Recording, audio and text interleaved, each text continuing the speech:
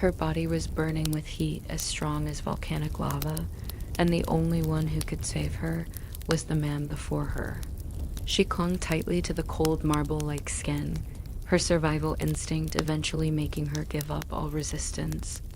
Pain was accompanied by pleasure slowly rising bit by bit, like a firework display going off in her mind, making her feel like she was a lone boat in a sea of fire, rising and sinking. It was hard for her to free herself. Hey, wake. Up, it's cold here, don't catch a cold. The pressure on her shoulders caused Ningxi to wake up abruptly. Her disoriented gaze met with the concerned eyes of the nurse. In an instant, her guilty conscience made her face blush. She wished she could crawl into a hole in the ground as she avoided the nurse's gaze in shame. Damn. Although it has already been such a long time after that one drunken night, that hot. Night she had with Su Yan kept appearing in her dreams from time to time, thanks to being drunk to the point of unconsciousness. She did not have much memory of that night, otherwise she would not know how to face Yan-Ge-E-G-E. The nurse saw that she had finally woken up and passed the papers in her hands to her. You forgot to take your pregnancy health results, Dr. Zhang. Would like you to come again next week. Ningxi received the report, smiled sweetly, and carefully placed the papers in her own purse. Su Yan was still studying overseas. He was coming back tonight. Thinking of the meeting tonight, Ningxi unconsciously tensed up because the area Su Yan was at was too inaccessible. It was only until the child was more than 7 months old that she finally contacted him, thinking of the shock that Su Yan had. When he found out she was pregnant, Ningxi was a little nervous. Was it because she was particularly sensitive due to the pregnancy? Ningxi felt that Su Yan was not as happy as she was about this. The doctor reassured her, saying that men were always like that with their first child. Their mentality would take some time to change. But it couldn't be that, even regarding marriage. She would have to be the one to speak up. The sun was burning brightly in the sky when she came out of the hospital. Ningxi struggled to support her waist. Just as she was about to wave down a taxi, a dazzling red sports car rushed towards her. Ningxi's heart thumped, and she retreated quite a few steps back, only to hear a screeching sound from the brakes as the red sports car just brushed over the edge of her clothes before stopping abruptly. Ningxi's heart almost stopped. After slowly regaining her footing, she saw a woman wearing a body-hugging red dress toss her wavy hair as she stepped down from the car. Ning Zoluo R. You crazy? Ning Zoluo looked at her, laughing with deep meaning. With crossed arms, as if strutting on the catwalk, she swayed as she walked until she stood in front of Ningxi. Using the advantage of her high heels, she arrogantly looked down on the big-bellied Ningxi. What? Scared that I'll kill the bastard in your stomach? Ningxi subconsciously protected her abdomen. Taking a step back, she looked at her warily.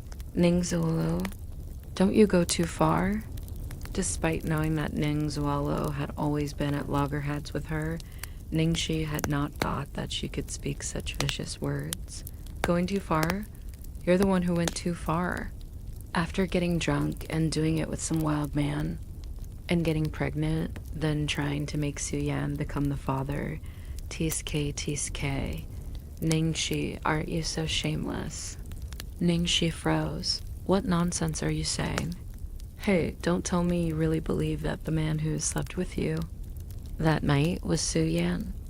Ning Zoluo laughed before leaning back, saying that you grew up with Su Yan since you were kids with every other sentence, saying that you're childhood sweethearts, and you don't even know what his figure is like. Ningxi grew paler as she listened. Despite standing under intense sunlight, her whole body felt cold. Yes, the man from that night. She had only thought Su Yan was fitter than she had imagined after growing up. Now, with Ning Zoluo's malicious reminder, she then suddenly recalled that, other than the body, The man from that night was indeed very different from Su Yan. I'll just tell it to you straight. That night you drank the wine that I added a little something to, and out of goodwill, I found 2 brawny men for you so that you could fully satisfy your desire. Who knew that you would be so insensible? You actually entered some wild man's room, and even unceremoniously. Ning Zuelo's tone was full of disgust, Yanji just too kind-hearted. He was afraid that you wouldn't be able to accept the truth, so he said that it was him. That night, Ningxi was trembling with anger, listening up to hear. She could no longer hold back and grabbed Ning Zuelo's wrist. Why would you do that to me? Why? Haven't you harmed me enough? Ning Zuelo had her eyebrows raised. In anger at first, and was about to push Ningxi away, but she caught sight of Su Yan standing behind Ningxi. She immediately softened her voice, showing off a delicate and pitiful expression. Older sister, I know I was wrong. If you want to beat and scold someone, then do it towards me. Don't blame Yanjij. Ningxi froze, and in the next second, she saw Ning Zuoluo suddenly fall to the ground, at pose. It was as if she had pushed her.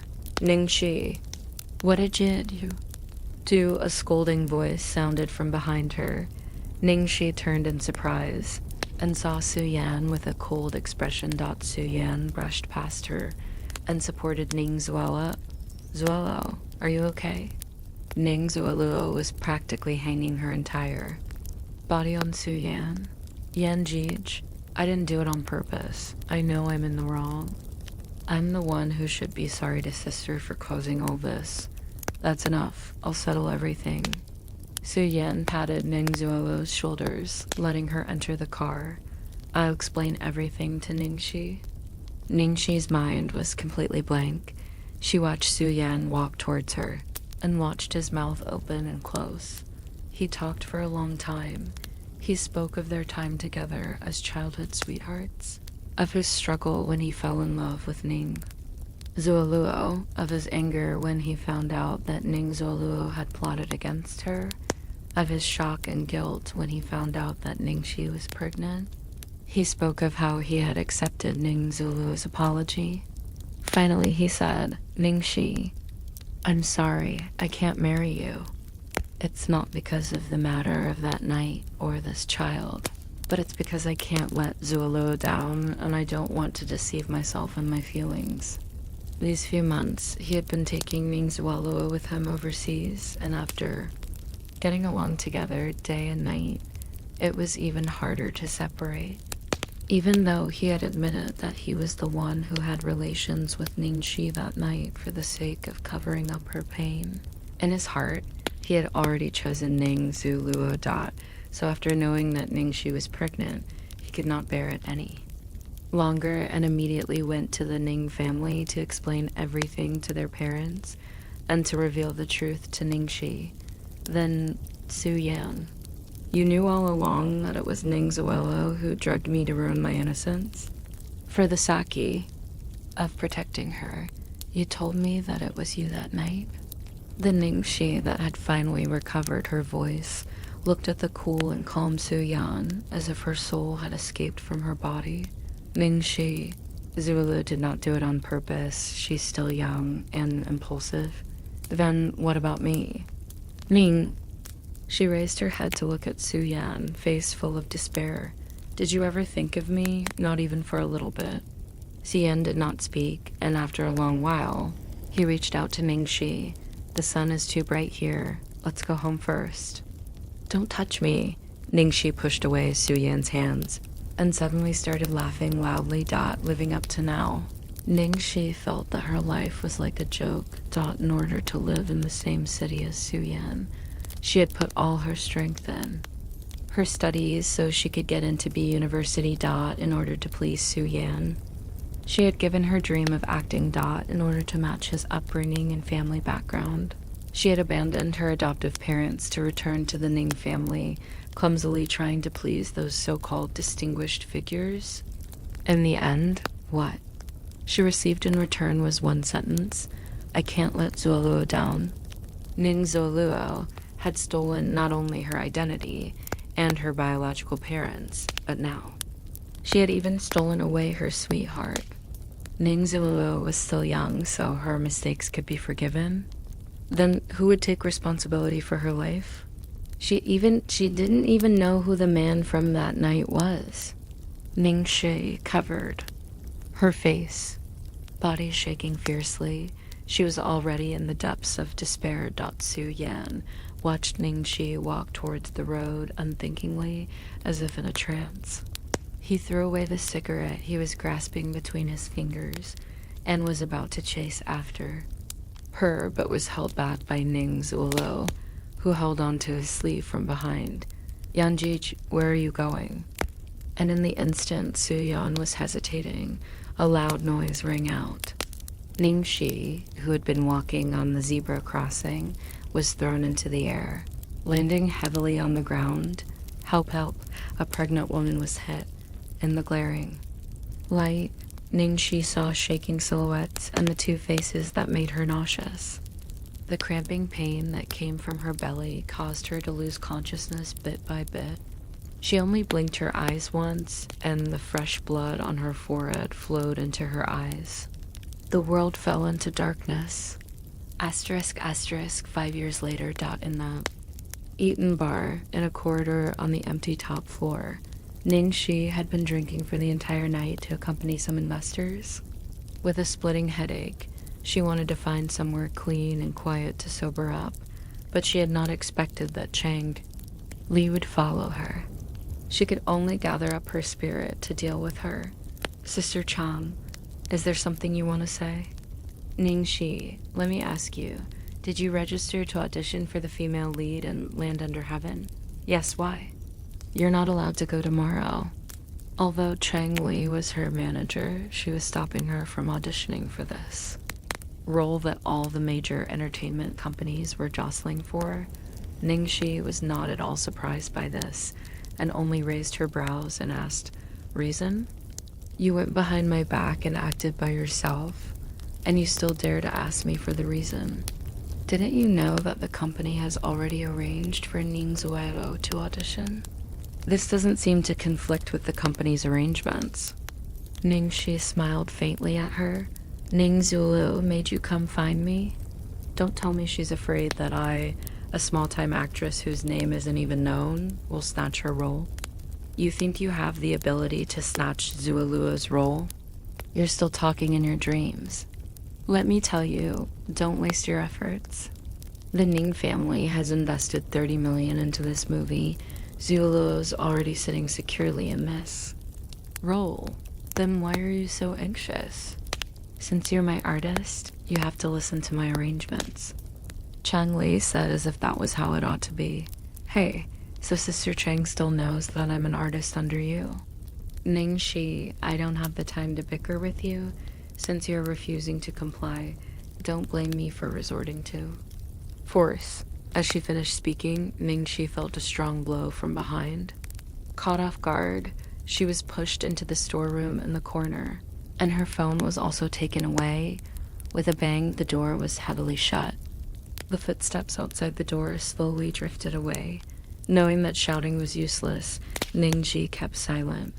Leaning against the door, she slid down to the floor with an indifferent expression. When she had first entered the company, Ning Zulu was still able to restrain herself and only made Chang Li arrange for some villain roles for her at most. However, she was growing bolder and starting to go too far. She was even able to throw out such a low-level tactic. If she failed to get the role this time, then she had to find a way to leave Starlight Entertainment. Amidst her messy thoughts, a small sound traveled to her ears. Was there a mouse? Ning Shi followed the direction of the sound and looked over and was stunned.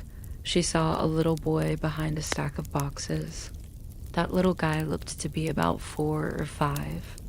He looked like a finely carved jade piece, white, soft, like a little bun. He was currently shivering and hiding in the corner, his dark eyes filled with precaution and vigilance. Why would there be a child in a storeroom of a bar? There shouldn't be a customer so crazy as to bring their child to a bar, right? Hey, little bun, who are you? How did you get in here? Did you sneak in? Were you also shut in here by someone? Do you eat sweets?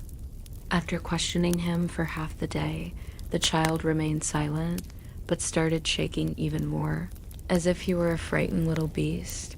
Finally, Ningxi did not bother continuing to speak. It had nothing to do with her anyway. The two of them, adult and child, thus peacefully occupied a corner each dot at this moment. The light bulb above them flashed brightly. Then went out dot in the darkness. Ningxi vaguely heard a chattering sound. After carefully listening for a bit, she realized that it was similar to the sound of teeth chattering. Ningxi laughed in spite of herself and turned towards the little bun to say, "Scared of the dark?" The chattering sound paused for a second before increasing in volume. Oh, how was he so cowardly? Ningxi patted her bottom and stood up, then walked towards the little guy. The little bun was so scared of her that his face went pale.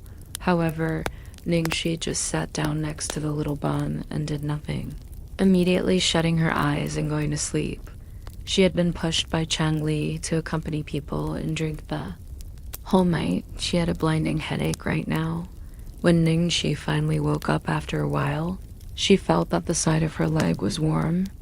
Lowering her head, she could see that at some point, the little bun had snuggled up to the side of her leg, and his little hand was even holding on to the corner of her shirt. Ningxi cannot help but laugh. Previously, when she was still in the countryside, she had owned a cat. It was particularly cowardly and afraid of people, and would run if it saw any person. However, as long as you did not notice it, it would let its guard down and feel like you were not a threat. Once that happened, it would sneakily snuggle up to your side by itself, even climbing into your lap to sleep.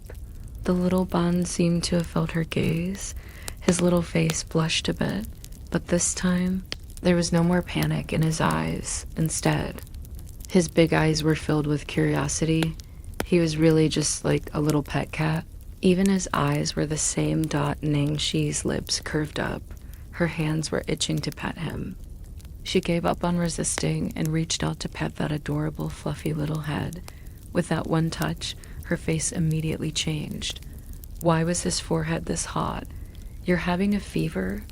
Chung Lei would keep her locked up until the audition was over tomorrow, at the very least. If the child continued burning for that long, it would be too dangerous.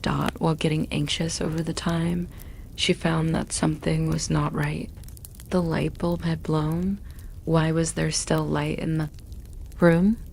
Raising her head, she saw that there was a small skylight, and light was falling from that small window.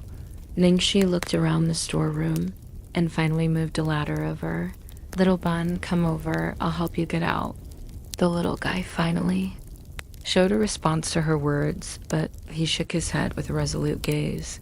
Ningxi understood his meaning, but smiled and pinched his cheeks. "You're quite loyal after all. You want to suffer together with me? Go up. This window's too small. I can't get out. If you get out first, you can find someone to come save me." Seeing that the little guy was still hesitating, Ningxi carried him and placed him on the ladder. "Quickly, if you're a man, then don't hesitate. I'll protect you from the bottom." After finally sending the child out with much difficulty, Ningxi felt a wave of dizziness. She lost control of her legs and fell from the ladder in one movement. From the edge of the window, the little bun saw this scene, and panic rose up on the previously dull and lifeless little face. Ningxi held on to the last bits of her strength and said one word, "Go." Under the light of the stars, the woman's face was pale and fragile, but that did not obscure her startling beauty. Especially that pair of moist and lively eyes that were like a sea filled with endless stars. She was no longer the ignorant countryside girl and ugly duckling. However, what use was that now? Ningxi smiled bitterly. Before she had her revenge, she would fall to her death here. However, before dying, at least she had done a good deed in saving the little bund out of her. Child had not died back then. He would probably be around this age. After the car accident 5 years ago, in shame, the Ning family had sent her away to a university specializing in accepting wayward children of the elite in America, leaving her to fend for herself. She withdrew from that university and reapplied for the University of South California, almost going crazy in her pursuit of all kinds of knowledge because she wanted to defeat Ning's Walilo and take back everything that was hers. Most importantly, acting was the biggest dream of her life. After returning to her homeland, using this face and a solid foundation of acting skill, she was spotted by Chang Li and successfully entered the industry's largest company, Starlight Entertainment.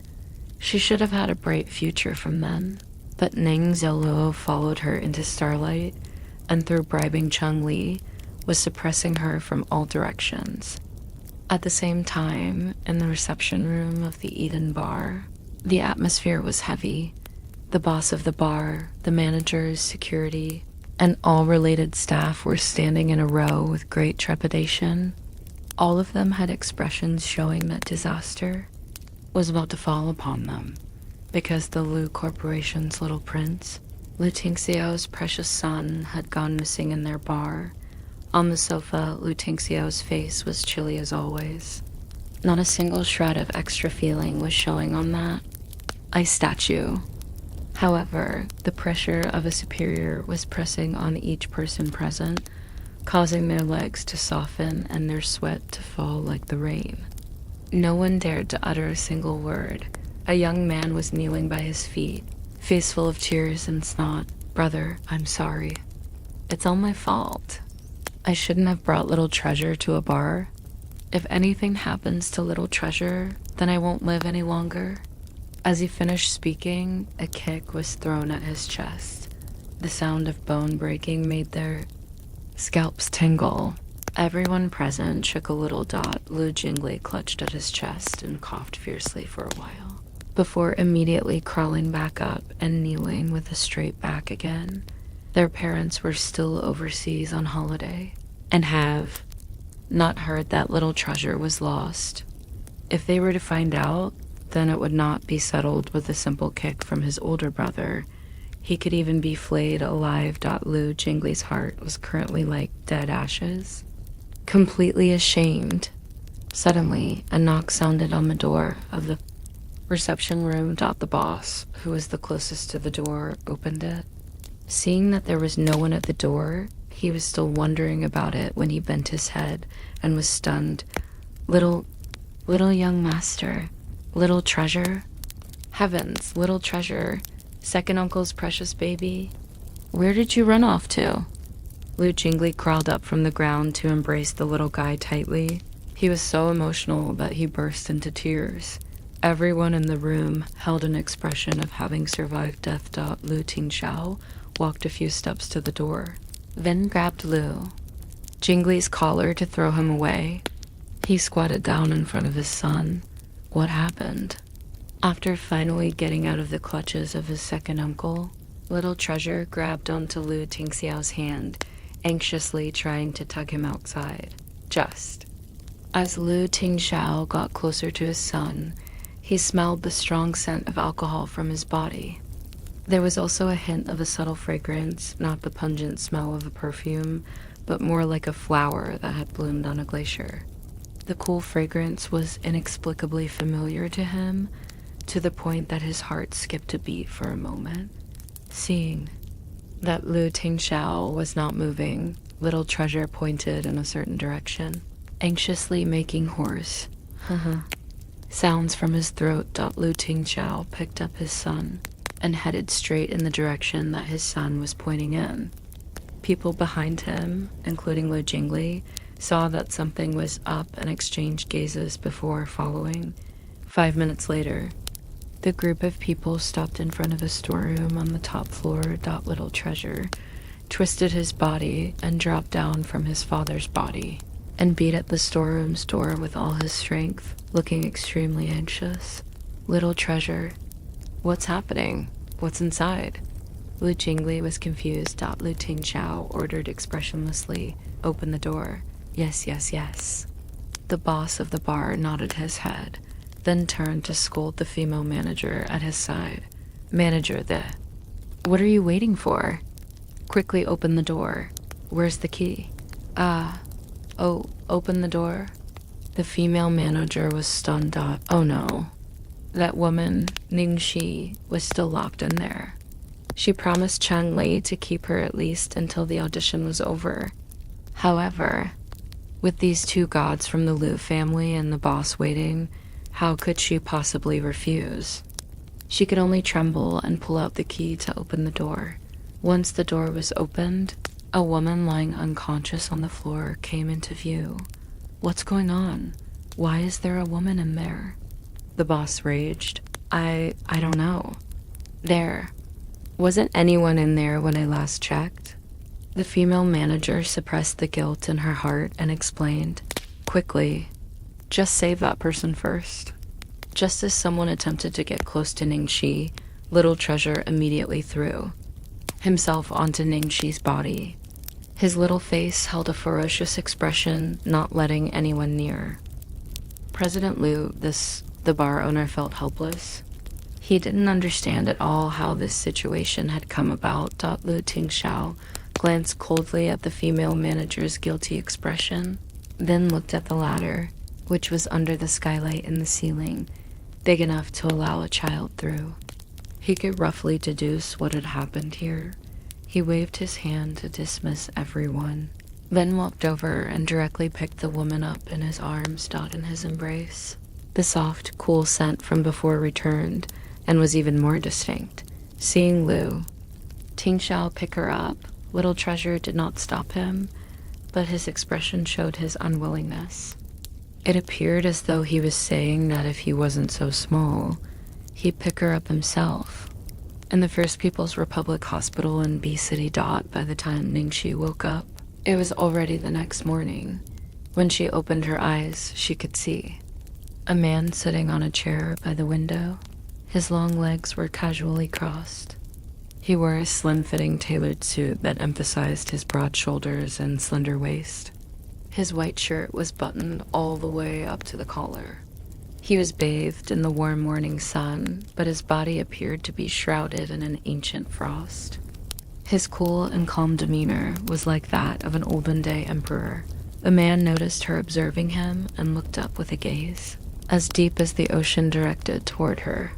His chilling stare seemed to pierce through her. The look he gave her felt intrusive, like a sharp surgery knife dissecting her piece by piece. It made her bones shudder. Ningxi decided to join the battle, unwilling to lose to this stranger and his uncomfortable gaze.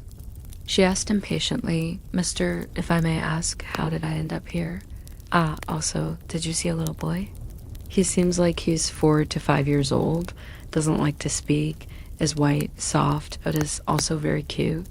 "Cute?" The man raised an eyebrow at her description, then glanced to her right, his voice as cold as his appearance. "Are you talking about Little Treasure?" Ningxi quickly followed his line of sight and saw a white, soft little bun lying asleep on the small bed by her side. "Right? That's him. His name is Little Treasure?" Ningxi let out a sigh of relief and reached over to feel Little Treasure's forehead. His fever had already subsided. Not too long after she had helped this child escape, she began to feel a hint of regret. He was still so young, and with a fever in such a rough place like that wine bar, what would she have done if something had happened to him? Ningxi then turned around to face the ice statue. "You're this child's."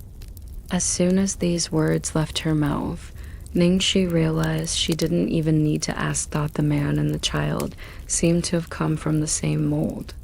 It was apparent that they were father and son. Still, the ice statue replied, "Father." "Hi, beautiful.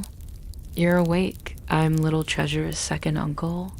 Abruptly, a large face rushed over towards her, causing her to retreat backward until she saw the man's face and stopped. Lu Jingli. He was the Lu Corporation's second prince, Glory World, Entertainment's boss, but leaving his stunning looks and titles aside, he was a playboy. He had made more scandalous appearances in the media than many celebrities and artists. She could never mistake his face. If the ice statue was Little Treasure's father, and Lu Jingli was Little Treasure's second uncle, then wouldn't the ice statue be Lu Jingli's older brother, Lu Tingxiao? Lu Tingxiao was Jing City's famous god of fortune. His existence was like a king sans a crown. So the child she had saved was the mysterious, illegitimate son of Lu Tingxiao, the sparkling golden prince. Lu Tingxiao sized up the woman on the bed probingly, as if he was trying to tell if the expression of surprise on her face was real. After a long while, it seemed as if he finally believed that she had not known of Little Treasure's identity. He then spoke up coolly. Your request. What request? Ningxi did not understand the words that had appeared out of nowhere. My brother wants to thank you for saving Little Treasure. He's asking you to state your request. Lu Jingli had the expression, you struck gold this time, written all over his face. Hearing this, the gears in Ningxi's head spun quickly as she cautiously said, you really don't need to thank me. It's true that I saved Little Treasure, but he also saved me. If it weren't for Little Treasure going out to call for help, then I would still be shut in there right now, so we can be considered even. Although she was really lucky to have saved the little prince, how could she dare to claim a reward for it? The more money someone had, the more prone they were to paranoid delusions of being schemed against. Furthermore, this was the super rich, top-class elite Lu family they were talking about. It was already amazing that they were not suspecting her of directing the whole incident. Didn't you see how warily Lu Tingxiao had been looking at her just now? To avoid extra suffering later on, it was best to even out the relations between them. Ningxi had thought that there was no issue with her answer, but Lu Tingxiao's expression remained displeased, causing a burst of fright in her heart. Did she say something wrong? Why was his expression so scary? Brother, don't put on such a scary expression.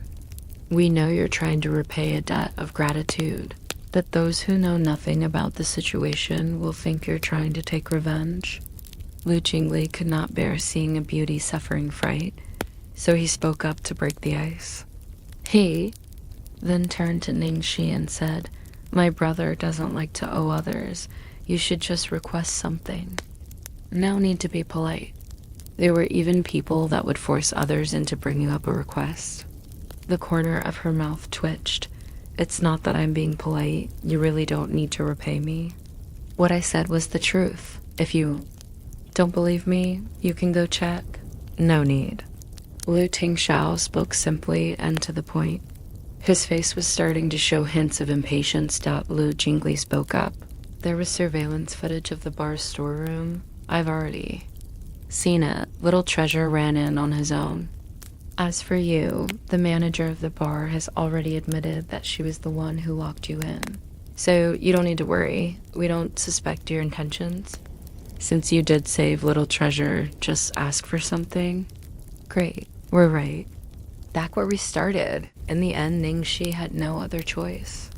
Under Lu Tingxiao's increasingly forceful gaze, she summoned up her courage to say, then, how about you give me money? The rich like to resolve debts in this simple and straightforward manner, right? Lu Tingxiao should also be the type to like solving problems with money. If she didn't ask for money, then wouldn't they think that she was eyeing something else? If not money, then people? Just as Ningxi was assured that this was the most appropriate request she could put forward, Lu Tingxiao's expression became even uglier. Ningxi was on the verge of tears. Why did he have to be so taciturn? If you have something to say, just say it out. Would speaking a few more words kill you? Lu Jingli, the translating machine, rubbed his nose. My brother thinks that just giving you money would be too insulting. Ningxi was howling in her heart. It's okay. Just insult me. The Lu family's status was too special, and she just could not think of an appropriate request at the moment. Just as they were about to come to a deadlock, Lu Tingxiao spoke. Up, marry me. Ningxi went completely lifeless for a second, before coughing fiercely, almost choking to death on her own spit. Cough, cough, cough. What did you say? After finally managing to stop her coughing, she hurriedly turned towards Lu Jingli with intensity. Second young master, please translate. However, this time it was not only Ningxi, but also Lu Jingli who was completely dazed. Brother, what do you mean? I can't even translate for you this time. At this moment, good fortune arrived and a light bulb went off in Ningxi's head. She said falteringly, don't tell me you've decided to repay me with your body because I saved. Your son, Lu Tingxiao inclined his head slightly. After slight thought, he nodded. You could put it that way. Ningxi strongly felt like she was in a dream as she looked at the iceberg-like man who had said such shocking words with an expressionless face. She held her forehead weakly. Doctor, where's the doctor? I think I may have damaged my brain. In the fall, I'm having hallucinations. Next to her, Lu Jingli had an innocent expression. I didn't even fall, but I think my brain got damaged too. At this moment in time, no matter how strong Ningxi's heart had become after getting abused 1,000,000 times over, she could not accept the truth before her. She had saved a little bun, and now the little bun's father wanted to repay her with his body. If this were someone else, then it would be fine. If they were somewhat handsome, then she could still treat it as a romantic affair. However, this was Lu Tingxiao they were talking about. Lu Tingxiao, ah ha ha. Based on appearance, she did have some looks to speak of, but what kind of person was Lu Tingxiao? Surely he had already seen countless peerless beauties. If he had only taken a liking to her, she would not have been so shocked. If Lu Tingxiao had wanted to play with her after seeing her face, she could still understand, but what he had said was, marry me. This was practically turning into horror.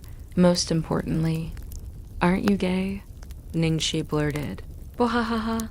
Lu Jingli laughed until he felt Lu Tingxiao's face became as black as the underside of a pot. The whole ward became shrouded in dark clouds instantly. After a long while, Lu Jingli finally managed to hold back his laughter. If my brother was gay, then where did little treasure come from? Well, surrogacy, artificial insemination. If my brother was gay, then why would he want to repay you with his body? To cover up his real sexual orientation? Ha ha ha, bro, I can't help you anymore. I also heard that the two of you are... Ningxi's gaze subtly shifted between the two brothers. Cough, cough, cough. Lu Jingli was frightened to the point of choking. Shit, that kind of taste is too heavy for me. Although I'm so handsome that I can go for both the men and the ladies. At this time, the center of the storm slowly stood up from his chair. His slender legs were moving closer to Ningxi with every step. Jingli, bring little treasure out. Ah, brother, what do you want to do? Lu Tingxiao slowly fixed the cuff of his sleeve, proving my sexual orientation to Miss Ming. Seeing the other's dark expression and the gaze that wanted to completely devour her, Ningxi was so scared that she fell out of bed. She retreated behind little treasure, this close to just jumping underneath the bed. Mr. Lu, I didn't start any of this. It was all nonsense I heard from outside. You should chase all this back to the source. Also, you really don't need to thank me if you absolutely, definitely want me to give you a request. Then I request that you please do not ask me for another request. Ah, sorry. I have a very important audition coming up later. I have to go now. We'll meet again if we're fated, okay? Ningxi spit out her words quickly and prepared to sneak away. However, after just a few steps, Lu Tingxiu's cold voice came from behind her. Did I permit you to leave? Ningxi was so frightened that her legs began to shiver. My life comes to an end now. After a few seconds, under her death-awaiting gaze, Lu Tingxiao passed her a piece of paper and a pen. Could I trouble Miss Ning to leave little treasure a note so that he won't worry about you when he wakes up? Just like that. She survived a close shave. Yes, no problem. I can even write 10,000 words. Ningxi heaved a huge sigh of relief and picked up the pen to start writing briskly. Once done writing, deathly afraid of a sudden turn of events, she quickly sprinted off, watching. The girl leave, the man had a deep expression, as if he were watching prey that had already been collared. After Ningxi had left, Li Jingli immediately sidled up to his brother and bounced. Brother, am I dreaming? You really fancy Ningxi? It's already been 32 years, even perseverance was about to fail soon, and you haven't taken a liking to any girls. Even I, your dear brother, was starting to suspect if you were bent. The moment the word bent came out, his brother threw out the words, shut up.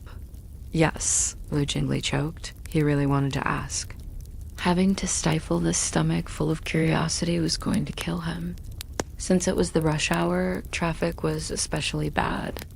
When Ningxi arrived, she was already late. Chang Lei and Zolo were smiling from ear to ear as they stepped out of the audition building. They were surrounded by a crowd that offered congratulations, seeing Ningxi from afar, sweating as she hurried to the building. Ning Zuoluo looked at her with the same gaze from 5 years ago. It was the gaze of a deity looking down on an ant. Trail of dust was left behind as Ning Zuoluo arrogantly left on her minivan. Ningxi quickly ran into the building after seeing Ning Zuoluo depart. It wasn't too late. Suddenly, Ningxi ran into a group of people who were chatting cheerfully. As they were walking, they were the panel judges for the Land Under Heaven auditions. Sorry, I'm late. Ningxi bowed deeply, seeing that Ningxi had blocked their path and interrupted them. A couple of the judges exchanged looks, clearly unhappy. No one liked people who were late. The assistant director kept a straight face. The audition is already over. What's the point in rushing over here? Youngsters are getting more and more unreliable these days. I'm not here to try out for the lead role. Ningxi started talking. Oh? You're not here to try for the female lead. Then what are auditioning for? The screenwriter asked with interest. I'm here to try out for the supporting female lead, Meng Change. As far as I know, you weren't able to find a suitable actress for the supporting lead during the last auditions. Ningxi lifted her head before the screenwriter could respond to her words. The instant Ningxi lifted her head, the surroundings turned quiet for 5 seconds. The unfriendly assistant director was awestruck. What he saw was a girl with full lips, white teeth, waist-long ebony hair, and a crimson dress. Her brilliance could not be suppressed by such a vibrant color. Instead, it helped enhance her beauty. She was just standing there calmly, yet it was almost as if she was standing in a forest of floating mist. She seemed like a fox spirit with 1,000 years of cultivation. That pair of mesmerizing eyes would make a person drop their guard and fall into that endless spring of beauty in just an instant. Although her cultivation was that of a spirit, fox, she seemed like fairy who had never stepped on the ground. Her eyes held a lustrous depth. What's your name? As if they had been lost in a beautiful dream, many of the judges regained their senses only after director Zhu Qixing spoke Mingxi. Director Guo spoke after exchanging glances with the assistant director, screenwriter, and film producer. I have some recollection of you. You're one of Starlight's artists, right? You can go back to prepare. The supporting female lead is yours. You'll be notified when filming starts. Thank you, director. I will prepare well. Ningxi bowed to express her gratitude. Ning Naste. She's target had always been the supporting female lead. She had been preparing this role for 3 months by trying to completely understand Meng Change's character, making all the effort to impress the judges with just a single glance. Fortunately, she had succeeded despite some setbacks, Director Guo exclaimed after Ningxi had left. We looked all over for an actress, and the moment we stopped looking, we found the perfect one. Her qualifications are too poor despite being signed to Starlight Entertainment. With her acting record, I didn't even consider her for the female lead, though I had never imagined that she would be far more beautiful than in her pictures. Screenwriter. The Linglong couldn't suppress his excitement either. Most importantly, her aura was on point. That gaze from before was too fitting. Meng Change was a righteous female general before she became the downfall of the nation. She could be pretty and coquettish, yet she would maintain a pure demeanor and state of mind. She could never be vulgar. All the artists that came to audition before acted out brothel courtesans for me. I was fuming. Don't get worked up. Haven't we finally found the change we've been waiting for? At the same time, in B City, the first, People's Hospital, the VIP hospital room that little Bun was in was currently in a state of chaos. The little guy was huddled on the windowsill with bare feet. He was frustrated and screaming at the top of his lungs. No matter how the doctors and nurses tried to persuade him, he wouldn't come down. Lu Jingli was cajoling him like the most precious person in his heart, but it couldn't be helped that. His efforts were completely ignored by the other. Lu Tingxiao had just been called back to his company, but with no other options left, Lu Jingli had to call him. Brother, you're finally here. Your little treasure was just fine a while ago, but he suddenly started going on a rampage. What happened? Lu Tingxiao asked in a low voice. I don't know what happened either. After he woke up, he was searching everywhere for someone. I thought that he might be searching for Ningxi, so I told him to stop looking. The pretty lady had already left. As soon as I finished talking, he started his rampage. Little Treasure seems to like Ningxi a lot, but it shouldn't be to the point where he would get this agitated by just hearing that she left. Also, it had been a long time since Little Treasure had shown such intense and turbulent emotions. After hearing what had happened, Lu Tingxiao walked straight towards his son. Seeing Lu Tingxiao come closer, the little guy immediately retreated backwards warily. His eyes were filled with caution and aversion. He wasn't going to stop, even for his own father. Lu Tingxiao stopped when he was 3 steps away from his son. He said in a calm and steady tone, when your second uncle told you that the lady had already left, that was exactly what he meant. There was nothing wrong with her health, so she has already left the hospital to go home. She didn't die. It's not like when your grandmother left and never came back, understand? It was perhaps only when facing his son that Lu Tingxiao would have such patience, having so much to say. Lu Jingli gaped. Are you kidding me? I only said those 2 words. She left, and his mind made such a huge leap. Zhao Bao had personally seen Ningxi fall down and had already experienced a big fright. Under such emotional turmoil, he couldn't be blamed for misunderstanding the situation. Little Treasure briefly stopped screaming after hearing Lu Tingxiao's explanation. He refused to move while burying his head and curling up on the window scene.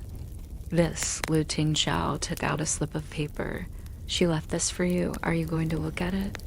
Little Treasure's body twitched once, as if a switch had been turned on.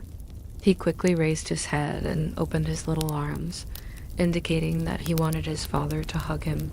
Lu Jingli, the doctors and nurses at the scene.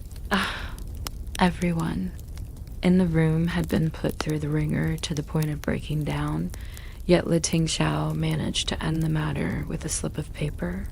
Lu Jingli had originally thought that asking Ningxi for a note was entirely unnecessary, but now he was. Completely convinced, Lu Tingxiao carried his son to the sofa and sat down, then handed the paper slip to him. The little guy eagerly received it. He had learned to recognize words a long time ago and could already read on his own. "Darling, thank you for saving me. You're amazing, Zaxo." Looking at the words on the slip and the heart drawn at the end of it, the little guy's eyes were sparkling. He even had a faint blush on his cheeks. Even though he tightened his lips reservedly, the corners of his mouth could not resist faintly quirking up. His demeanor was especially cute. Lu Jingli looked as if he had just seen a ghost. What the asterisk, asterisk, asterisk, asterisk, asterisk, was I just blinded? Our little treasure actually smiled. I can't even remember how long it's been since I last saw him smile. What exactly did Ningxi write? Lu Jingli wanted to sneak a peek, but little treasure immediately hid it like it was a precious treasure. However, Lu Jingli's sharp eyes had already seen it. It was just a fairly ordinary note, yet it could make little treasure so happy. This. Ningxi was remarkable. Lu Tingxiao gazed warmly at his son without speaking. After little treasure had woken up, Lu Tingxiao immediately brought him home. In addition, he postponed all his work at the company to stay with little treasure at home. At night in Platinum Palace's villa, No. 8. The huge living room was icy cold. An adult and a child sat facing each other across the dining table with matching cold expressions. Lu Tingxiao, eat your food. Little treasure turned a deaf ear. Lu Tingxiao. I'm saying this for the last time. Little treasure didn't even twitch. Lu Tingxiao. Do you think that this kind of childish hunger strike would work against me? Little treasure was like a meditating old monk, completely immersed in his own world, isolated from the outside world. The duo continued to confront one another. After 1 hour, Lu Tingxiao called Lu Jingli. Send me Ningxi's address. Okay, so this had proved that hunger strikes did work on him. Lu Jingli was extremely efficient as he immediately sent Ning Xi's exact address to his older brother's cell phone. Following that was a huge pile of gossip, which was completely ignored by Lu Tingxiao. This time, Lu Tingxiao didn't even need to say anything. The moment little treasure saw his father picking up his jacket and car keys, he immediately followed his father's every step. Lu Tingxiao helplessly picked up his son after a single glance at the little bun standing by his feet. There won't be a next time. The first thing Ningxi did after returning home was taking a nap to restore her lost sleep. After she woke up, she went to the supermarket. She bought the ingredients and side dishes, including beer, for a hot pot. With her first battle won, she was going to have a hot pot celebration at home. Eating hot pot alone, it was as lonely as one could get. At least she was already used to it after being more of a loner all this time. There was a knock on the door right as she was about to start cooking. Who was visiting at this time? Ningxi became stunned as pulled the door open suspiciously. Lu Tingxiao was standing outside the door, dressed in a snappy western suit. With a dark outer coat, little Bun was being carried in his arms while he was holding a colorful fruit basket. What kind of strange combination is this? Mr. Lu? Ningxi swallowed in fright. Why the surprise at this hour? Is there something the matter? Lu Tingxiao's thin lips let out 2 words. Sick visit? Sick visit? He personally came to visit this late at night, even bringing little Bun along? It was only a small injury. She's still alive and jumping. You're being too polite, Mr. Lu. Sorry about the mess. Please come in. Ningxi didn't have time to react. She simply invited them in, flattered yet stunned. She speedily tidied up the whole room as she removed the junk from the couch and shoved the piles of clothing under the bed. Sit anywhere you'd like. Do you want to have something to drink? Is green tea or milk okay? While keeping busy, Ningxi was racking her brains trying to guess why Lu Tingxiao had come. Unfortunately, she wasn't able to guess the reason no matter how much she tried, since Lu Tingxiao's train of thought was too deep. Sure. Liu Tingxiao nodded with the expression of a commander replying to a soldier who had just reported on a military situation. Ningxi could only remain confused as she brewed a cup of tea for Liu Tingxiao and poured a cup of milk for little Bun. Liu. Tingxiao was cramped awkwardly on the narrow sofa in the living room with little Bun sitting by his side. The father and son pair not only looked alike, but their expressions were also exactly the same. They were expressionless. Silent. The scene turned awkward. Ningxi was close to tears while seated opposite them. Geez, what were these two here for? At this moment, gurgling sounds came from the pot. The air began to fill with an enticing, spicy aroma. For the sake of breaking the silence, Ningxi casually asked, "So, have you guys had dinner yet?" "I was about to have a hot pot. Do you want to eat together?" Liu Tingxiao. "Okay." Little Bun nodded. Ningxi. She was only asking out of courtesy. Were they trying to pick a fight by agreeing just like that? One is a CEO, while the other is a little young master. They had probably tasted all sorts of delicacies before. Why did they run here to have a small shabby household hot pot with commoners like her? Ningxi felt a little embarrassed at the poor offerings. However, she had already spoken, so she could only bite the bullet and invite them to the dining table, adding 2 more pairs of chopsticks. "The soup base I bought is quite spicy. Can you take spicy foods?" Ningxi asked Woriedly. Liu Tingxiao. "Yes." Little Bun nodded. "Okay." Then Ningxi brought the freshly washed ingredients over. Liu Tingxiao did not eat much. He was cooking for them most of the time. On the other hand, Little Bun loved spicy food as much as she did. He still kept eating despite sticking out his tongue due to the spiciness. Ningxi finally got a little worried. Is it bad for children to eat too much spice? She could not afford the consequences if anything happened to this little prince. Not that delicate. Liu Tingxiao thought her worries were unfounded.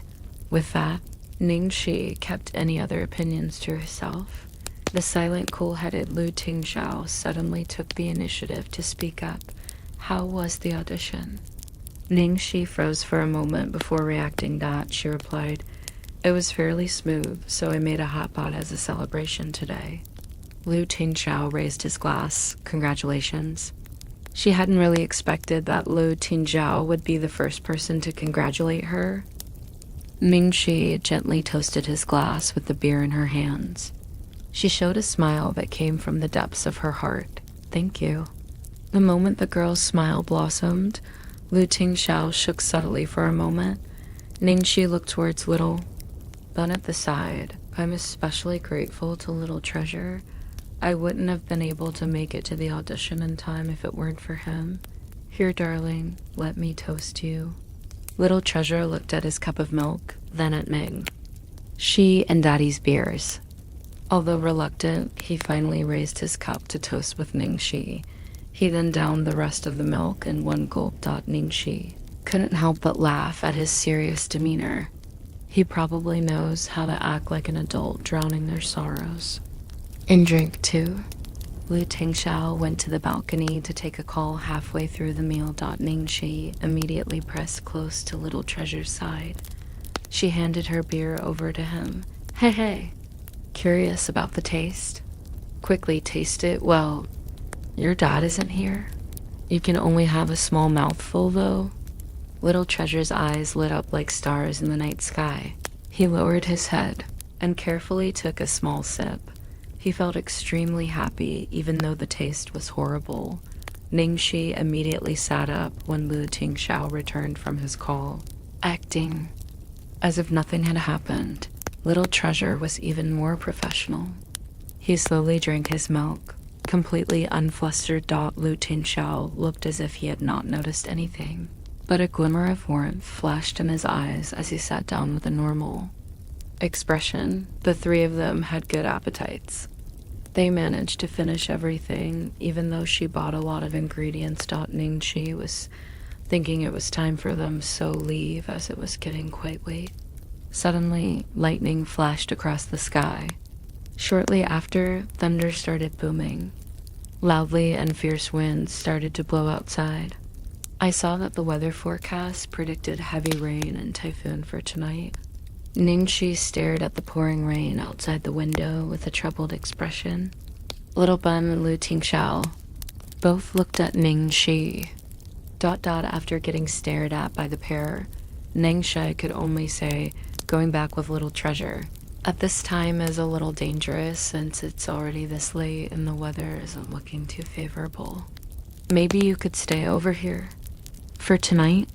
She had extended the offer purely out of courtesy. She thought there was no way Lu Tingxiao would agree. The result being Lu Tingxiao. Okay, double quotes Little Bun nodded. What? Why did you agree again? Lu Tingxiao was way too easygoing. Why did she have a feeling the pair had just been waiting for her to make the offer? She was going crazy. Just like that, Lu Tingxiao and Little Treasure were going to stay over in the end. The apartment that her company had arranged for her was not that large. It only had a living room and a bedroom. The sleeping arrangements were indeed a problem. I'll sleep in the living room for tonight. Mr. Liu, is it okay if you sleep with Little Treasure in my room?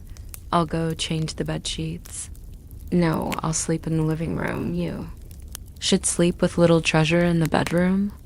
Lu Tingxiao stated with a tone that would not accept any protest.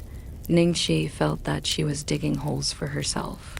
Not only had she invited CEO Lu to eat a cheap hot pot she was even making, him sleep in the living room. She wouldn't have let Lu Tingxiao stay if he were the only one here. Especially after what Lu Tingxiao had said in the day, and it being only the two of them under the same roof. Out of consideration of Little Bun, however, she didn't have a choice. It was too dangerous to let him bring a child back in this weather. It couldn't be considered a couple left alone together since Little Bun was here. Right? Ningxi could only resign herself to her fate. I'll see if I can find a change of clothes for both of you. She was able to find a change of clothes for them after rummaging through her closet. Ningxi was woken by the sound of a man's low voice from the living room the following morning. Lu Tingxiao put down his phone after hearing the footsteps behind him. He asked with a warm tone, "Did I wake you?" Ningxi stared at the man before her, her eyes as wide as saucers. Lu Tingxiao was not wearing a shirt, so the moment she had pushed the door open, her view had been filled with bare skin. The impact was too much. She rubbed her nose. Luckily, she had not done anything embarrassing. Lu Tingxiao seemed not to have noticed her abnormal expression. Instead, he calmly picked up his shirt from the sofa to wear. He said while buttoning up his shirt, "There's an emergency at work. I have to leave now. Could I trouble you to wake Little Treasure up?" "Oh, okay." Ningxi nodded as she hurried to call for Little Treasure. In the end, she didn't have to call for him. She saw a soft mole, an impossibly cute Pikachu, the moment she turned around. It was staring straight at his dear father, Lu Tingxiao, without blinking. His expression was clearly unhappy. "Little Treasure, go and change your clothes." Lu Tingxiao put on his coat and ordered his son.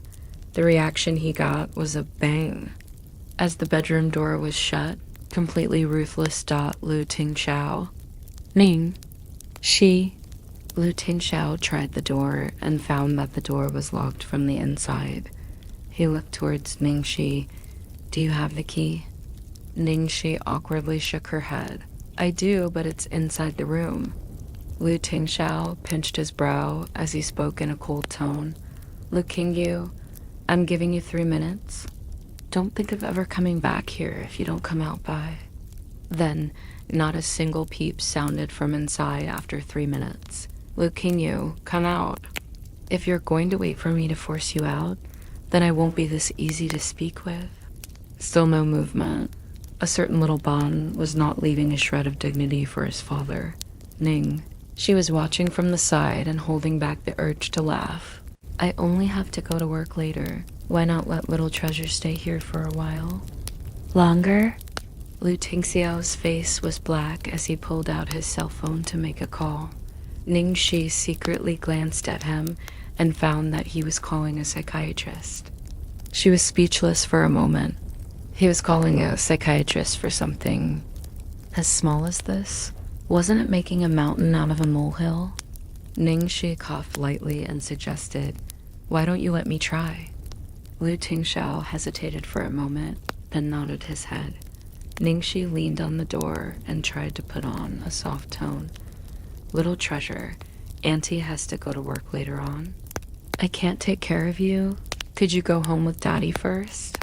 Still, no response from inside. "How about this? Let's exchange phone numbers so we can contact each other at any time. We can also video call." The sound of wavering footsteps sounded from inside. "The director will scold me if Auntie is late. Our director is really fierce. Auntie is so pitiful. Woo, woo." The door opened. Lu Tingxiao had been prepared to wage a long war. Thus a trace of astonishment flashed across his eyes.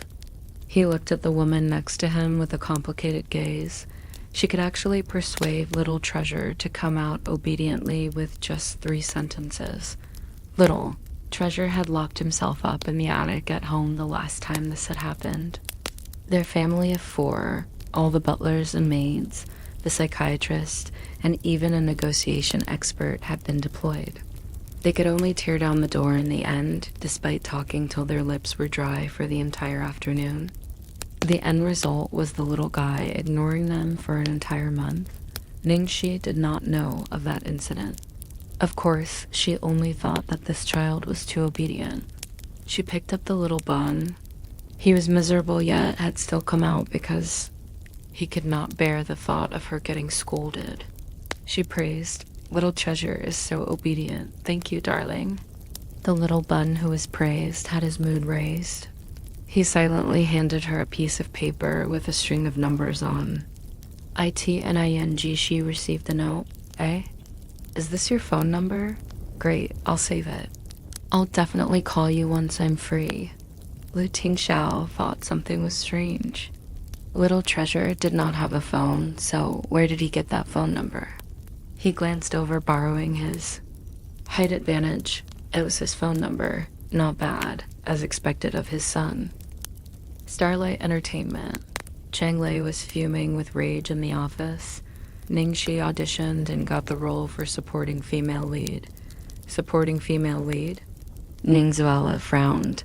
Wasn't she just playing an irrelevant role in some unknown movie? How could she have the time to go audition for the supporting female lead? I thought it was strange too. I found out a few things about yesterday's audition for the lead female role after asking around. The judges had been preparing to leave when they saw Ningxi by accident. They thought she was perfect for the role and just decided it right. Then and there. No wonder you were so wary of her. This Ningxi is indeed too scheming. The auditions already ended, but she was still able to sway the judges. Who knows which one she was trying to hook? Chang Li did not dare to say any more. Ningxi's appearance was a killer weapon. It would not be a surprise to her at all if one of the judges had taken a fancy to her. She had initially been planning to carefully raise Ningxi when she had signed her. Who knew that there would suddenly be a Ning Zuelo coming out of nowhere? On one side was a rookie without any connections. On the other side was a popular artiste with an important family background. The choice was clear. In a place like the entertainment circle, it wasn't just looks that mattered. Ning Zolo's expression was downcast. Although it's not the lead, this movie is a huge production. Anyone listening to this would be able to tell that she did not want Ningxi to get this role. Chang Wei was a little troubled. I'm afraid there will be some trouble this time. The company has invested a lot of funds in this movie. The boss behind our company will surely be happy that both the lead and supporting female actresses came from our company. It would be fine if there were someone more suitable who could replace Ningxi. Too bad no one passed the audition the last time. Now we don't have a reason to switch Ningxi out. Ningzi seemed to have thought of something and suddenly calmed down. Touching her perfectly manicured nails, she laughed once. Forget about it. Since she's raring to play the fox spirit, then just let her do it. Hey, a seductress that caused the downfall of a nation, this role suits her quite well. Ningxi quickly received Chang Li's call, informing her that her supporting lead role for Land Under Heaven had been decided and that she should prepare. The movie, Land Under Heaven, featured the female lead used all kinds of good traits to help the male lead ascend to the throne, while the supporting female lead used all kinds of vile methods, making enemy of the society and being condemned. It ends with her finally being forced to jump a cliff by the female lead and brightening the hearts of people everywhere. It was no wonder Ning Zulu was so generous as to let her have it with this kind of setting. There was still work she had to finish, even though she had gotten the supporting lead for Land Under Heaven. Ningxi had to go to another filming. The role was that of a mistress who had stolen someone's husband. There was only a 5-minute scene left to film today. She would be surrounded by a crowd of people to get beaten violently for 5 minutes. In actuality, filming those 5 minutes took up 2 hours. The actors playing the crowd were inexperienced, and their actions did not match their expressions. She had to be beaten repeatedly. Upon returning home, Ningxi casually switched on the TV and laid on the sofa exhausted. She felt like she had forgotten something after lying down for a while. The TV was showing the news at this moment, and a familiar silhouette appeared on the screen. That exceedingly beautiful face, those broad shoulders, narrow hips, long legs, and a temperament that peaked a tall mountain. If it wasn't Little Bun's father, Lu Tingxiao, then who could it be? Lu Tingxiao seemed to be at a contract signing ceremony and was shaking hands with a few foreigners. The host was speaking excitedly as he introduced how the Lu Corporation had successfully signed a collaboration with the Italian Drive brand and was entering the European market. Their stock value could double. Ningxi finally remembered as she was watching. She forgot to call Little Bun. Platinum Palace. The Lu parents had come back from overseas, and the family of 5 were having a reunion over dinner. The Lu Corporation was finally going to settle an important contract that they had been discussing for 3 years. Old Master Lu was extremely happy, and he praised Lu Tingxiao highly, even giving Lu Jingli a round of praise. However, the main point came up near the end. His words approximately meant along the lines of, work is important, but his precious grandson is even more important. Old Master Lu, Tingxiao, work is very important, but you can't neglect Little Treasure. You've already finished the busy period of work, so spend more time to accompany Little Treasure. Old Madame Lu, find someone to help you take care of Little Treasure if you really have no time. Little Treasure has already grown so much, you should also consider your personal problems. Old Master Lu, your mother is right. Lu Jingli subtly tossed his brother a look. Our parents are starting to play this game again. Lu Tingxiao focused on eating and not saying a single word. Little Treasure was holding onto a phone without a single movement, looking at the stiff pair of father and son. Madame Lu was so worried her heart was breaking. Tingxiao, do you even hear what I'm saying? Also, what's wrong with Little Treasure? He hasn't eaten a bite of food all night, and he's holding that phone like it's a priceless treasure. Lu Jingli was chewing on some sweet and sour ribs, so his voice was unclear. Little Treasure is waiting for the pretty lady's call. Madame Lu was completely confused. What pretty lady? Lu Jingli waved his hands. Mom, Dad, don't worry so much. Brother already has someone he likes. Madame Lu was surprised but uncertain. You're telling the truth? Jingli, don't trick us. At this time, Master Lu also solemnly put down his chopsticks, eyeing Jingli suspiciously. Why would I try to trick you? This is absolutely true. If you don't believe me, you can ask him. Lu Jingli looked towards his brother as he said so. Ting Xiao, is what Jingli said real? Master Lu asked in a low voice. Ting Xiao, say something. Madame Lu prompted him. Lu Ting Xiao, N. Madam. Lu was extremely anxious. After waiting for half the day, she had only heard the sound N. Immediately her gut was full of fire. You horrible child, can't you add even a single word? Why is talking to you always so difficult? Lu Ting Xiao, true. Lu elders. So he really only said one word. Madame Lu still couldn't keep from worrying. She hesitantly asked, Ting Xiao, the person you like, is it a girl or a boy? Lu Tingxiao's expression turned slightly dark, almost gritting his teeth as he said 3 words. It's a girl. Lu Jingli laughed so hard he almost rolled off his chair. Of course it's a girl. What's more, it's a very pretty young lady. Our little treasure also especially likes her. The phone call little treasure is waiting for is from her. Madame Lu almost cried from joy after hearing this. Our ancestors have blessed and protected us. Ancestors have blessed and protected us.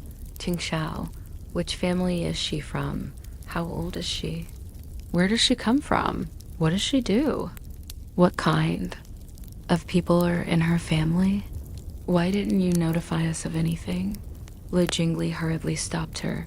Mom, calm down. A lot of things haven't been set in stone yet. We didn't tell you because we were afraid you would interfere and mess everything up. Things would probably go sour if they knew Ningxi's identity. Ningxi's reputation was bad, and she was also in the entertainment industry. At this time, Master Lu also opened his mouth.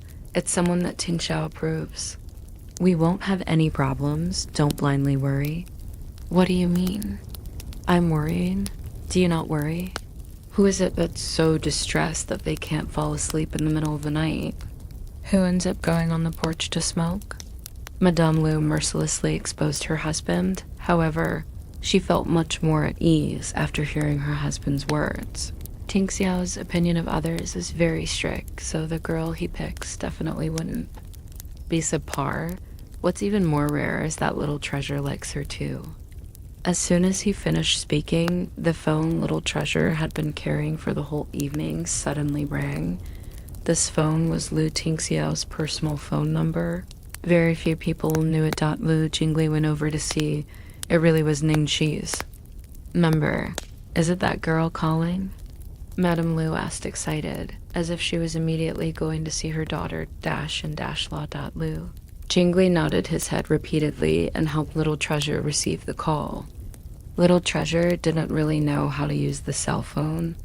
Lu Tingxiao had bought one for him before, but he didn't like to use it and threw it somewhere. Immediately.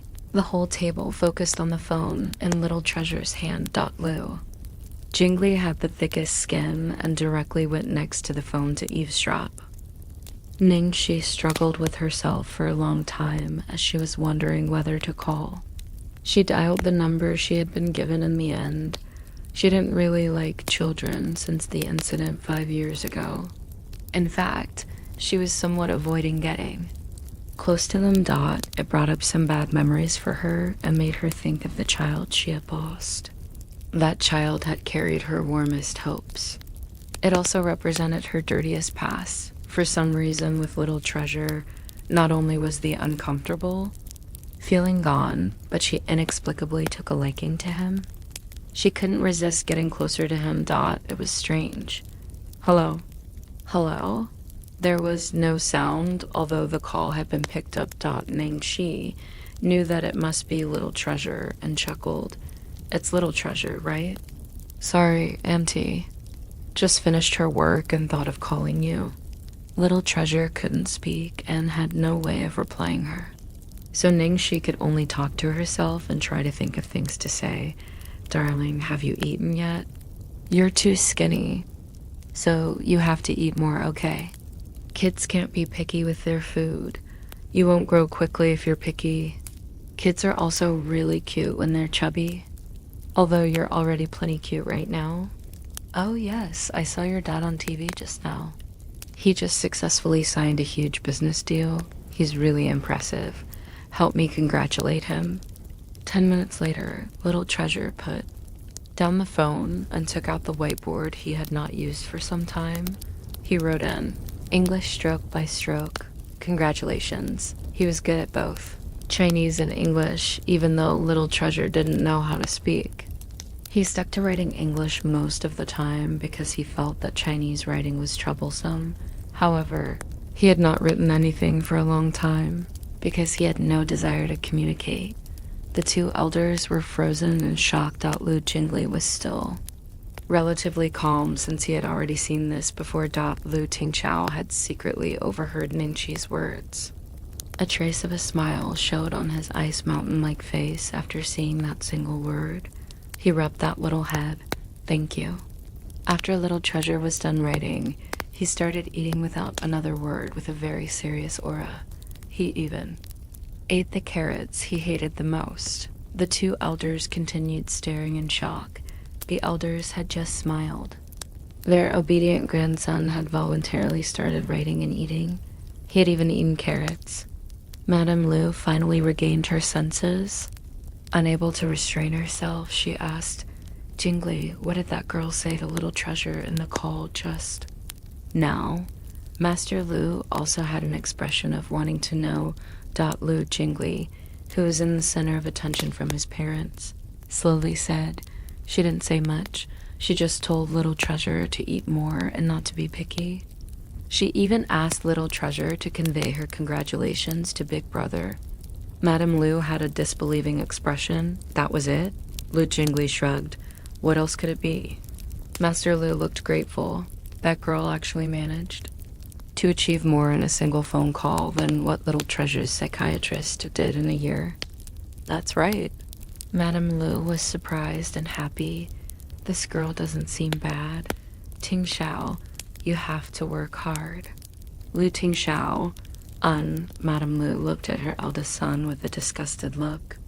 She then turned towards her youngest. Lull, your brother is like a piece of wood. How would he know how to chase a girl? You have to help him, okay? Now you know how useful I am. Lu Jingli harumphed proudly. Don't worry, I'll definitely use my lifetime's teachings to help my brother. Let's set down rules first. You two aren't allowed to interfere. You know that it's too easy to ruin everything at this stage when parents come into the picture. The two elders agreed repeatedly. We understand, we're only asking. Asterisk after dinner, when their parents had just left, Lu Jingli wagged his tail and asked for a reward from his brother. Did I do good just now, bro? Did I?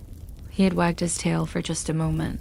His brother threw something small at him with a swoosh. Lu Jingli caught it with a raised hand. What's this? His eyes bulged out after looking closely at it. It was a key to the 100th anniversary limited edition Bugatti sports car he had been eyeing for a long time. Only a single one had ever been made. My beloved darling. Lu Jingli hugged the car keys and kissed it crazily. Bro, I love you. His brother had never relented, no matter how much he had begged previously. Who knew that his brother would throw it to him by just casually saying a few words in front of their parents? This Ningxi occupied a greater place in his brother's heart than he had imagined. Lu Jingli was even more worried as he thought about this. Bro, are you sure it's Ningxi? You're not just playing around, but you really intend to marry her? Marry? Lu Tingxiao's tone left no space for misunderstanding. Lu Jingli sucked in a breath upon hearing so. He spoke sincerely in a grave tone, as someone who had been through many relationships. Then I have to tell you to prepare yourself. Chasing women is similar to playing games, and it can be categorized into different difficulty levels. Easy, normal, hard, and hell mode. Chasing Mingxi is definitely hell mode. All women have weak points, but can you use money with Mingxi? You can tell that she definitely won't accept financial support or backdoor deals, judging from how badly she's doing in the entertainment circle despite her looks. Using feelings? Look at how many boyfriends she had when she was overseas. Her exes can be found all over the entertainment circle. Their backgrounds are all exceptional.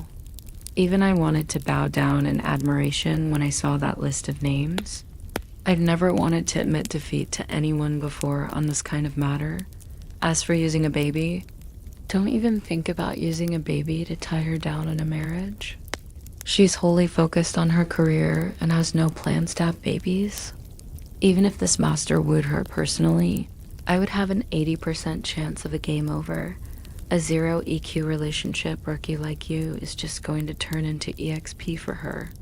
Lu Tingxiao glanced at him coldly. 100%. Lu Jingli's mouth twitched. Okay. I have a 100% chance of a game over.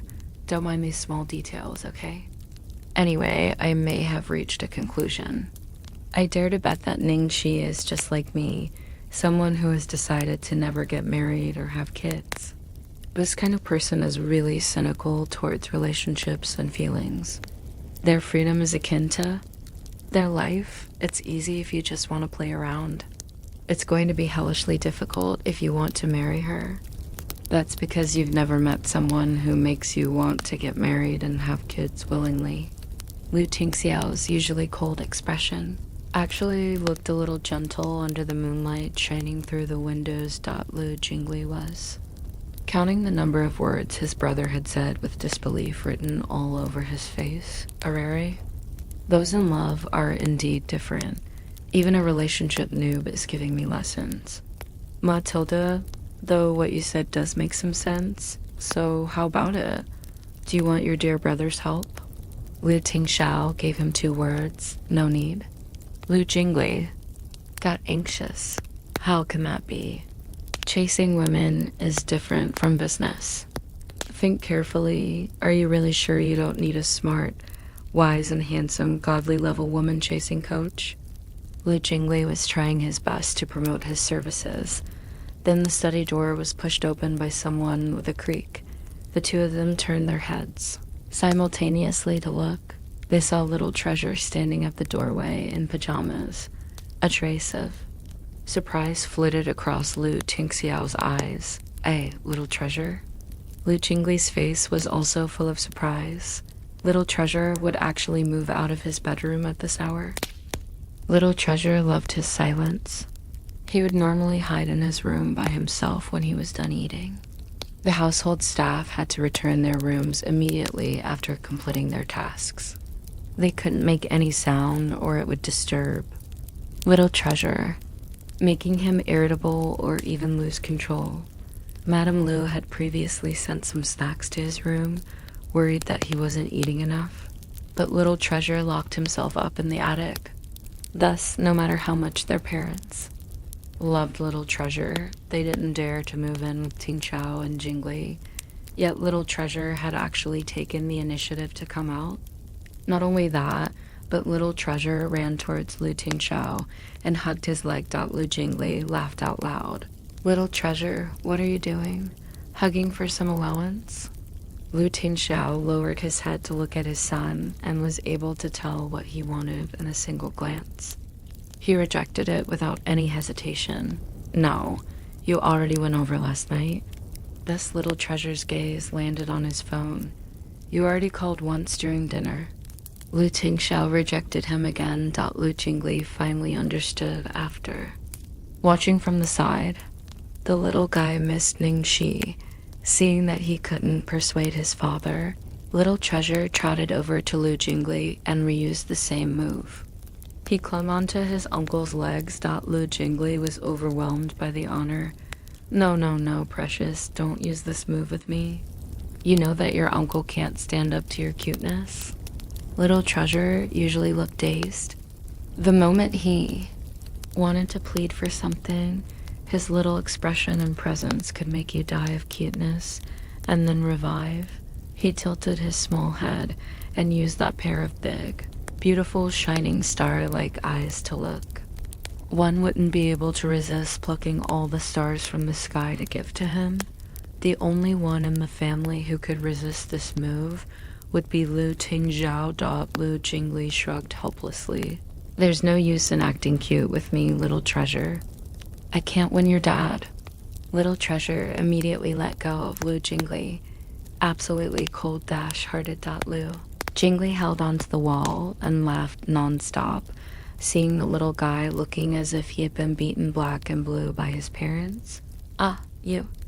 Actually don't have to be this anxious, little treasure. There's an old phrase, if the love between couples is true, then absence will only make the heart grow fonder. Wait until your dad marries Xiaoxi Auntie. Then you'll be able to see her every day. His persuasion failed.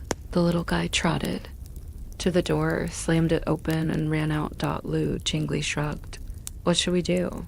He ate a lot tonight, Lu Tingxiao said. The meaning in his words was that little treasure could currently not use the absolute tactic. A hunger strike. Lu. Jingli calmed down after hearing his brother say so. However, they had really underestimated little treasure. He was a child. He didn't need any tactics or plans. He only needed to make a ruckus. Huge bangs sounded from the living room as they had just finished speaking. Lu Jingli exchanged gazes with his brother, and the two hurried downstairs. The living room downstairs had already been trashed within such a short amount of time. An ancient flower vase in the corner that was as tall as a person had already been pushed to the floor and shattered. Everything that could be pushed over or broken had already met a similar fate. Lu Qingyu. Lu Tingxiao would only call little treasure's full name when he was truly angry. Even Lu Jingli couldn't stand that frightful presence once it was released, let alone little treasure. Little treasure started shaking, scared by his father's dreadful expression. His emotions got even more out of control. He screamed at the top of his lungs as he ran everywhere, breaking everything he could get his hands on. Lu Jingli hastily followed closely behind, yet he didn't dare to follow too closely. The consequences would be terrible if they accidentally fell, since there were so many shards on the ground. Asterisk. Brother, we can't go on like this. Just ask Mingxi to come over. No need. Lu Tingxiao rejected the idea coldly. Lu Jingli earnestly tried to sway him. Brother, little treasure is just a child, not one of your subordinates. You're being too harsh on him. What's the problem with spoiling him a little? All children have times where they're stubborn or cause trouble. It's not your place to interfere with how I educate my child. Lu Tingxiao's face was frosty. It seemed that he was determined not to let little treasure get used to the bad habit of throwing a tantrum to get what he wanted. Lu Jingli was feeling awkward being trapped between this pair of father and son. This was such a headache. If things worsened to the point that their parents would hear about it, the matter of him taking little treasure to a bar would be completely exposed once they started investigating. Gods, please send someone to save him. When Lu Tingxiao went to capture little treasure, Lu Jingli hurriedly found his phone and secretly called Ning Zai. At night, Ningxi was at home reading a script while half-heartedly chatting with someone online. Corrupted Devil King. Little Mingxi, can't you change your outdated QQ name? It hurts the eyes. My lonely empty loss. So Corrupted Devil King doesn't hurt the eyes. You don't feel embarrassed scolding me. Corrupted Devil King, cough, I'm coming back to China. Next month, come pick me up at the airport. My lonely empty loss, not going, not free. Corrupted Devil King, pick me up. My lonely empty loss, I already said I'm not free. Corrupted Devil King, are you coming or not? My lonely empty loss. The person you're contacting doesn't want to talk and throws a dog over Corrupted Devil King. The person you're contacting. Sprues your dog, my lonely empty loss. The dog feels that it's been violated by a needle-corrupted devil king. Asterisk, asterisk, asterisk, asterisk. How are you even more nasty than I am? Also, who are you saying has a needle? My lonely, empty loss. You're the one who started. Acting dirty, I'm not wasting any more time with you. I still have to read my script. Corrupted devil king. It's just a small supporting female lead role. What's there to look at? We used to have feelings for each other. Are you really going to be so heartless? My lonely, empty loss. There are tons of people who used to be together with me. What number are you? Corrupted devil king. Little Ming-Chi. You just wait for lousy. Ning-Chi closed her laptop and wholeheartedly started studying her script. After reading for a while, her cell phone suddenly sounded. It was an unfamiliar number. She was worried that it was the drama crew calling. So she picked up the call immediately. Hello, Ning-Chi, save me. You are. I'm Lu Jingli. Come quickly to the Platinum Palace. Something's happened to Little Treasure. What? What happened to Little Treasure? Ning-Chi's heart immediately tightened.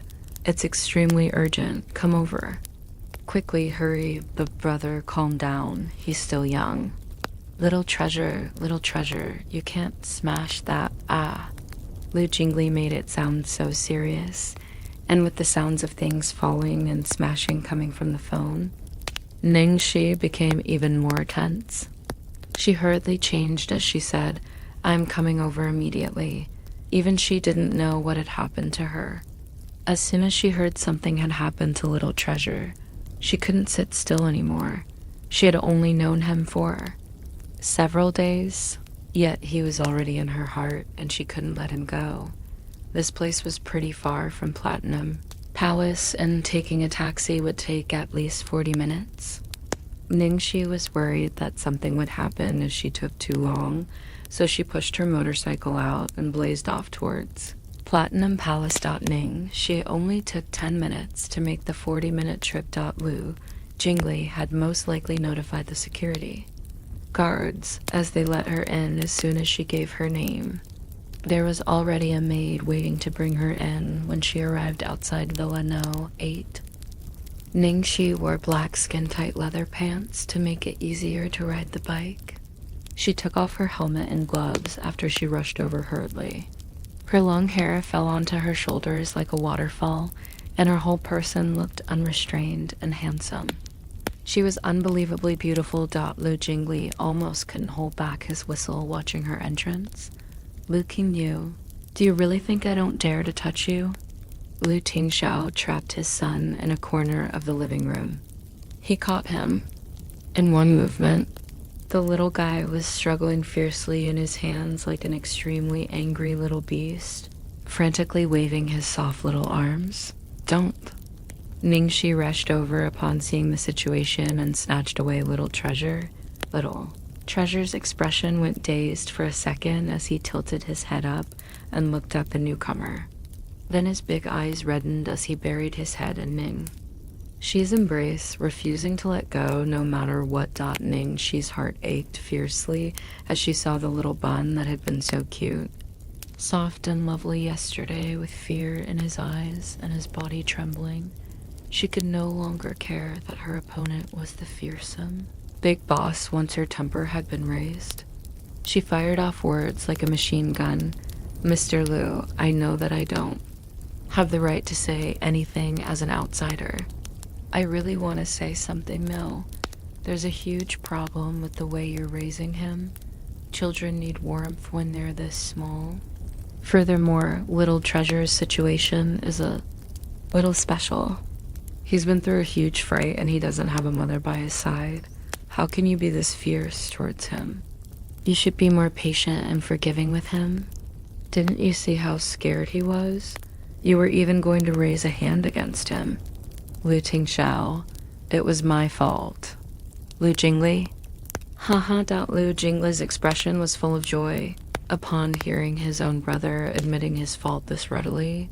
You showed me a black face when I told you there was something wrong with your education method.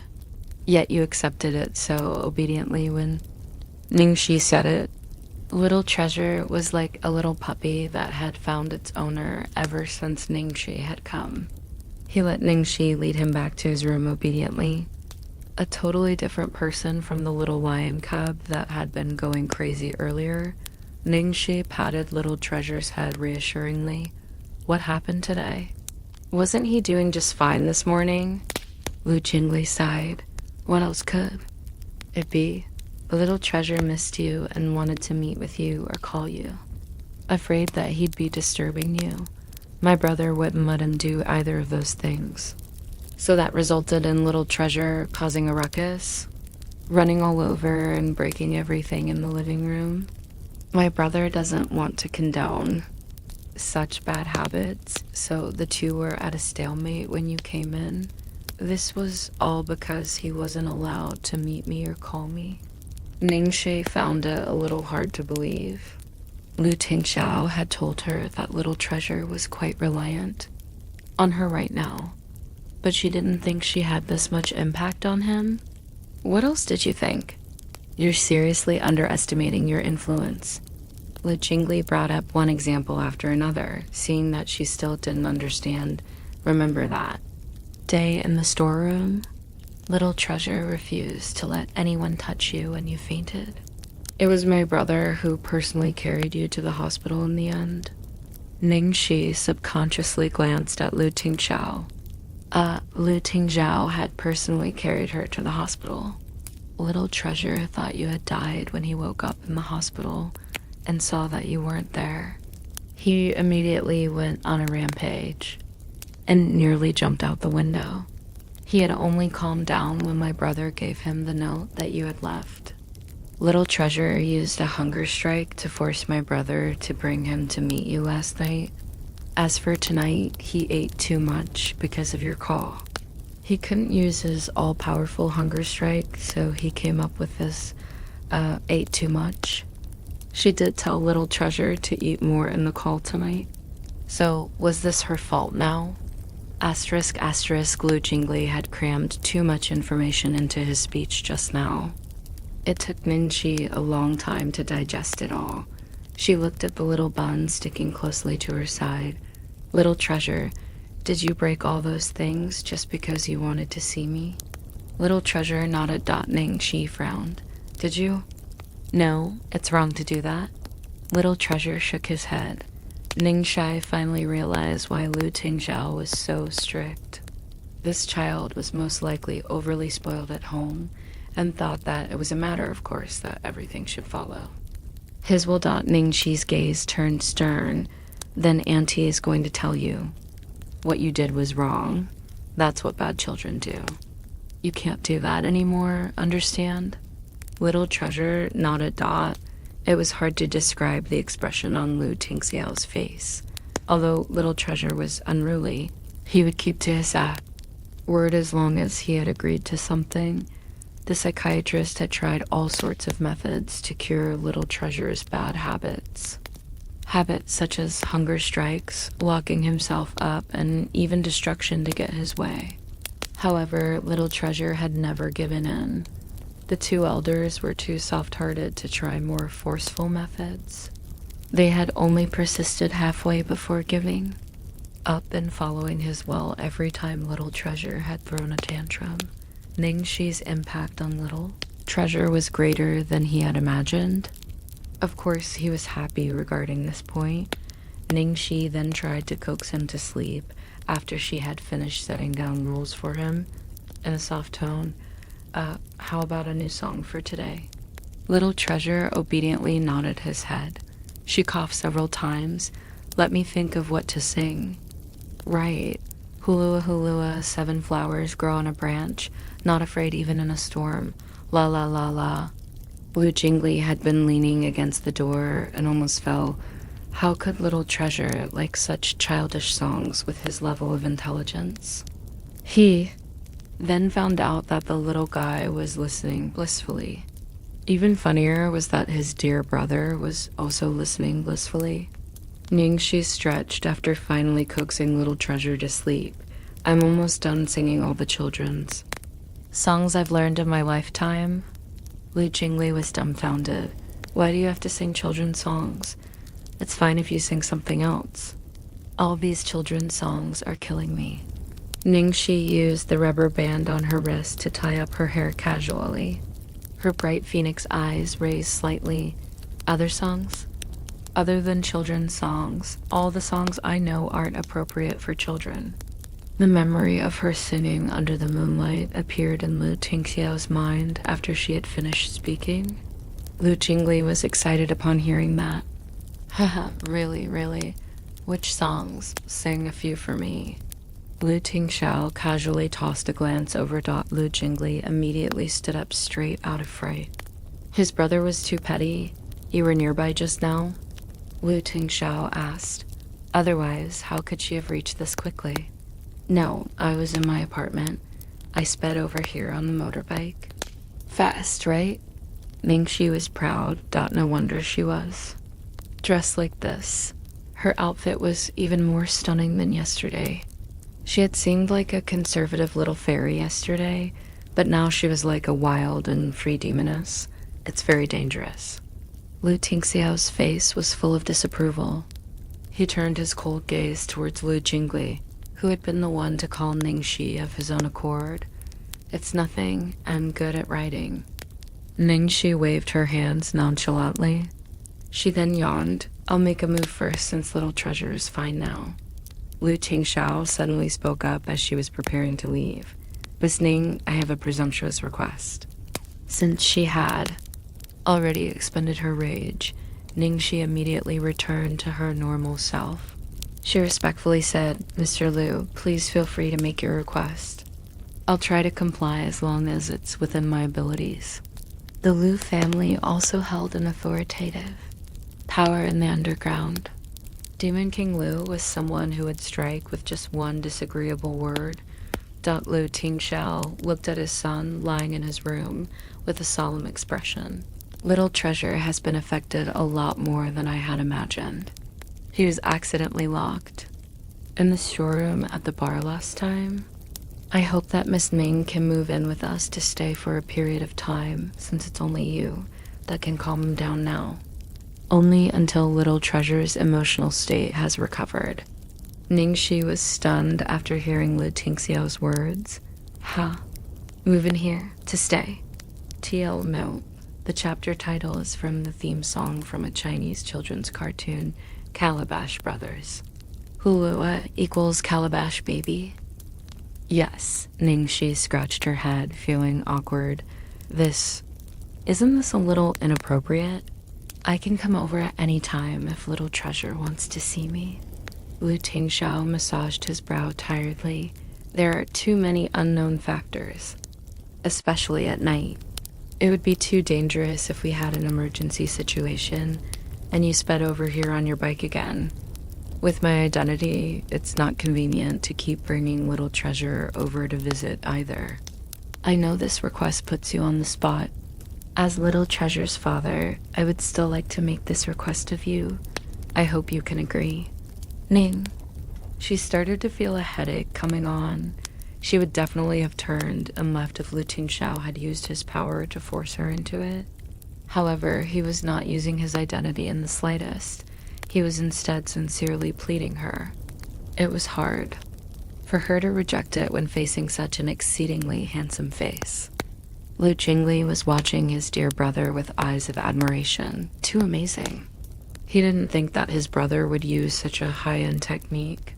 Turning a disadvantage into an advantage, he opened up a road on the path to capturing Ningxi's heart. Little Treasure's existence turned into his greatest support instead of becoming an obstacle. It was at this moment that Little Treasure jumped out of bed with a frightened expression, knocking over the bedside lamp with a bang. The fear in the little guy's eyes only faded after he saw Ningxi. He shot over to her leg like an arrow. The extreme fear in those eyes would make anyone's heart ache for him. Ningxi hurriedly crouched down. Darling, why did you wake up? The little guy buried his head into her embrace, his soft and tiny arms wrapped around her neck in a death grip. Shh, Annie's here. Don't be afraid. Ningxi patted his back lightly. The distinct, sweet scent unique to children wafted up from his body. This threw Ningxi's emotions into turmoil. She was obviously used to avoiding little kids, but why was she unable to hate little treasure? Ningxi could only coax little treasure back to sleep again. She then stepped lightly out of the room. Closing the door, she saw that the servants had already cleaned up the mess downstairs, leaving a pristine living room. As expected of the Liu family servants. Not only were they fast and efficient, they were very well trained. All of them were very curious about Ningxi's arrival, though not a single one dared to take a second look at her, much less gossip. They left quietly the moment they finished their tasks, seeing that she had come out of the room. Lu Tingxiao watched her silently, not saying a word or adding any pressure on her. Ningxi looked hesitant, but her heart turned soft when thinking of the way little treasure had clung onto the corner of her clothes without letting go. She took a deep breath before saying, "Okay, Mr. Liu, I accept your request. Just take it as payment for how little treasure saved me the last time." Lu Tingxiao relaxed. "Thank you. Little treasure might wake up at any moment. I think I won't be able to leave tonight, but all my things are still in my apartment." Ningxi was troubled. "No problem. I'll send someone to collect them for you." Lu Tingxiao sent orders to the steward and made arrangements even as he was talking. Lu Jingli, who had not been able to interject at all from start to finish, looked at the proceedings in a dazed state. They were living together just like that? Anything else? Lu Tingxiao glanced towards Lu Jingli. "I'm leaving now." The third wheel, who was being disdained by his dear brother, immediately left. He had thought that Ningxi was a fearsome opponent, but his brother wasn't a weakling either. He now knew that his brother didn't lack any skill in chasing women. It was just that he hadn't removed his seal in the past 32 years. Lu Tingxiao escorted Ningxi to a room right next to Little Treasure's bedroom. "You'll stay here from now onwards. I'll get someone to redecorate it in the style you like later on." Ningxi hurriedly waved away the offer. "No need, no need. I'm only staying for a few days. Redecorating would be too troublesome. It's no trouble at all." Lu Tingxiao received a large ring of keys from the steward, then passed it to her. "These are the house keys. You can enter any place you like. The main door is locked by a password, which is 591,414. This key is for the attic. You must keep it carefully. Little treasure likes to take the key and hide in the attic sometimes. This key is..." Seeing that Lu Tingxiao had handed over every key except the one to his safe, Ningxi hurriedly interrupted. Wait. Mr. Liu, aren't you being too relaxed with me? You're not afraid that I'll steal everything in your house? What do you want? I'll get someone to help you move it." Lu Tingxiao said in all seriousness. It seemed like he wasn't joking around. Ningxi coughed a few times. She had been completely defeated by Lu Tingxiao. She hurriedly tried to explain. "I was only joking. It was just a joke." Lu Tingxiao seemed to have gotten hooked on giving away keys. He casually tossed her another. "It's not easy to call a cab from here. It's inconvenient for you to travel to work. Take this car to use." Ningxi, why was it that she had a feeling of being kept even, though she was only staying for a short period of time? No. If she were being kept, then she should be kept hidden outside. What kind of sugar daddy would entrust all the keys of the main residence and their son to her? This was clearly the feeling of being a newlywed couple. She suddenly thought of how Lu Tingxiao had abruptly proposed to her the first time they had met. She was confident enough to claim that she understood men, but the man in front of her was like a computer system with the highest grade firewall. She could not see through him at all. She didn't know if agreeing to stay due to one moment of weakness was going to be fortune or disaster. Little Treasure was in a bad state tonight. Ningxi accompanied Little Treasure to sleep on his small bed, just in case in the late night. The room door was pushed open silently. A man walked in with light footsteps and sat down at the foot of the bed. Under the warm glow of the bedside lamp, a woman was sleeping. She had stopped in the middle of patting Little Treasure, her breathing shallow, expression warm. Her soft lips were like cherry blossoms blooming in summer, slightly open like an unspoken invitation. After a moment, a dark shadow abruptly fell over the warm patch of light as the man's silhouette drew closer and closer to those pink. He was close enough to feel her breathing. As he could reach out to take his prize with just the slightest movement, he suddenly forced himself to stop. A cool kiss landed on the woman's forehead. Ning Shai, we have long days ahead of us. The next morning, Ningxi had thought that she wouldn't sleep well on a strange bed, but she had an unexpectedly good night. She had continued sleeping until she woke up naturally, without even a dream to break the peace. She found that Little Treasure was already awake when she woke up. The little guy was currently sitting next to her, earnestly reading a book without making a sound. He was clearly this well behaved, yet you really couldn't imagine how the little bun was when he exploded. Good morning, darling. Ningxi sat up with the blanket and greeted him warmly. Little Treasure immediately raised his head in surprise. Although he didn't say anything and his expression didn't change, Ningxi could tell that he was in a good mood from his expressive eyes.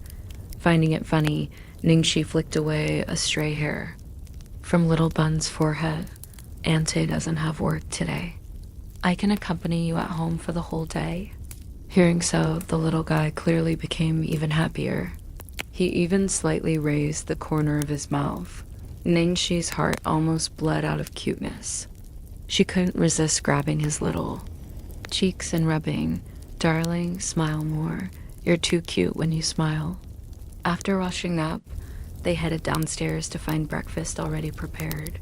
Ningxi didn't see Lu Tingxiao. The steward and servants did not mention needing to wait for him to eat, so Ningxi deduced that he had already headed to work. After breakfast, Ningxi had been a little worried on how to take care of a child. What would she do if she didn't take care of him properly? However, all her worries came to nothing. In the morning, she read a script while camped on the sofa. Little Treasure was sprawled out on the table at the side, either reading or drawing. The two of them did not bother each other and got along harmoniously. The servants only appeared once to deliver snacks and fruits with extremely light movements. As if afraid of disturbing him. It seemed that Little Treasure normally preferred silence.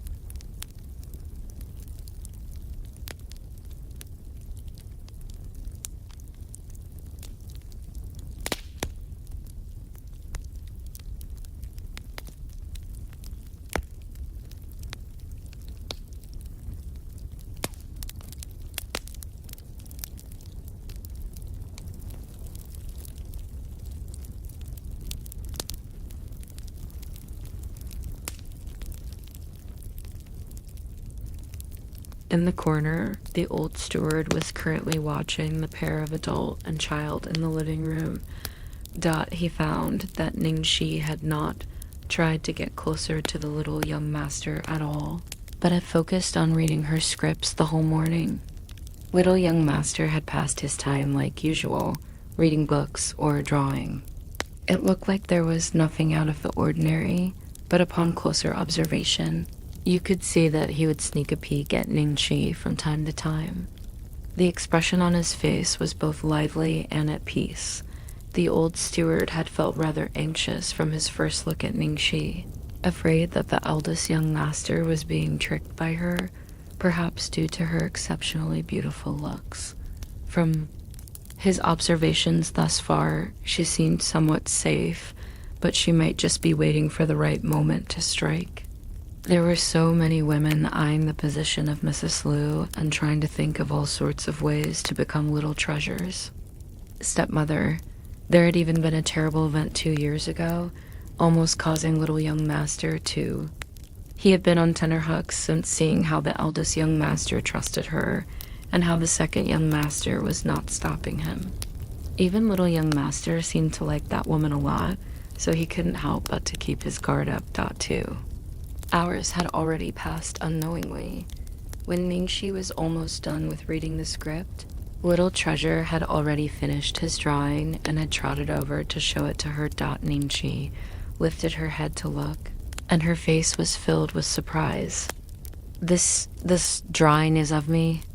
She really couldn't tell from Little Treasure's quiet appearance that his drawing style would actually be Fauvism. Fauvism was characterized by the use of vibrant and heavy colors, straightforward and coarse brush strokes to create an intense picture to express your innermost thoughts. Although the person drawn in this picture looked somewhat strange, the drawing had accurately captured the characteristics of the person, so Ningxi could recognize at one glance that the subject was herself. Little Treasure nodded while hugging. The picture, he looked a little nervous, worried that she wouldn't like it. This is simply amazing. Can I take a picture of this for my phone wallpaper? Ningxi wasn't purposely trying to compliment Little Treasure. She actually liked Fauvism herself. She especially liked the strong contrast in colors. Looking at Little Treasure's drawing with a basic understanding of art appreciation, his standard was already at the level of a great master. Little Treasure pressed his lips together shyly and shoved the drawing into her hands. Ningxi pointed at herself. For me. Little Treasure nodded. Double quotes. Thank you. I love it so much. Ning. She hugged the little bun and placed a kiss on his soft cheeks. The little bun was stunned for a moment, before his face was covered in a fierce blush. His usually dazed eyes looked even more lively. The pair of adult and child were warmly interacting when Ningxi heard footsteps from overhead. She raised her head to look towards the direction of the sound and saw Lu Tingxiao with casual home, clothes and messy bed hair, walking down lazily from the stairs. Although Lu Tingxiao usually looked mesmerizing, the gap between his current slovenly appearance and his normal appearance was too huge, resulting in a killer charm. He was so sexy, there was no cure for it. Ningxi was dazed for quite a while. Before she could react, Mr. Liu, you're not working today? Wasn't it Monday today? I'm resting today? Lu Tingxiao nodded. Ningxi thought for a moment before realization hit. He had just spent a lot of time and effort to sign a huge deal, so having a good rest was normal. So Big Boss Liu was also the kind to sleep in. She inexplicably felt closer to him. Asterisk, asterisk. It's the first time Little Treasure has drawn a human. Portrait. Lu Tingxiao commented after glimpsing the portrait in Ningxi's hands. Really? Then it's quite the honor. Ningxi was very happy. What do you want to eat in the afternoon? Lu Tingxiao asked. He was seemingly prepared. To feed her in addition to staying here? Ningxi was about to speak up when her phone suddenly rang. It was from Chang Li. Did she arrange another bit role for her? Hello, Changji. Ningxi, land under heaven, is holding an opening ceremony at the Grand Pearl Hotel at 12 p.m. Don't be late. What, 12 p.m.? 12 p.m. today? Yes, today. Changji, why didn't you inform me earlier? It's already almost 11 a.m. What do you mean I didn't inform you earlier? Aren't I telling you an hour in advance? An hour, that isn't even enough for me to travel there. Furthermore, I have to dress and do my makeup. Those are your problems, don't annoy me. I'm very busy now. I'm hanging up.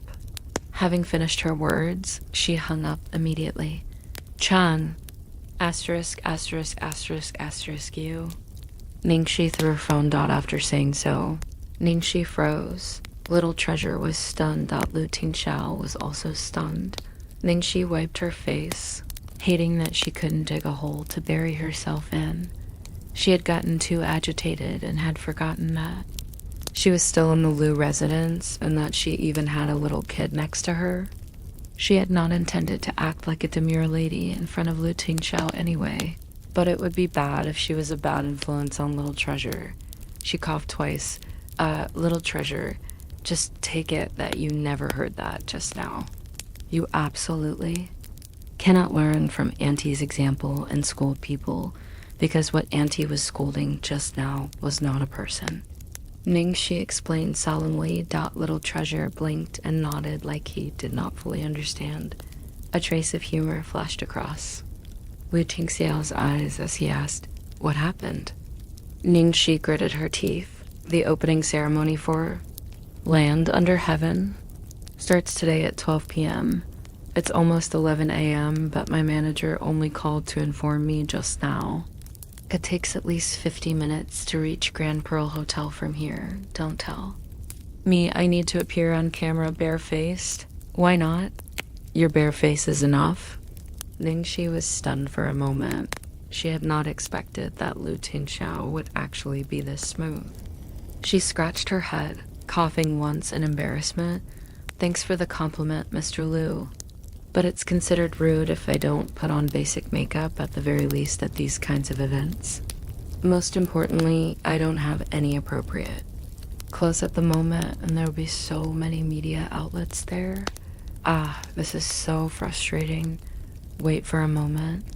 Lu Tingxiao raised his hand and indicated for her to stay calm, then took his phone to the courtyard to make a call. 10 minutes later, someone arrived, panting out of breath. CEO Lu, I've brought all the stuff you wanted. Are we starting right now? The newcomer was wearing jeans with holes and a gray cotton jacket, and had a striking dark blue earring on his left ear. Ningxi was surprised to find that he was actually a familiar face. Of course. Familiar face meaning that Ningxi recognized him, that he did not recognize Ningxi at all. He was a makeup artist known as the Godly Hand under Golden Age Entertainment, and the personal makeup artist of the famous actress Su Yimou. Arthur Dot, he was someone famous that a small fry like her could only gaze at from afar. This is... Ningxi's face was full of suspicion. You don't recognize him? Lu Tingxiao asked. Of course I recognize the famous Arthur. But what did you call him over for? To style you, naturally. Lu Tingxiao said as if it was a matter of course. Ningxi's head was full of black lines momentarily. She moved closer to Lu Tingxiao's ear and said softly, You're actually making someone from Golden Age Entertainment style me? Are you sure? Don't you know that I'm under Starlight Entertainment? Golden Age and Starlight are dead rivals. Okay, so what? Lu Tingxiao replied like the domineering CEO he was. So what? Ningxi choked, feeling speechless.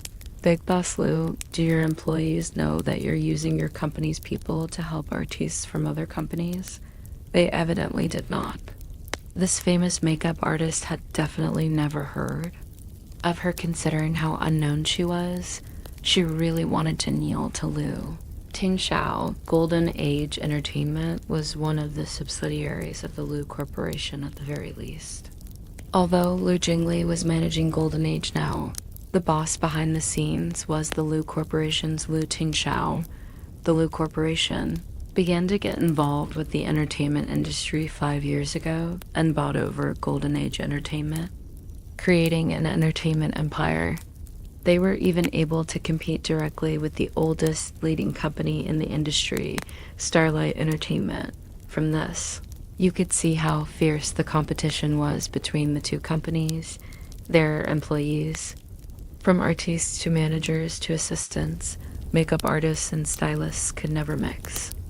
If there were artists from both companies present on the same set, there would definitely be some sparks flying. Lu Tingxiao looked at his watch. The minivan is at the door. You can do your makeup and styling on the way there, and you'll make it in time. It's up to you whether you want to go or not. Ningxi was so conflicted that her intestines started to hurt, but she still gritted her teeth. I'm going. Since Lu Tingxiao wasn't bothered about it, then she wouldn't care about it either. Seeing that Lu Tingxiao had followed along, she was surprised. You're going too? Who else is going to drive? Little Treasure wants to stay a little longer with you as well. He was using that matter-of-fact tone again, as if whatever he said was truth and she was only asking silly questions. Little Treasure nodded vigorously. Okay. In the end, all four of them got on the minivan, together with the stylist Arthur. Lu Tingxiao didn't even change out of his clothes. He continued driving in his casual homewear while Mingxi and Arthur sat in the back with Little Treasure. Watching them curiously as he sprawled over his seat, Arthur carefully looked over Ningxi once, his gaze showing great appreciation. This lady has perfect features and amazing skin. I don't need to do much. I'll just put on some light makeup. What occasion are you going to today, miss? I need to choose the right clothes for you. It's just an opening ceremony for a movie. Ningxi was deathly afraid that she would get beaten up if he found out that she was from Starlight. Luckily, Arthur didn't ask much. He only nodded to show that he understood and continued to do her makeup.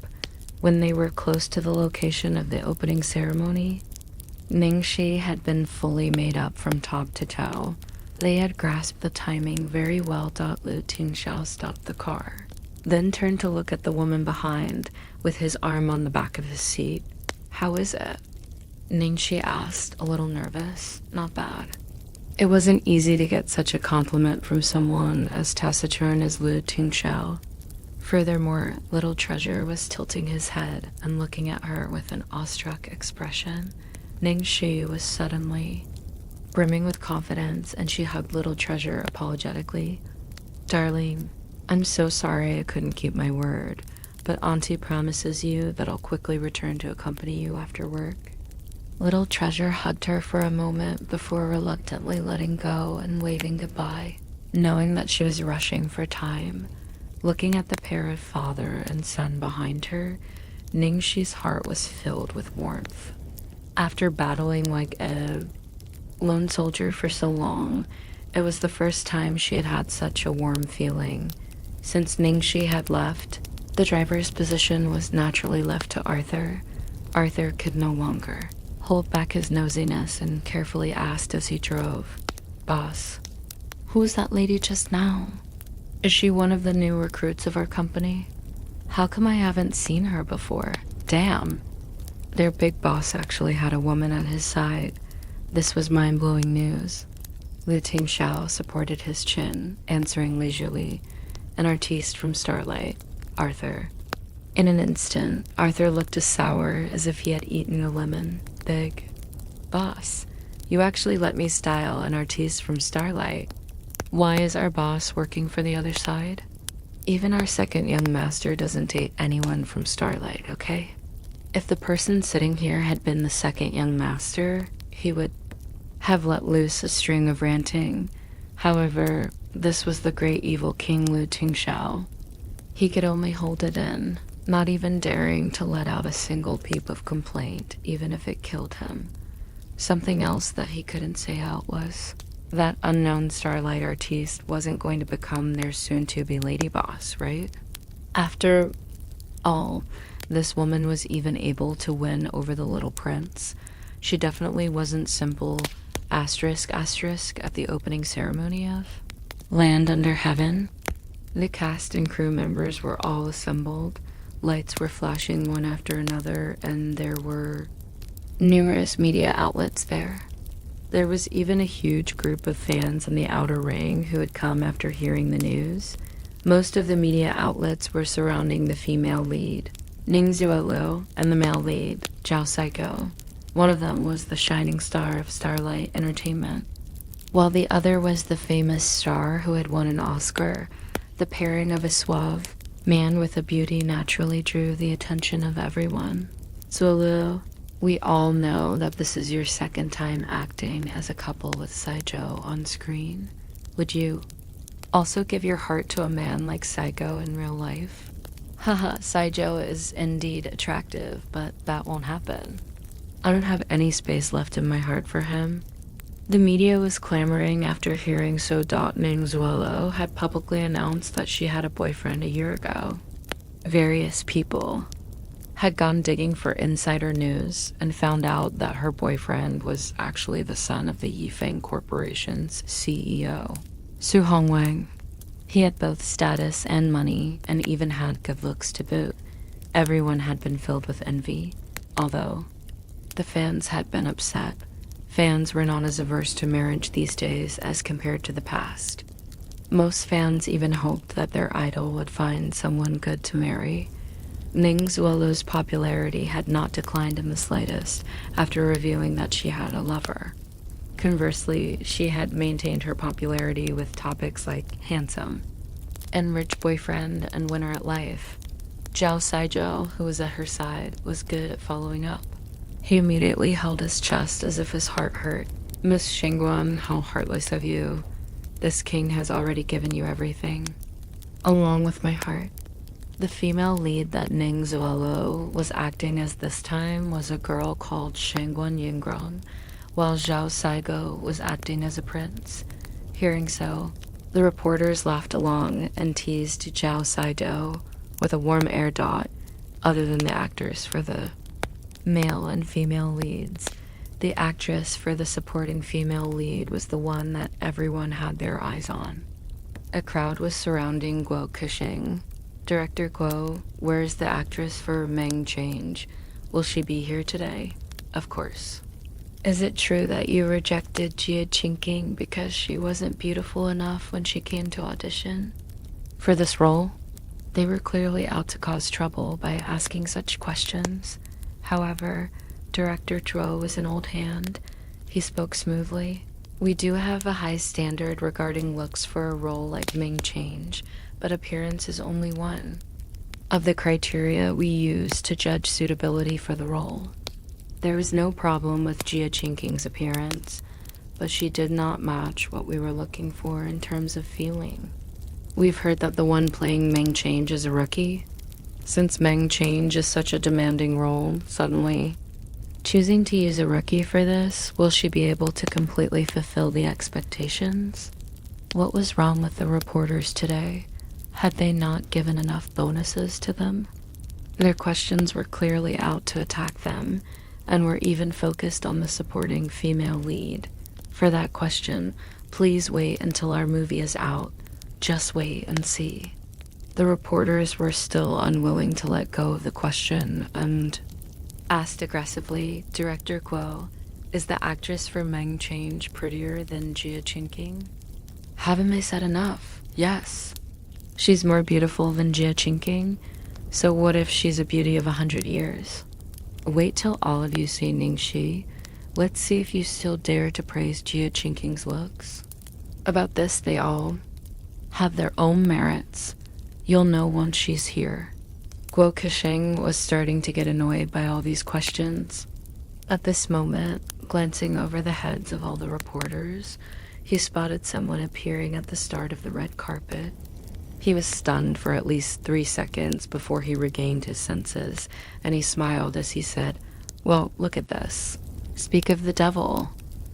After saying this, Guo Kexing had a wait-and-see expression on his face, as expected.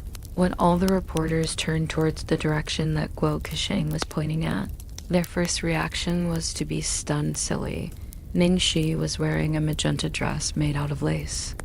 The cutting of the fabric flattered her mesmerizing waistline, while the collar revealed her beautiful collarbone. This color was even harder to pull off than pure red, and it was even made of lace. Although it had a great design, most people would only look terrible or tacky when wearing it. However, it was as if that dress was made for Ningxi. It enhanced her looks and made her even more charming and lovely, thereby causing her beauty to stand out.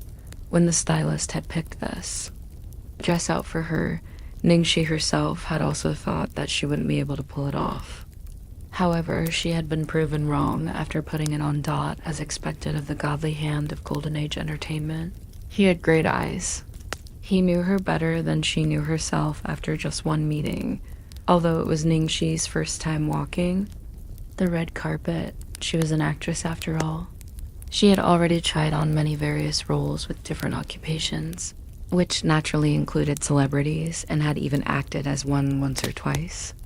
Walking down the red carpet was easy Dot every step. Every smile and every action caught just the right angles for the cameras. She could even show the most perfect expressions. The reporters remained dazed for even longer than director Guo had, and only regained their senses after a long while. This was Ningxi, the actress who was going to play Ming Change, an unknown rookie without any known work. Wasn't she too beautiful? There were no other words to describe it. She was just beautiful. Now they realized why director Guo's expression didn't look right when they were so persistent with their questions just now. It was ridiculous to ask whether Jia Qingqing or Ningxi was more beautiful Dot in front of an absolute beauty like Ningxi. Even a beautiful starlet like Jia Qingqing would become just a simple face in the crowd Dot. It wasn't just her looks, but also the way she held herself that made her stand out from the other rookies. Her gestures were both elegant and open, even exuding an innate nobility. Ningxi walked to the center of the red carpet and casually posed a few times to let the media take pictures. Following that, she turned around and picked up the pen from the tray to sign her name on the wall. This one turn of her body caused a wave of excitement and shutter clicks. The dress had been designed to reveal the back, and that was one of the reasons the stylist had chosen this dress in the end. Ningxi's shoulder blades were simply too beautiful. They were the most entrancing part of her whole body, and it would be too much of a shame if they weren't shown off. Most female stars like to reveal cleavage to draw attention when walking the red carpet, but Ningxi had taken another route, elevating her above the rest after murdering countless rolls of film. It was finally time to interview her Dot. The reporters were actually quite pitiful today. They had all prepared questions. Like, do you think you'll be able to play a vixen like Ming Change well with looks like that? Who do you think is prettier, you or Jia Qingqing? We've heard that you were specially picked outside of official channels. Was there a reason for that? Now they weren't able to use any of those questions at all. As long as they weren't blind, they would know that nothing had happened behind the scenes. Her face was just too convincing. She was just the most suitable person to play Ming Change. Thus the reporters had to spin up questions on the spot. Miss Ning, may I ask if the dress you're wearing is a customized piece from Karl Lagerfeld? Ningxi was stunned. What the heck? This was a custom gown from Karl Lagerfeld? She had casually put on a dress worth thousands of dollars. Evil King Lu, what were you thinking? However, an even more terrifying question was lying in wait for her. Following that question, the same reporter named the origins of each item she was wearing and then asked, Miss Ning, is Arthur your stylist? You could even tell something just like that. What kind of eyesight do you have? Asterisk, asterisk. No, I think I must have seen wrongly. Luckily, without waiting for Ningxi's answer, the reporter had already given up on his own question. He at most likely recalled that Ningxi was an artist from Starlight. How could Arthur be her stylist when he was the personal stylist for Golden Age's Su Gimo? Ningxi heaved a huge sigh of relief. Worried that they would continue this line of questioning, she quickly spoke up to change the topic. Since it's the opening ceremony for Land Under Heaven, it would be better if everyone asked questions related to the movie. Miss Ming, is this your first time acting in a movie? Someone in the crowd asked. Of course not. I've started acting since I graduated from university. However, I didn't appear in a lot of movies, so you wouldn't be able to recognize me. Ningxi replied honestly, not at all bothered by Her sparse resume, the media could easily get a hold of such details, thus it would be better to be upfront about it. So what has Miss Ning acted as previously? Although this question was quite normal, it was somewhat awkward for Ningxi to answer. However, she had to give an answer since they had asked. I've acted as... Ningxi started to list the roles she had played since returning to China. The time she had been studying overseas, she had spent most of her free time acting in movies. She had even acted in a few famous dramas and played many roles. Having a resume like Ningxi's wasn't easy considering how most movies overseas didn't like using Chinese actors. However, she could not bring up her experience overseas because of her ridiculous dating history while she was overseas. Although she had not done anything immoral and they had dated normally, the identities of her ex-boyfriends were all a little too eye-catching. What she needed the most right now was a movie that she could openly claim she had starred in. If she was surrounded by the rumors of her love life the moment she entered the entertainment circle and the public was focused on her personal life, she might be able to gather a lot of attention and even become a hot topic overnight if she were lucky. However, it wouldn't bode well for her long-term growth. Ningxi was trying really hard to remember the roles she had acted since returning to China that she could mention openly. However, the reporters turned speechless upon hearing the list. What kind of roles were these? A mistress, a fox spirit, a demoness, a country girl, a brain-dead eldest miss, and even an evil old woman. For a beauty such as her, what kind of interest is this? Why did she like to choose roles like those? Someone eventually asked, why do you keep playing antagonist roles? Ningxi could not reveal Chang Li's actions here, so she calmly spoke up. Actually, I didn't notice. Acting is a much beloved career for me, and every role has its own life. To me, there's no distinction between big or small roles. Following that, the media asked more questions. Even though she didn't have a manager to guide her, Ningxi had answered them perfectly one by one. Guo Kexing kept nodding as he watched from the side. This lady is doing really well.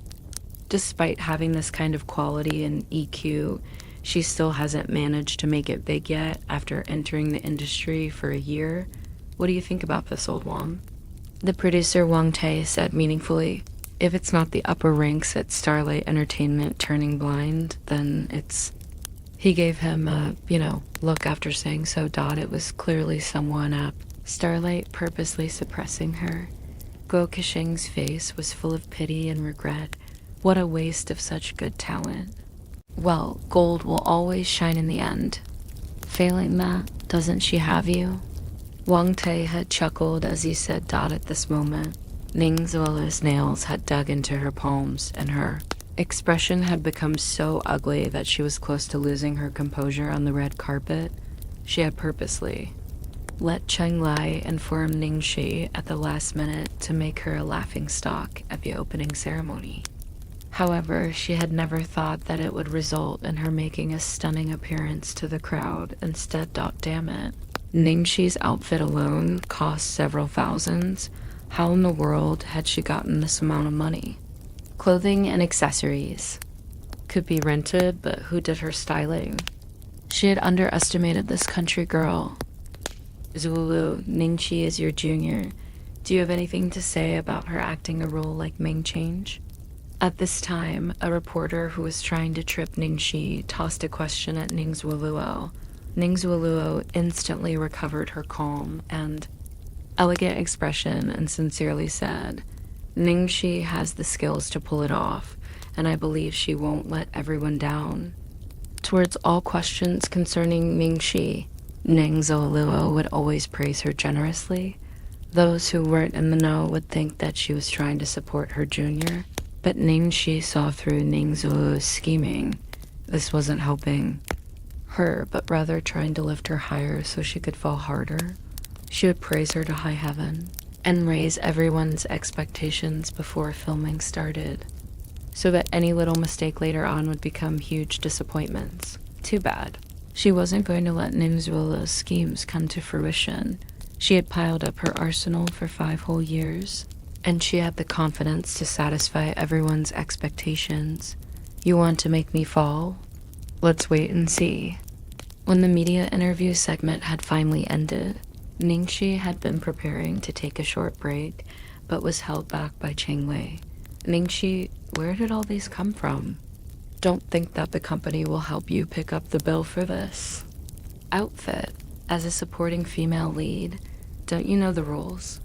Who allowed you to steal the limelight? Cheng Lei scolded her from the start. Ningxi twirled her natural slight curls and spoke lazily. I didn't want to do that either, but who knew that Cheng Jie would try to make me late for the ceremony?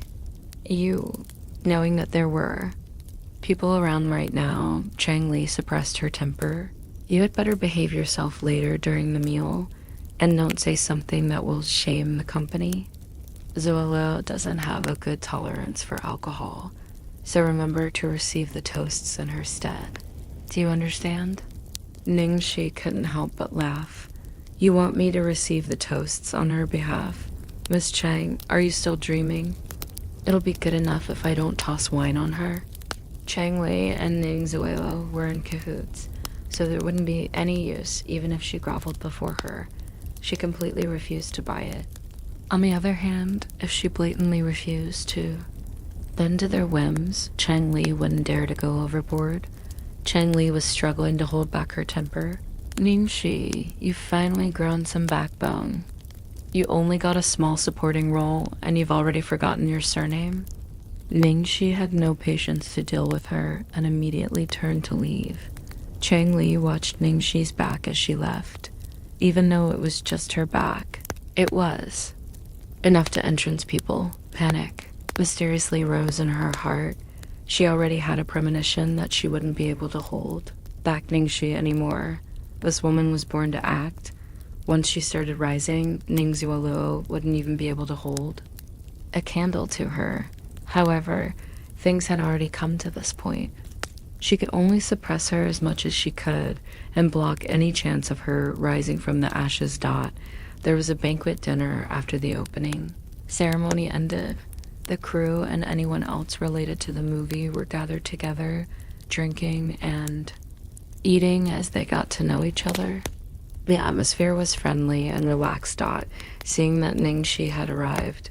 The screenwriter, the Linglong, was the first to stand up and pull her over to her side. You could tell how satisfied he was with her. Speaking of which, isn't it such a coincidence that the two beauties of our cast both come from the same company, and they even have the same surname Ning? The assistant director, Zhang Rui, exclaimed. Ningxi sneered in her heart. Hee, what a coincidence. They were in the same company, and even under the same manager. However, their circumstances were vastly different. One was already the star of Starlight, while the other was still buried deep in the lowest layers of the entertainment circle as they were talking. The producers and directors suddenly all stood up to welcome someone who was walking in from the entrance. It was the biggest sponsor of the movie, the chairman of the board of directors of the Ning Corporation. Ning Yaohu. We didn't think that Chairman Ning would have the time to come to our opening ceremony. It's really such an honor. Director Guo greeted him warmly in a humble manner. Come, sit over here, Chairman Ning. Producer Wine gave his seat to Chairman Ning so he could sit next to Ning Zuolo. Ning Yaohua looked at Ning Zuolo lovingly. Director Guo is being too courteous. My daughter is under your care. The apple doesn't fall too far from the tree. Chairman Ning, your daughter is so talented that she doesn't need my care at all. This child is always so busy. Even as her father, I have to personally make a trip, or else I wouldn't get to see her. Ning Yaohua said angrily. Although he said it with a straight face, there wasn't a trace of actual anger in his eyes, only fondness. You should be happy that Zuolo works so hard. However, Zuolo, you're also in the wrong. No matter how hard you're working, You should always return home. Director Guo got angry. I know, Director. I shouldn't have done that. Dad, don't get angry. I'll be home for dinner tomorrow. Night. Ning Zuolu hugged Ning Yaohua's arm and acted coquettishly, having the appearance of an obedient daughter. Look at this. I need the director to help me talk to my daughter before she agrees to come home for dinner. Dad, there are so many people here. Leave me some dignity. Yes. You're a big star now. I can't even admonish you anymore. Ning Shi thought that she had already refined her heart into steel. She didn't think that she would see such a show of fatherly affection and daughterly devotion here. Her chest tightened to the point of suffocating, and she was close to bolting out the door. Although she couldn't control her inner heart, she could cover it up by acting perfectly on the surface. She discussed the script with the screenwriter, calmly, as if she didn't notice what was going on opposite her. She could ignore it, but some people were unable to do so. Ning Yaohua's gaze was like a knife cutting her body, as if seeing her at a public event was something shameful and disgusting. Ning Shi finally borrowed the excuse of needing the lush washroom to leave the room and get some fresh air next to an open window in the corridor. She dug in her bag and brought out a pack of cigarettes and a lighter. She held onto the thin cigarette for quite a while before finally putting it back. She was in the middle of quitting. Today was the first time she had actually lost to the urge. The night breeze blowing strongly on her face helped her feel a little better. At this moment, the sound of footsteps sounded from behind her. Ning Shi's back stiffened, but she turned anyway. The expression on her face was like a mask that revealed no emotions. Are you looking for me, Chairman Ning? Ning Yaohua stared at her with a heavy gaze. Looking at her eye-catching outfit unhappily, Ning Shi lowered her eyes and smiled shallowly. Hey, Chairman Ning, you were also staring at me in this manner in the room just now. Aren't you afraid that others will mistake your intentions towards me? In the eyes of others, he was a sponsor, while her identity was that of a pretty female starlet. It was the easiest kind of relationship to start rumors about. You bastard, what kind of words are you saying? Ning Yaohua was abruptly in a rage. Ning Shi raised her brows. Of course I'm speaking in a human language. Is Chairman Dong not human? You? Ning Yaohua suddenly raised his hand. Before it landed, it was grabbed by a slender wrist. How could she allow Ning Yaohua to hit her again? He didn't have the right to do so. Ning Yaohua was enraged. He violently pulled his hand back. I want you to withdraw from this role right now. Don't shame me in front of others. Ning Shi's expression was cold. I got this role fair and square, so how would it shame you in any way? You're just following whatever Zuoluo wants to do. Take a look at yourself. You can't measure up to Zuoluo. You were so eager to enter the entertainment industry. Are you just waiting for someone to dig out your dirty past and shame the Ning family? Ning Yaohua watched her with an expression of extreme disgust. Up till now, there were still people who would bring up the incidents where Ning Yaohua's daughter had drunk the lemon water meant for washing hands and worn a counterfeit dress to a banquet as jokes. If other people managed to dig up the ugly truth of what had happened that year, then how could he still show his face in those circles? Ning Shi's face turned pale after hearing Ning Yaohua's words. That night, that stranger, that dead infant. This was her Achilles heel. The Ning family had covered up the whole incident due to fear of embarrassment, and Ning Zuoluo had not spoken of it outside due to fear of the truth getting exposed. However, this had been her greatest nightmare ever. Since the start, I'm giving you the chance to gracefully exit the stage on your own. Since you don't want it, then don't blame me for not considering our relationship as father and daughter.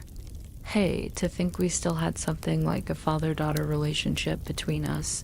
Dad, Zhaoxi, what's going on? Ning Zuoluo's surprised voice sounded from behind them. Upon seeing Ning Zuoluo, Ning Yao's face changed to a loving expression. It's nothing. You don't have to worry about it. When you go back, get your company to find someone else more suitable for the supporting female lead. The other meaning in his words was that Ning She was to be switched out. Ning Zhaoluo was rejoicing in her heart, but she acted anxious on the surface. Why? Zhao Shi has been set as the supporting female lead. It's already good enough for her to act in minor roles. How could she have the ability to act such an important role? I've invested 30 million yuan into this movie, and this isn't somewhere she can play around. But Dad, Zhao Shi worked really hard to get into this movie. Zuluo, you don't have to speak for her. What did I tell you previously? I told you not to help her, but you wouldn't listen. You even praised her in front of the reporters. Does she deserve it? But Zhao Shi is quiet. You're not allowed to mention that sort of thing ever again. I've said it before. You're my only daughter. Dad, please don't get angry. I won't do it anymore, okay? I have some other business later. I'm leaving now. If you have some time, then help me persuade her to stop being so stubborn. Ning Youhua shot a warning look towards Ning Shi, then turned to leave with a cold expression. After Ning Youhua had left, the well-behaved expression on Ning Zuo's face slowly melted away as she spoke innocently. Ning Shi, this time it wasn't me who was trying to make things difficult for you. I had wanted to give you a chance, only... Ning Shi couldn't hold back a laugh. In that one sound, there was endless despair. Who would have thought that the one who would wipe out all her efforts and push her back into obscurity would be her very own biological father? She had spent so much effort preparing for this role all this time and had fought so hard to acquire it. But all her efforts had been in vain. When the banquet had ended, it was already 11 p.m. It seemed to be true that a person would get drunk easily if they were in a bad mood. Ning Shi felt that she hadn't drunk much today, but she started wobbling. When she stood up and her temples started throbbing in pain, it was right at this moment that she saw someone who would make her feel even worse. Su Yan. Some of the cast, especially the women, had already started exclaiming in surprise upon spotting the new arrival. Ah, it's young Master Su. How handsome. He's 100 times more handsome than the rumors. He must be here to escort Ning Zuluo. I'm so envious of her. Her acting career is going so well. Her family background is so good, and her boyfriend is so handsome. She really is a winner at life. This kind of person has already won on the starting line. We don't even have the right to envy her. Ning Shi held onto the wall, somewhat stupidly looking at the man who was walking towards Ning Zuoluo step by step. The Su family had been doing quite well these few years. Su Yan's social status had risen accordingly.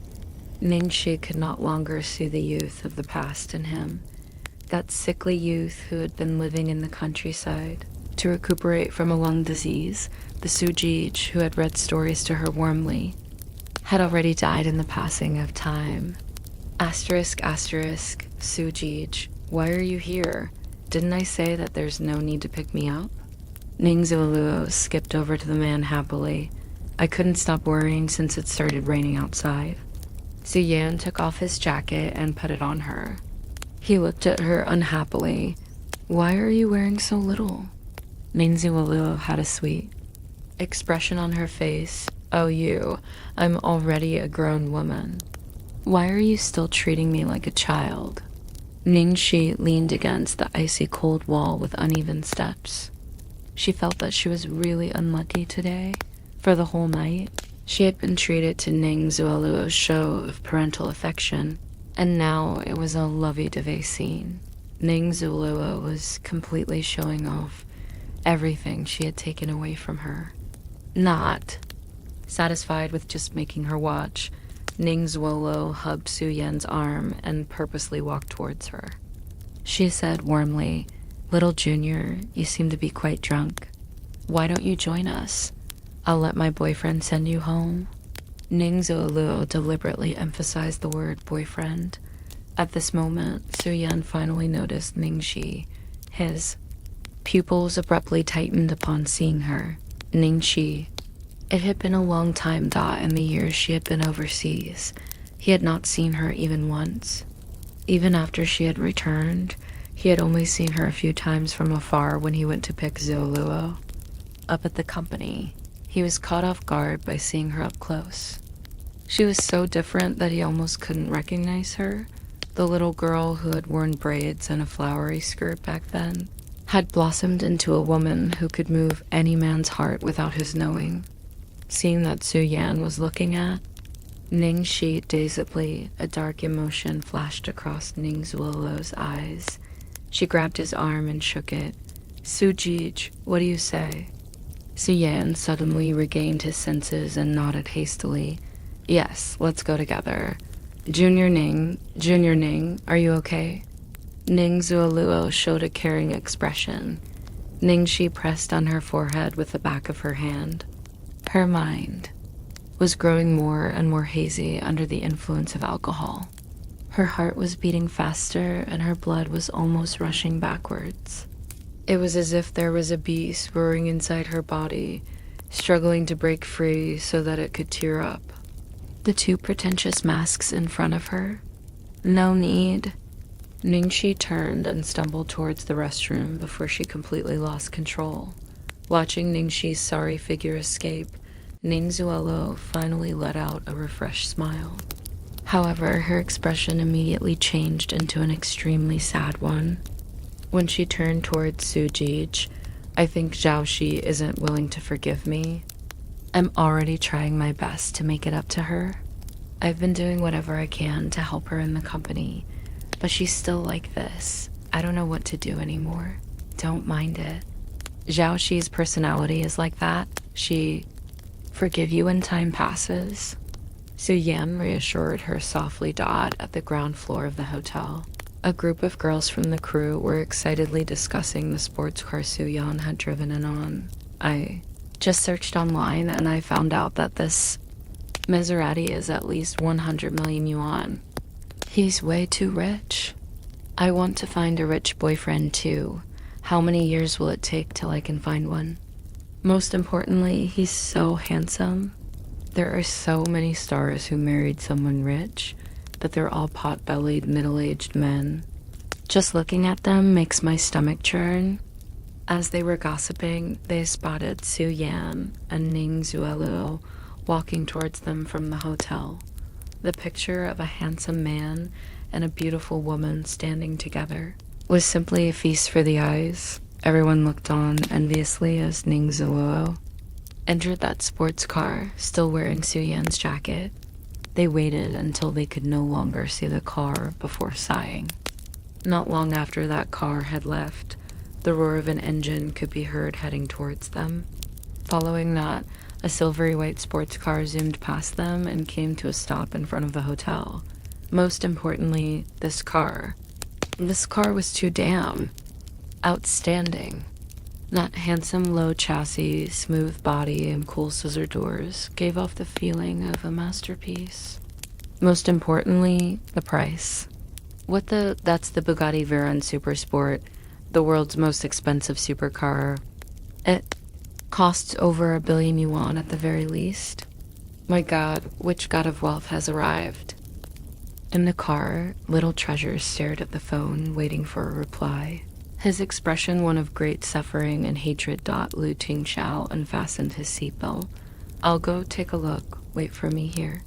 Little Treasure grabbed onto the corner of his father's shirt, indicating that he wanted to tag along with him. Lu Tingxiao looked at his son.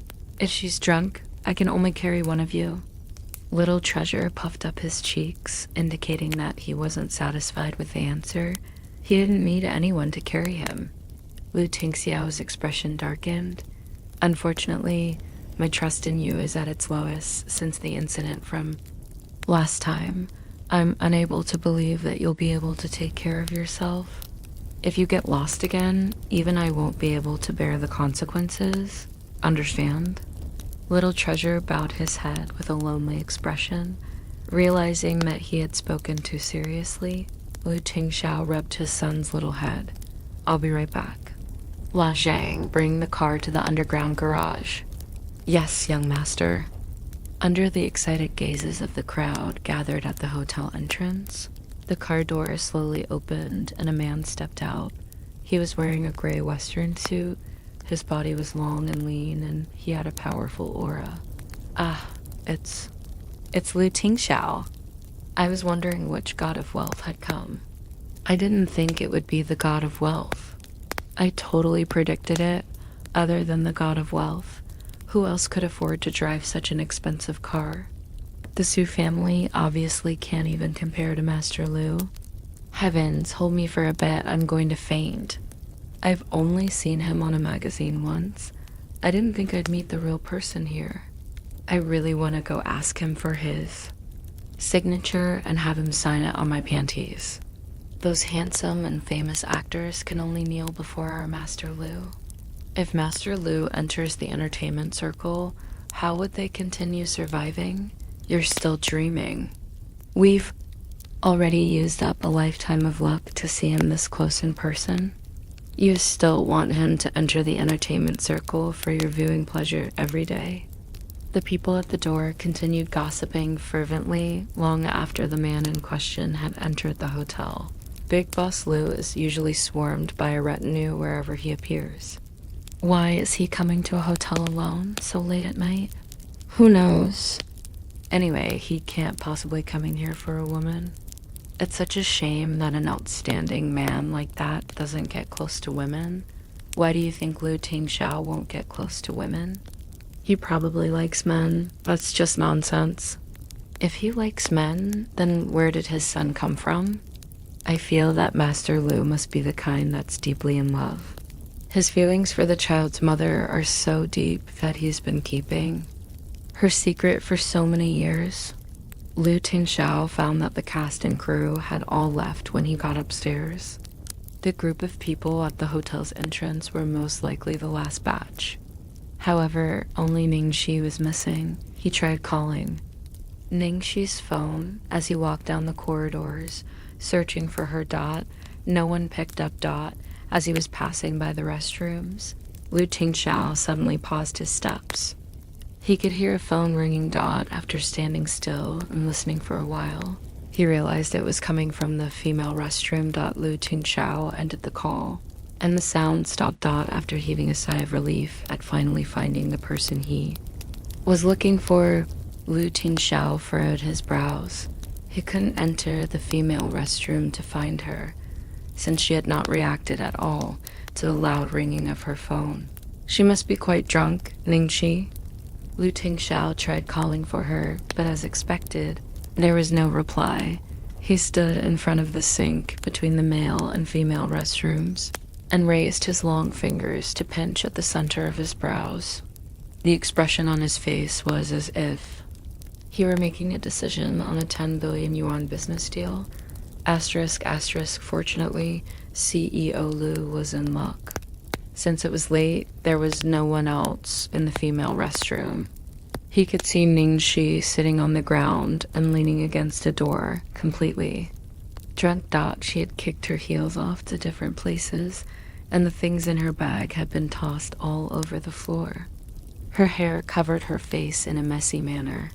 She looked like a completely different person from the radiant woman he had parted with earlier. A trace of sympathetic affection flashed across Lu Tingxiao's eyes. He walked over and picked up her bag. After retrieving all the items that had been scattered about, he then picked up her shoes and reached out towards her waist and knees as he was about to carry her. Ningxi suddenly grabbed onto the door with a death grip. Her drunken gaze swung towards him, and she stared at him with extreme caution. "Who are you?" "Lu Tingxiao." "Lu Tingxiao." Ningxi turned dazed before she suddenly exploded in rage. "You liar. Do you think I'm an idiot? This is the female restroom. Was this girl really drunk?" She seemed to still have her wits about her. "I'm not lying." "Liar, I'm not going. I don't want to go with you." Drunk Mingxi was like a little porcupine that had suffered a scare. She was completely guarded. Ningxi completely refused to leave, so Lu Tingxiao could only put down the things in his hands for the moment to coax her. What do I have to do to make you believe me? Show me your ID. Ningxi looked like a traffic cop investigating a drunk driver. The corner of Lu Tingxiao's mouth twitched. Then he obediently pulled out his wallet and passed his ID over to her like a good citizen. Ningxi held onto the thin card shakily. Her eyes almost pressed up against the card as she read word by word. Lu Tingxiao. You're Lu Tingxiao. Lu Tingxiao nodded in satisfaction. Can we go now? Not going. I don't want to go with you. You're the evil demon king. I'm not going. Not going, not going. Ningxi became even more agitated. Evil demon king. Lu Tingxiao's face turned black. So that was the image she had of him in her heart? He thought that he had treated her quite warmly. The two were in a stalemate when the sound of footsteps came from beyond the door. Ningxi, are you inside? Lu Tingxiao's back stiffened in an instant. If someone saw him in the female restroom right now, he would never live it down. The sounds of footsteps drew closer and closer, to the point where they could already see the person's clothes. Lu Tingxiao cursed quietly and quickly grabbed all of Ningxi's belongings and stuffed her into the cubicle dot. It was the screenwriter, the Linglong, who had come to look for Ningxi. Ningxi was a rookie and was not acquainted with anyone in the crew. Only the Linglong had noticed that she hadn't returned from the restroom for a long time, so she had gone to look for her. Within the cubicle, Ningxi was frightened from suddenly being dragged inside and was struggling in the man's embrace. The noise caught the attention of the Linglong outside. Ningxi, is that you? Hearing the voice closing in on them, Lu Tingxiao's expression turned even darker. It was right at this moment that the girl actually bit the hand he was covering her mouth with. It hurt so much that he furrowed his brows. Lu Tingxiao's expression was slowly showing signs of collapse. When had he ever been in such a sorry situation? After taking a deep breath, Lu Tingxiao spoke up. His voice turned husky from trying to suppress his emotions. Calm down. I'll give it to you now. The Linglong had been about to knock on the door when a man's voice had come from inside. She froze for a moment before realizing what was going on. Her cheeks reddened, and she quickly ran out. She hadn't thought that she would actually come across some people doing that here. This was a hotel. Why couldn't they just get a room? She really couldn't understand the hobbies of some people. Since she wasn't in the female restroom, where had Ningxi run off to?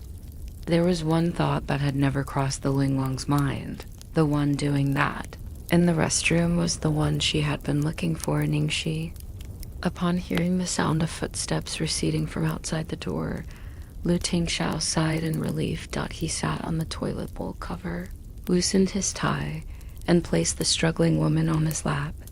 He then snapped coldly, "Stop causing trouble. Otherwise, he wouldn't mind doing that, for real." The man's tone was too fearsome. Ningxi was so shocked that she started hiccuping. She looked at him as if she had been bullied. Lu Tingxiao had scared her just for a moment, yet he could only helplessly switch to gently patting her back as he coaxed, "Sorry, I shouldn't have been so fierce with you." However, the person in his arms seemed to become even more upset. Tears started rolling endlessly down her cheeks. Lu Tingxiao was momentarily helpless. How could she be so much harder to coax than little treasure?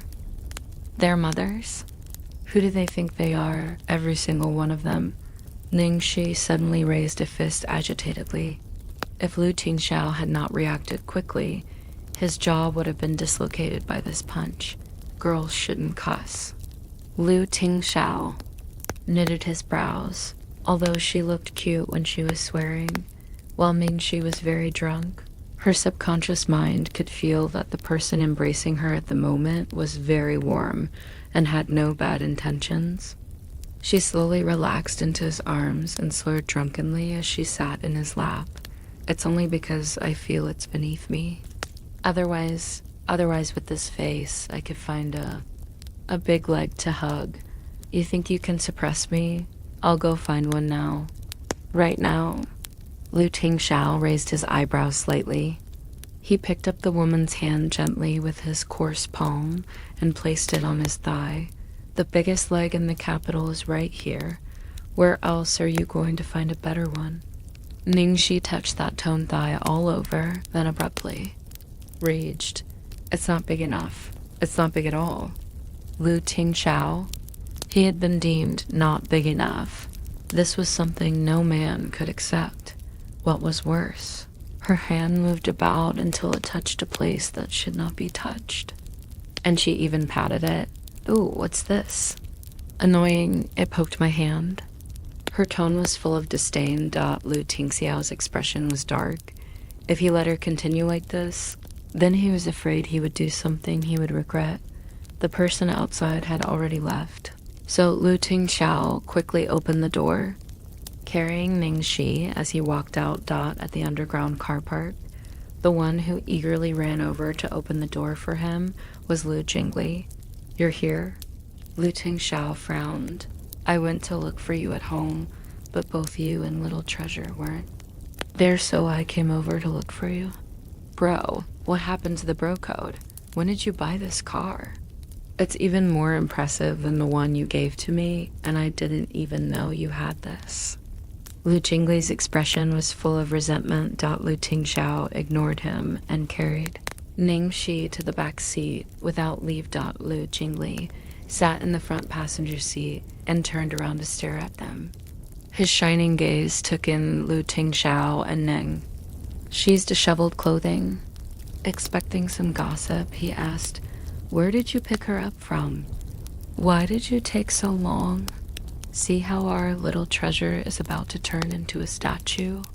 The moment he saw Ningxi, Little Treasure stopped pressing his face against the car window and stuck to her instead. Lu Tingxiao had initially been worried that Ningxi would have some sort of agitated reaction to Little Treasure's presence in her drunken state.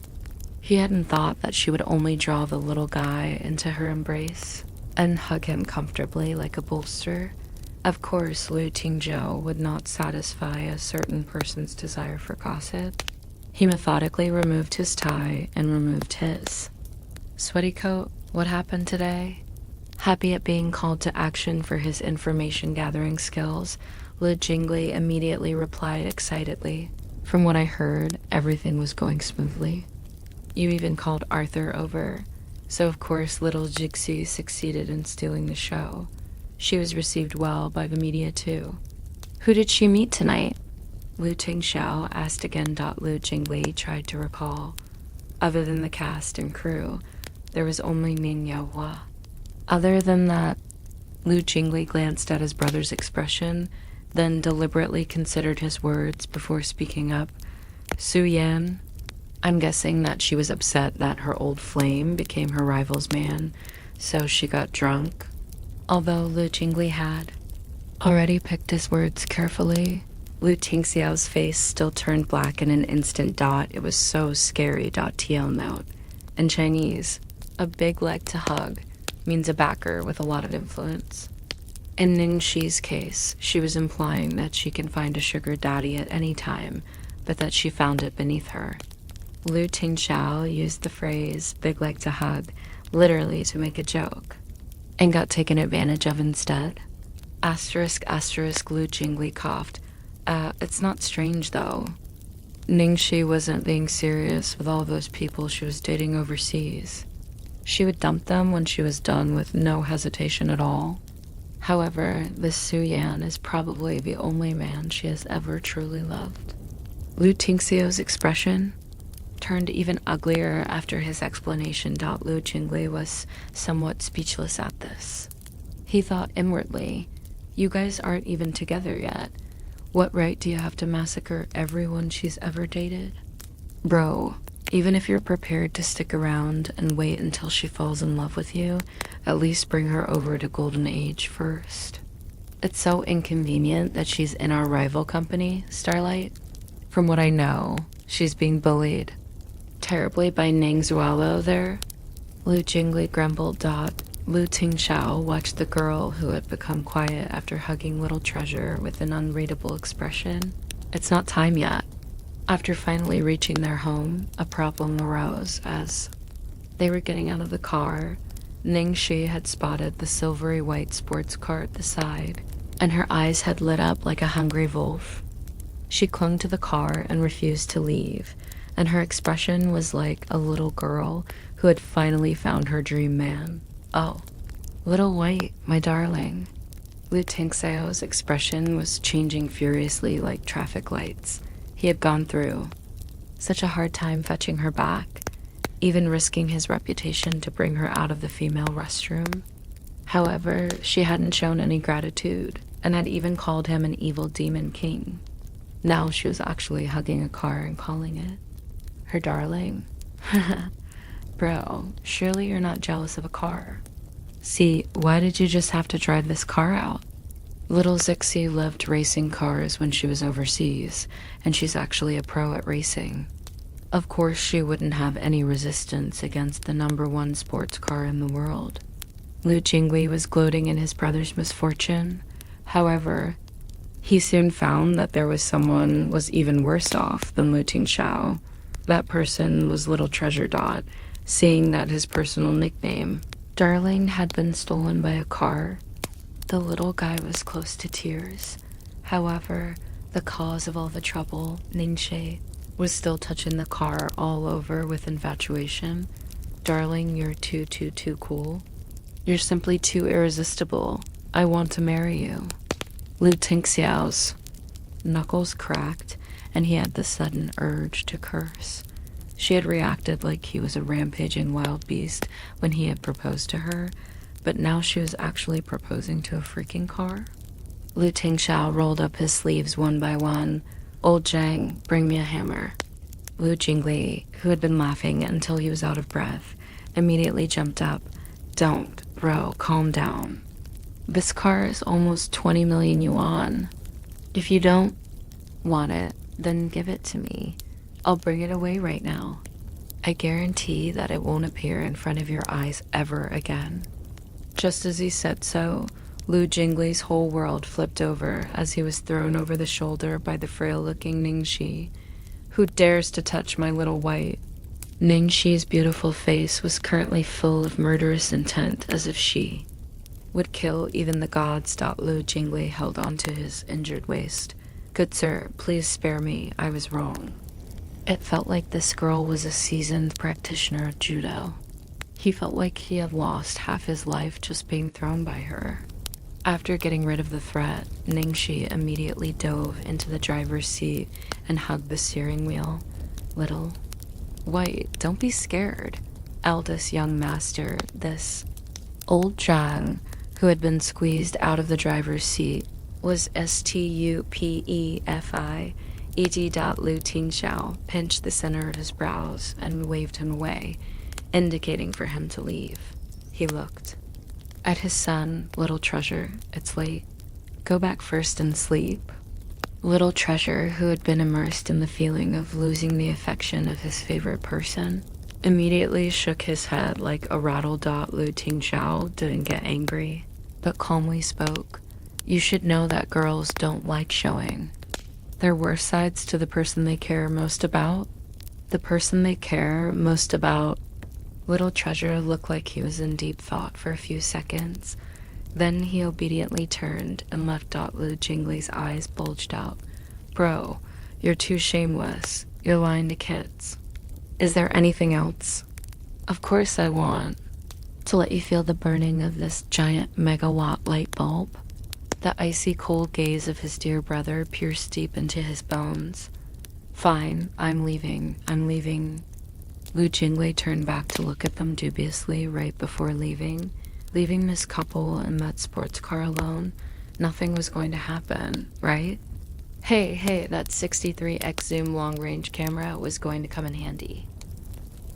What do you want to do? Seeing Lu Tingxiao suddenly seating himself in the front passenger seat, Ningxi hugged the steering wheel as if she was protecting her food. Lu Tingxiao leaned against the seat, his expression darkening. What did he want to do? She had best never find out. Currently, he only had a white shirt on his upper body. He suppressed the fire burning inside and roughly unbuttoned his collar. Then the next button and the next button after that. Ming. She was watching the man next to her cautiously from start to end. Seeing the man slowly unbuttoning his shirt and revealing that solid, fine chest, she became so entranced she even forgot about her little white for a moment.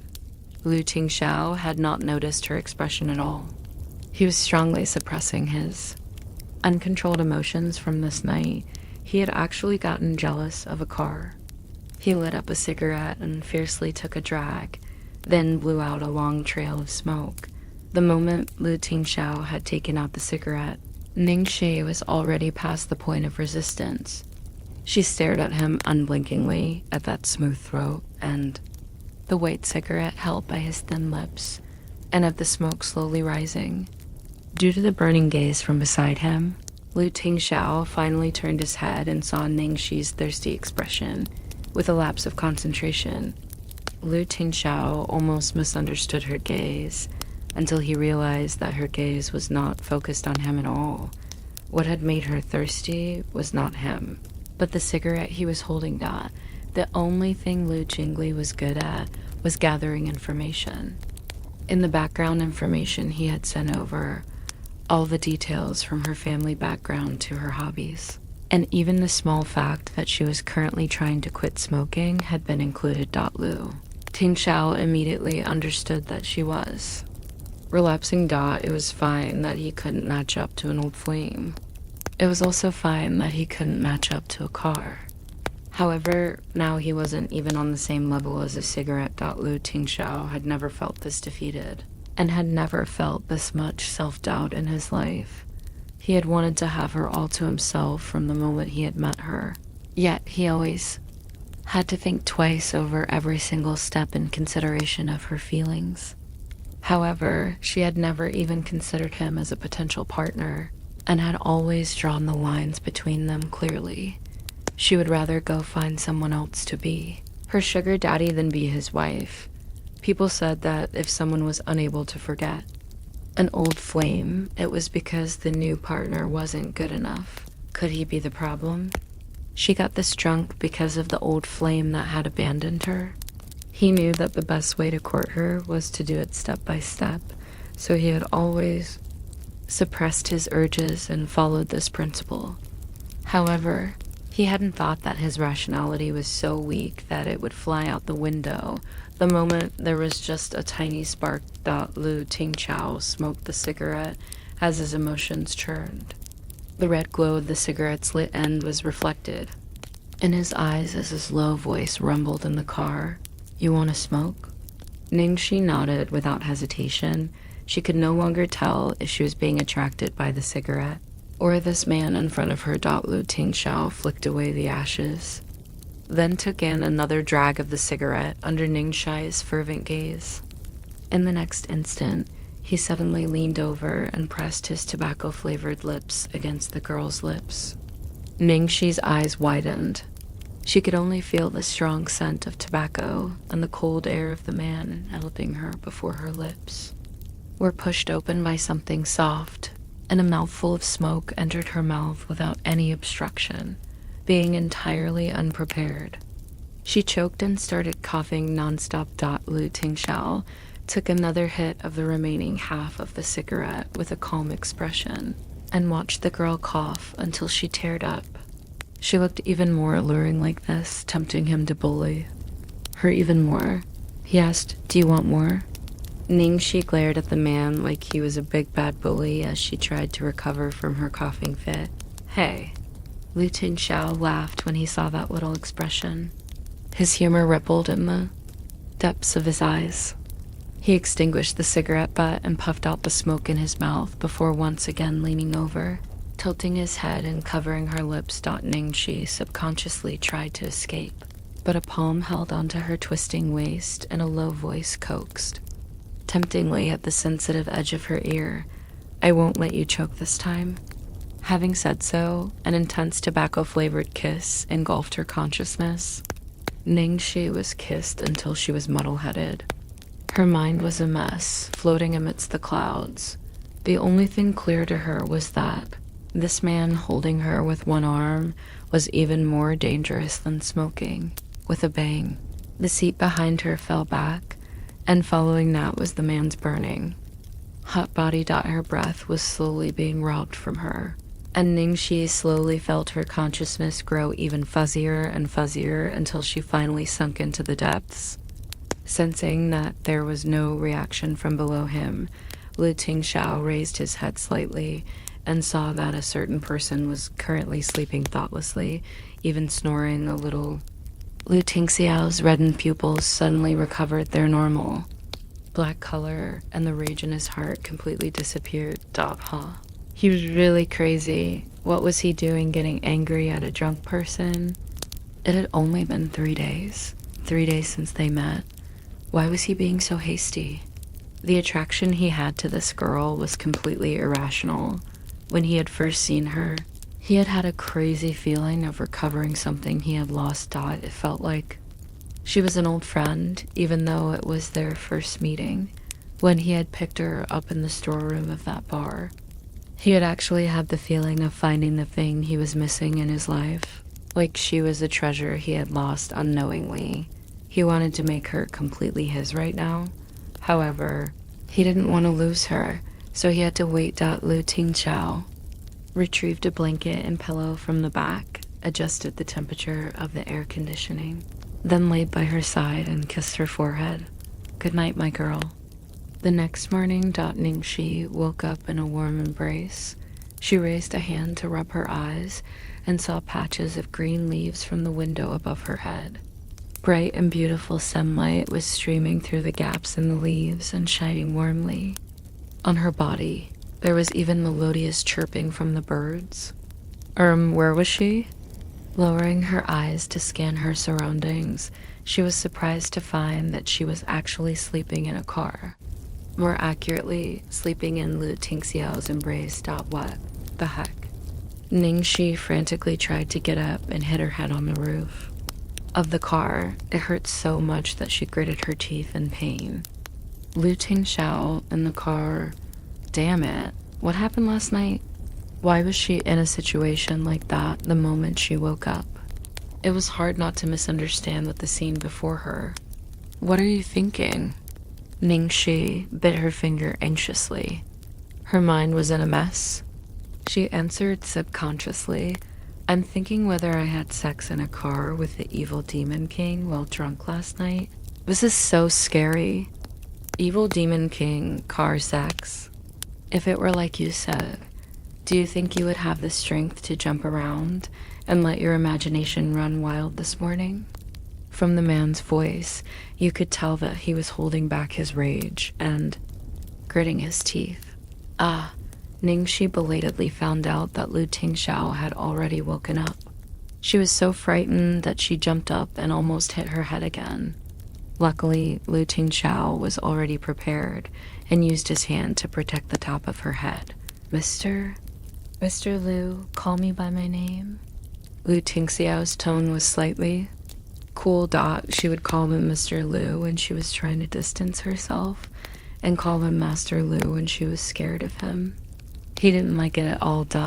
She wondered if it was her misperception, but it seemed like something about Lu Tingxiao had changed in a single night. Or maybe she should say that it wasn't him that changed, but rather that he had hidden his true self away, and she had never really understood him. Ningxi's gaze inadvertently landed on the traces of blood on the back of his hand. She asked, Lu Tingxiao, what happened to your hand?" Lu Tingxiao glanced sideways at that circle of teeth marks, then looked at her with a hint of a smile. "What do you think?" Ningxi swallowed once. "These teeth marks look a little familiar." "There." was a trace of praise in Lu Tingxiao's expression. Well spotted. Thanks for the compliment. Ningxi coughed once and smiled awkwardly before she asked carefully, I did that? Do you think I'm framing you? You can bite me again to compare. Lu Tingxiao suggested. Before offering his hand to her, Ningxi waved her hands, embarrassed. No need. There is absolutely no need for that, I admit. I admit that I was the culprit, although what happened last night? I don't remember much after drinking. I only recall that I entered the restroom, and I can't remember anything. After that, how did I get back here?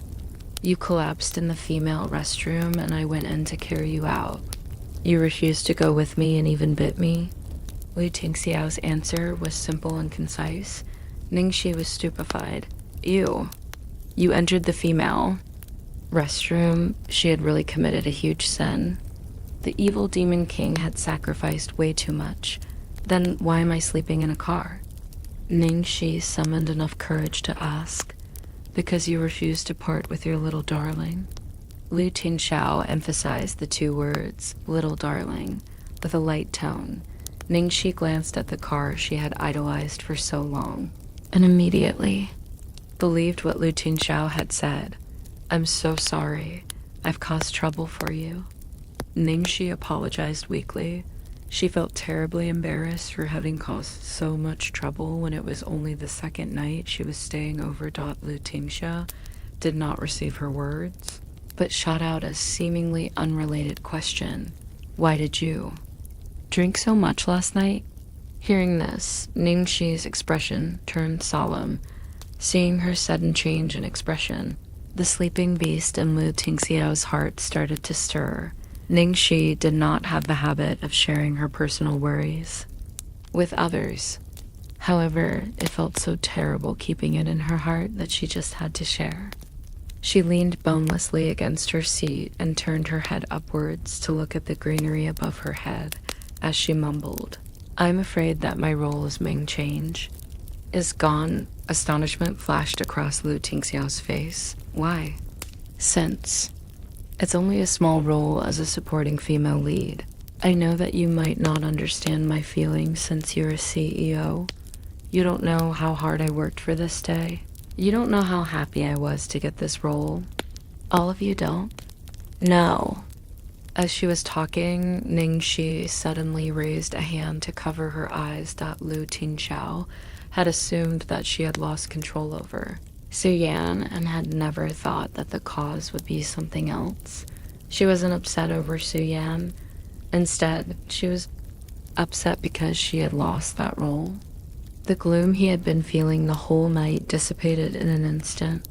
However, seeing how upset the girl was, his heart clenched in sympathy. How could he not know how important her dream was to her? Otherwise, why would she have continued stubbornly climbing upwards, step by step, despite knowing that there were shortcuts she could have taken?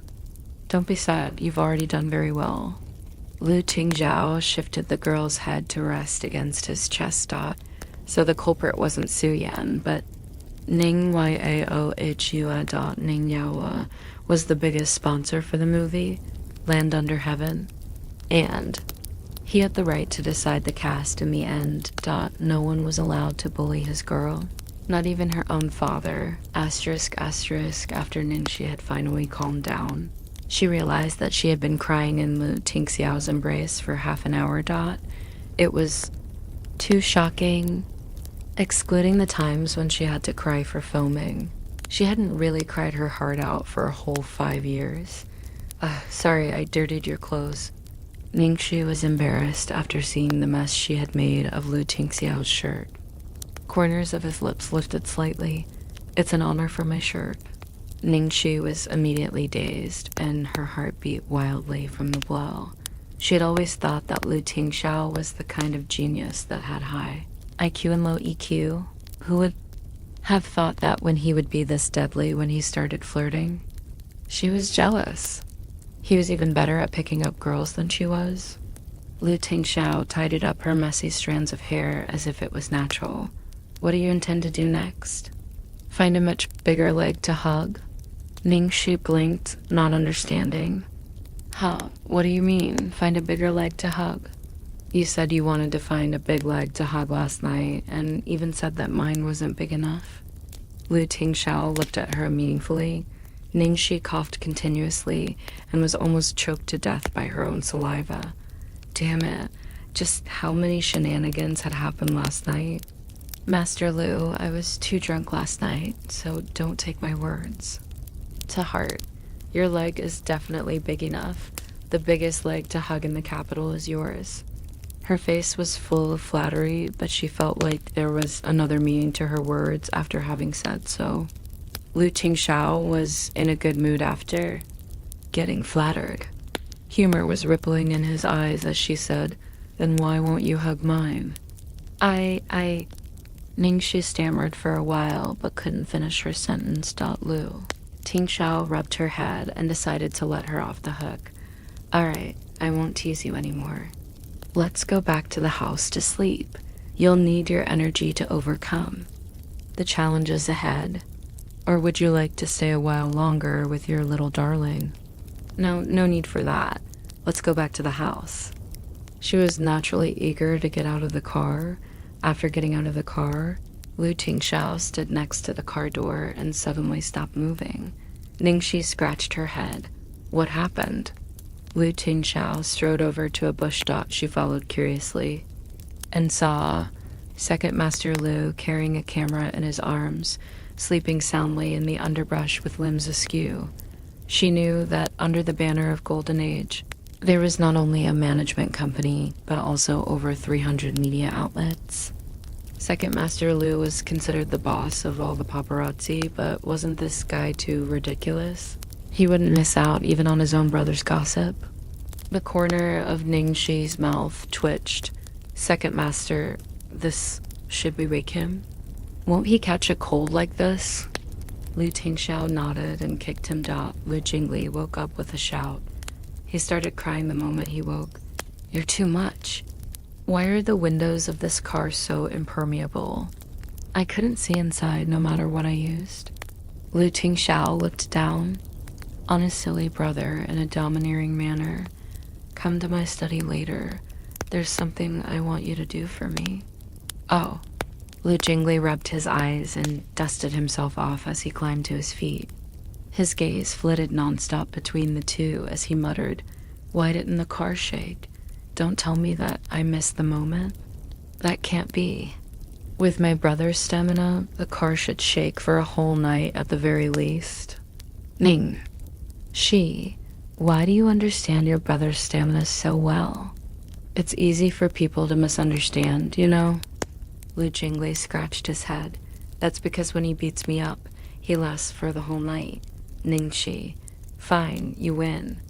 After returning to the room Lu Tingxiao had prepared for her, Ningxi was totally speechless. In just one night. In half a day, the guest room had been completely renovated. The room's style had originally been clean with cool tones, but it had been changed into a cozy room with warm tones. Not only that, the closet was filled with a row of clothes all in her size. From pajamas to home clothes to party dresses, even the accessories and handbags were all super ultra limited editions. He was simply inhumanly rich. What's wrong? You're not satisfied? Lu Tingxiao was standing behind her. Ning. She touched her forehead. It's not a matter of satisfaction. Then what's wrong? CEO Lu. Use my name. Okay, Lu Tingxiao, don't.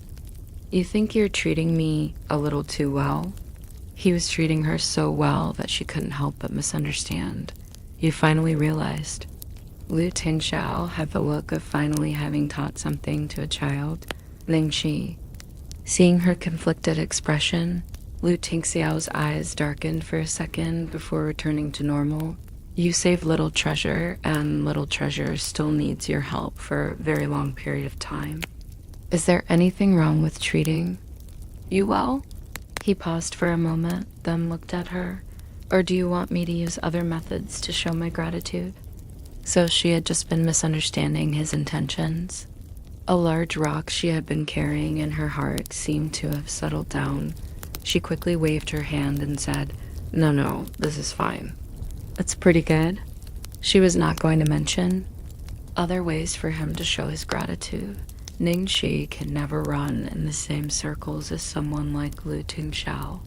If he knew of her dirty past, he probably wouldn't even let her meet Little Treasure anymore. It's still early, rest for a while. Come down for breakfast later? Okay. After Lu Tingxiao left, Ningxi laid on the large, comfortable bed. Wide awake. How would she be able to fall asleep when she was waiting for bad news? Even though the directors were happy with her, it didn't mean that they would be able to withstand the pressure from the sponsors. Finally, she could no longer sit and wait for her death. Ningxi sat up and opened her laptop to log into MSN. My lonely empty loss. Are you there? Corrupted Devil King? Wow, Miss Big Star Ning. You're free to contact a peasant like me. My lonely empty loss. Do you have money? Can you lend me 8 million? Corrupted Devil King. What happened? My lonely empty loss. Please don't ask about the reason. Corrupted Devil King. I just invested my spare money into a winery. It'll take some time. My lonely empty loss. How long? Corrupted Devil King. 3 days. My lonely empty loss. Thanks, Corrupted Devil King. Hey, my dear. It's the first time you've actually asked me for something. My lonely empty loss. When are you coming back to China? I'll go fetch you, Corrupted Devil King. Ningxi, you're heartless. Seeing that Corrupted Devil King had gone offline, Ningxi felt stifled in her heart. She didn't want to owe anyone favors if she couldn't help it, especially since this person was one of her exes, although she knew that she had hurt him by doing this kind of equivalent exchange. She had no other choice. She had lost the ability to care a long time ago, and she never wanted to feel it again. As for the reason why she didn't borrow the money from Lu Tingxiao, she was already too involved with the Lu family. She absolutely did not want to get involved even further with them, especially with money matters. After an hour, Ningxi finally received a call. It was Changlei. Ning. She pressed her palm and took a deep breath before she picked up the call. Hello? Don't forget that filming starts tomorrow morning at 9. Take a car there yourself. I have to take care of Zilolo, so I don't have the time to look after you. You don't even need me since you're so capable anyway. Changlei was still as sharp as usual.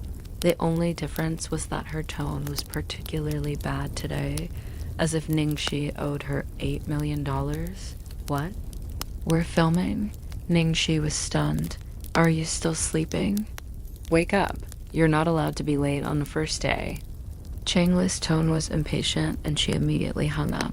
Ningxi held onto her phone and remained in a daze for a long while. What happened? She was still in? She scrambled out of bed and paced around the room, and finally dialed the director's number. Hello, Director Guo. Sorry for disturbing you this early, but I had something I wanted to ask you. You're asking about the matter of Director Ning trying to switch you out? Yes. Ningxi's heart clenched. Ning Yaohua had done exactly what he said. Asterisk. Ningxi, producer Wang, screenwriter Thee and I are all extremely satisfied with you. However, the cruel reality is that our feelings aren't enough to film a movie. The most important thing is funding, so we don't have any control over things like casting sometimes. Who gets to have the final say? Of course, it's the person who put in the most money. Ningxi's heart slowly sunk as she listened. She had been switched, hadn't she? Why did Changlei inform her about the filming then? Last night, Director. Ning did talk to me. He disagreed with your casting because he felt that you were too new, however. Guo Kesheng paused. Ningxi hated that she couldn't pull him over through the phone so she could give him a good shake. Couldn't he say everything all at once? However, Ningxi, you're in luck. Another sponsor seems to have taken a liking to you. They indicated that they wouldn't accept anyone else playing Ming Change. Work hard. Really? Ning-Shi's bruised heart was suddenly flying in midair. She felt like she had been taken for a roller coaster ride by the director. It was too much excitement for her heart. Director Guo, you did that on purpose, didn't you? I almost had a heart attack from the fright. Haha, youngsters these days can't keep their cool, eh? Stop beating around the bush and just tell me already. Have I been replaced? No. That sponsor has invested $50 million. That's the combined investment of the Ning family and Starlight Entertainment. So he gets to have the final say? I thought the only sponsors for this movie were the Ning family and Starlight. How? Did another sponsor appear out of nowhere? Ning-Shi felt that it was a little strange. It's a sponsor that came in at the last minute. You'll find out soon enough. Guo Kexing sounded like he was in high spirits. How could he be unhappy at this point? A 50 million yuan sponsorship had come out of nowhere, and his movie now had a total of 1 billion yuan in sponsorship. Furthermore, he no longer needed to bow to the whims of the ignorant sponsors and swap out the actress he was most satisfied with. Got it. Thanks, director. Ning-Shi had just hung up when the door opened with a creak. It was the sleepy-looking little bun. She squealed in happiness and threw herself onto the little bun, hugging and kissing him fiercely. Darling, you're my lucky star. You've helped me avoid disaster every time. From outside the door, the great Demon King watched the girl kissing his son excitedly. It was clearly all his hard work. Forget it. Nothing else was more important than seeing the girl's bright and beautiful smile. Lu Tingzhao strolled in. Did something good happen? Ning-Shi hugged the little bun who had been dazed by her sudden enthusiasm. The director just told me that I won't be swapped out because the biggest sponsor for this movie took a liking to me. Oh, congratulations then. Lu Tingzhao congratulated her in a deliberately serious manner. Ning-Shi rubbed her chin as she pondered. The director didn't reveal the identity of the sponsor, though. Well, they must be someone with especially good taste and vision. Someone who's really, really handsome. Lu Tingzhao smiled slightly. You think so? Of course. Ning-Shi was already acting protective. She suddenly thought of something. I'll be filming in the day for most of the time, and I may have some scenes to film at night as well. What will happen to little treasure? Lu Tingzhao did not answer, but looked to his son after receiving Ning-Shi's warm kisses and hugs. The little bun was in a very good mood. However, upon hearing this bad news, his expression remained blissful. He trotted back to his room, thinking that he was going to lock himself up again. Ning-Shi tensed up. She didn't expect that he would return quickly with a writing board in his hands. The words on the board: read, fighting. Ning-Shi was so touched that she was about to cry. Think. You darling, you're really my angel. Lu Tingzhao watched the two embracing, his gentle gaze filled with unprecedented warmth. It was the first day of filming today at the studios. On the outskirts of the capital, the first scene was a court banquet where the emperor was going to receive some foreign emissaries. The seventh prince, Saikshu Baigen, and his consort Shenggong. Yingrang would use their quick wits to counter the challenges from the emissaries. As the consort Di, Ning-Shi did not need to do much. She only needed to act as a bewitching and graceful ornament by the emperor's side. However, even so, wearing so many layers of ancient-style clothing on such a hot day was bad enough, especially since Ning-Shi's costumes were the most complicated. Not only were the clothes thick, even the accessories on her head weighed a few kilograms.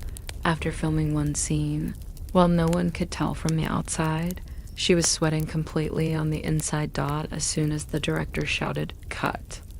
Ning Zuoluo's two assistants immediately rushed over, eager to attend to her. One of them fanned her while the other passed water to her. and the chair was already equipped with a cooling mat. There wasn't a single assistant by Ningxi's side. After filming, she wasn't able to have even a single sip of water. As she still had scenes to film, she couldn't even remove the clothes on her and could only unbutton the collar for some air. Everyone was praising Ning Zuelo's performance, and the director added a few compliments as well. However, when he turned back to the screens, he kept rewatching a few screens where Ningxi had appeared, although she had no lines and the camera had focused on her only a few times. Her expression was simply too perfect, looking alluring and indolent even while bored stiff. Her expression also carried a few traces of contempt for the people beneath her, because she was preparing to destroy this entire kingdom with her own hands. Good. He could finally rest easy dot at this time, the errand. Boy Zhao Li shouted excitedly, "Teacher Ning, your boyfriend is here to visit you." Of course, he meant Ning Zueluo with Teacher Ning. Su Yan walked over in refreshing casual wear. Two servants were following behind him and carrying a large box, and they started distributing ice cream to everyone.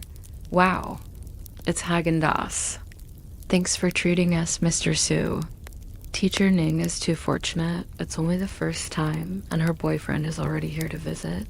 God, what about us single dogs? Geez, even giving you something to eat won't hold your tongues. Ning Zueluo protested coquettishly, then brought a box of ice cream to Ningxi. Junior Ning, you should eat too. Thanks. Ningxi received it politely. This woman would always act like an angel in front of others, especially in front of Su Yan. Even if Ning Zueluo wasn't tired of it, she had already had enough of watching her act. Luckily, Ningxi was an actress by profession and didn't mind acting along with her. After returning to her seat, Ning Zueluo looked at Su Yan as if she had something to say, but found it difficult to talk. In the end, she still spoke up hesitantly. Yan Jij, I'm a little worried about Zhaoxi. What happened to Zhaoxi? Su Yan immediately asked. It was the opening party last night, right? My dad came, and he met Zhaoxi. I'm not sure what Zhaoxi said to Dad, but he flew into a terrible rage and wanted to kick her out from her role. How did this happen? Su Yan frowned. I don't know either. By the time I got there, Dad was already furious. What happened afterwards? It looks like Zhaoxi hasn't been switched out. Su Yan looked towards Ningxi's direction, only to see that she was reading the script earnestly despite sweating profusely under the sun. Although she cut a sorry figure, her face was dazzlingly brilliant under the sunlight. Speaking in a hesitant manner, Ning Zueluo continued. My dad called the production team last night, and they agreed to the switch over the phone. However, the next morning, someone anonymously invested $50 million into this movie, and their only request was that Ningxi had to be the supporting female lead. I'm afraid. Su Yan's expression turned uglier and uglier as he listened. Finally, he said in a low voice, I know Zhaoxi. She would never do something like that. Yan Jij, you're too naive. What kind of place is the entertainment circle? Were there any people who didn't change upon entering this circle? For me, I'm lucky because I have Daddy and you to support me, but Ningxi has such a bad relationship with her family, and she refused to accept our help. Don't tell me that you don't know what can happen to a beautiful girl with no power and backing. Ningxi, there's someone looking for you. At this moment, the errand boy shouted. Again, but with a weird tone. Within an instant, everyone turned their gazes over because it was two eye-catching red roses. Enough red roses to cover the entire set were slowly being brought in by people. Asterisk, asterisk, by the time everyone could react, the whole set had been turned into an ocean of red. On such a hot summer day, it made everyone feel even hotter, while Ningxi held onto a card, feeling like she was about to faint. A row of words was written on the card. Remember to come pick me up at the airport. Corrupted Devil King, Miss Ning, please sign off on the delivery. I'll sign off on your sister. Please take it all back. It'll affect everyone's work piled up here. Ning Shi tried her best to keep a gentle tone as she rejected. The gift. We can't do that. We promised our customer that we can only go once we've watched you sign on the receipt. The flower boy was troubled at this moment. One of the prop directors hurriedly tried to persuade her. Ning Shi, just accept them. Just accept them. Coincidentally, we have a scene that needs roses later on, so we won't need to spend so much effort to prepare them if you give them to us. Since the prop director had already said so, Ning Shi could not bear to trouble the delivery boy any longer. She pinched the space between her eyebrows, then messily signed her own name. By this point, everyone watching from the side started whispering amongst themselves with envy on their faces. My gosh, there are so many roses. It's so romantic. Who sent them? Do you even need to ask? It definitely has to be a suitor. Beautiful women are really treated differently. To think that someone sent flowers on the first day of filming. And they sent so many. The assistant by Ning Zhuo's side, Kui Keijing, said carelessly, although there are so many of them, it doesn't actually cost much. Just as she said so, someone suddenly came over looking for Ning Shi. It wasn't so eye-catching this time as the new arrival carefully passed her a small box. All the busybodies stretched their heads over trying to peek. What was it this time? Ning Shi's face was full of suspicion as she opened it, only to see a huge sparkling diamond with a note. The note said, "Long time no see," and was signed off as YS. Staring at those two letters, Ning Shi's expression turned even uglier. Asterisk, asterisk, asterisk, asterisk. Were they collaborating together on this? She was trying to keep a low profile. Why was it so hard? In such a short time, she had first gotten fresh flowers and then diamonds. The whole production team was in an uproar. Oh my god, that diamond is freaking huge. My eyes are about to go blind. Ning Shi's suitors are so crazy. This time, Kui Kaijing had nothing to say. She could only whisper sourly, who knows if it's real or not. While Ning Shi collapsed in a chair, looking like she couldn't live on, whatever was supposed to happen would come eventually. She couldn't even hide. Ning Shi took a few deep breaths and tried her best to recover her calm before walking. To the director, my apologies, Director Guo. I've caused trouble for the crew. Guo Kasheng didn't seem to mind at all. He chuckled as he waved away her apology. It's natural to have a few suitors when you're such a beautiful lady. There's nothing to apologize for. We've even gotten your flowers for free. Not far away, Ning Zuolo looked calm on the outside, but she was gritting her teeth in irritation. How could she not be jealous? That village girl, who had still reeked of dirt back then, could actually drive men mad to the point of sending such extravagant gifts and effortlessly get the things she had to work so hard to get, taking advantage of the little time she had. Before the next scene started, Ning Shi quickly found a corner and dialed a number. Hello? Have you received my present, darling? A leisurely tone sounded from the phone. Zhang Mai. Asterisk, asterisk, asterisk, asterisk, your grandfather. Are you for real? In contrast, Ning Shi was on fire. TSK. Casque. You're the very first one who's ever refused to asterisk, asterisk, asterisk, asterisk me after receiving my roses. And you even want to asterisk, asterisk, asterisk my grandfather. Aren't your tastes too weird? Stop changing the topic. What do? You want? Nothing. I just wanted to remind you to come pick me up at the airport. You've promised me. You still dare to let me pick you up? Aren't you afraid that I'll bring a 40 meters knife and chop you to death with it, you bastard? Ning Shi strongly suppressed her killing intent. So you're going back on your word? The person's tone turned cold. the condition for going. To pick you up was that you would lend me 8 million, but now I don't need it. Didn't I send you a text explaining that? I don't care anyway. You've already promised me. Although I didn't lend you the money in the end, but I agreed the moment you asked, even though it was such a huge sum. How could that be? Fake? Don't you hate owing people the most? Doesn't this still count as a favor? Ningxi held her forehead and paced aggressively. I'm not going to mention sending flowers to prank me for now, but you know that the news of your return has already been leaked. The media and your fans will be flooding the airport. You want me to pick you up? You want me to be torn up by them? Jiang Mai, I only dumped you once. It's not worth giving me such a hard time. Am I giving you a hard time? This is a free opportunity for you to become famous, something so many stars want but can't even get. I don't need it. Fine, you're not coming. Are you? Then I'll tell the whole world that you dumped me.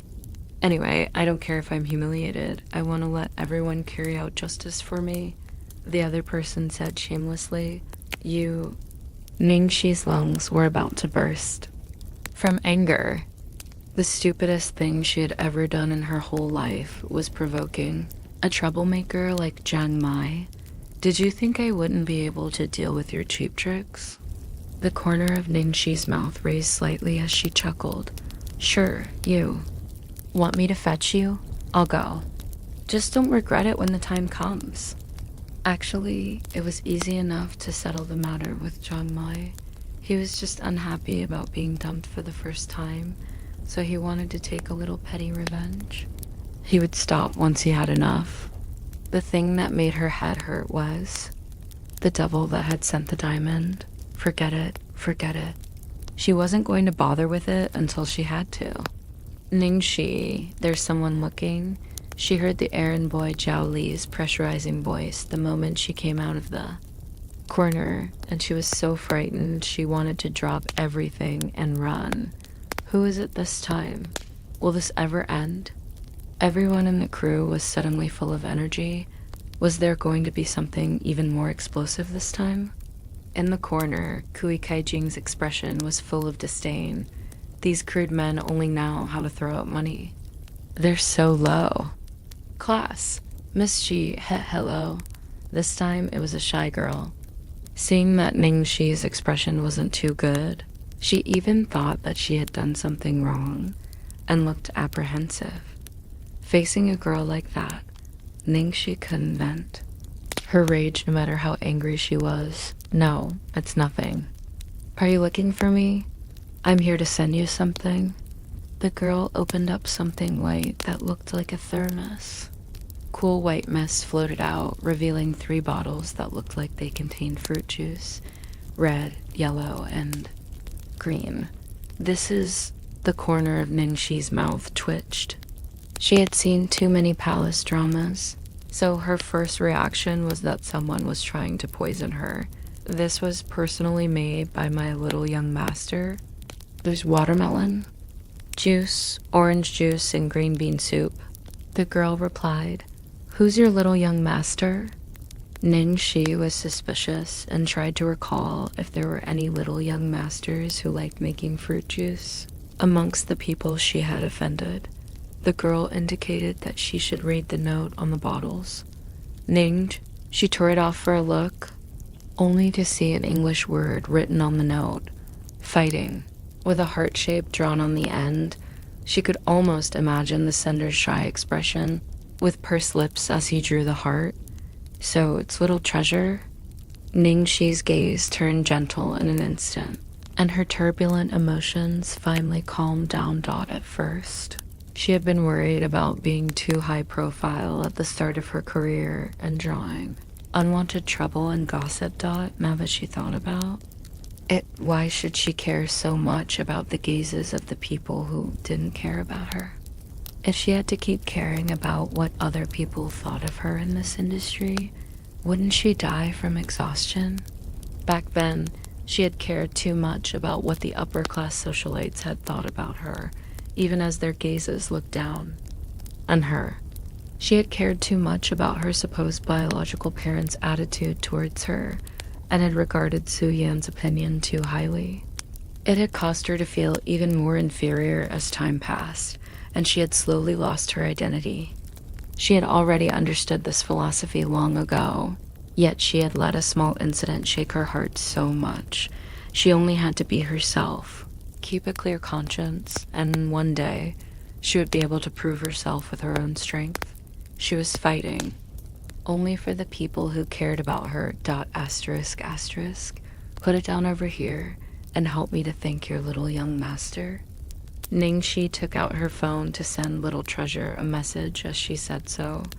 The cast and crew looked like they were minding their own business, but they were all staring over at Ningxi's corner, curious about what had been sent over this time.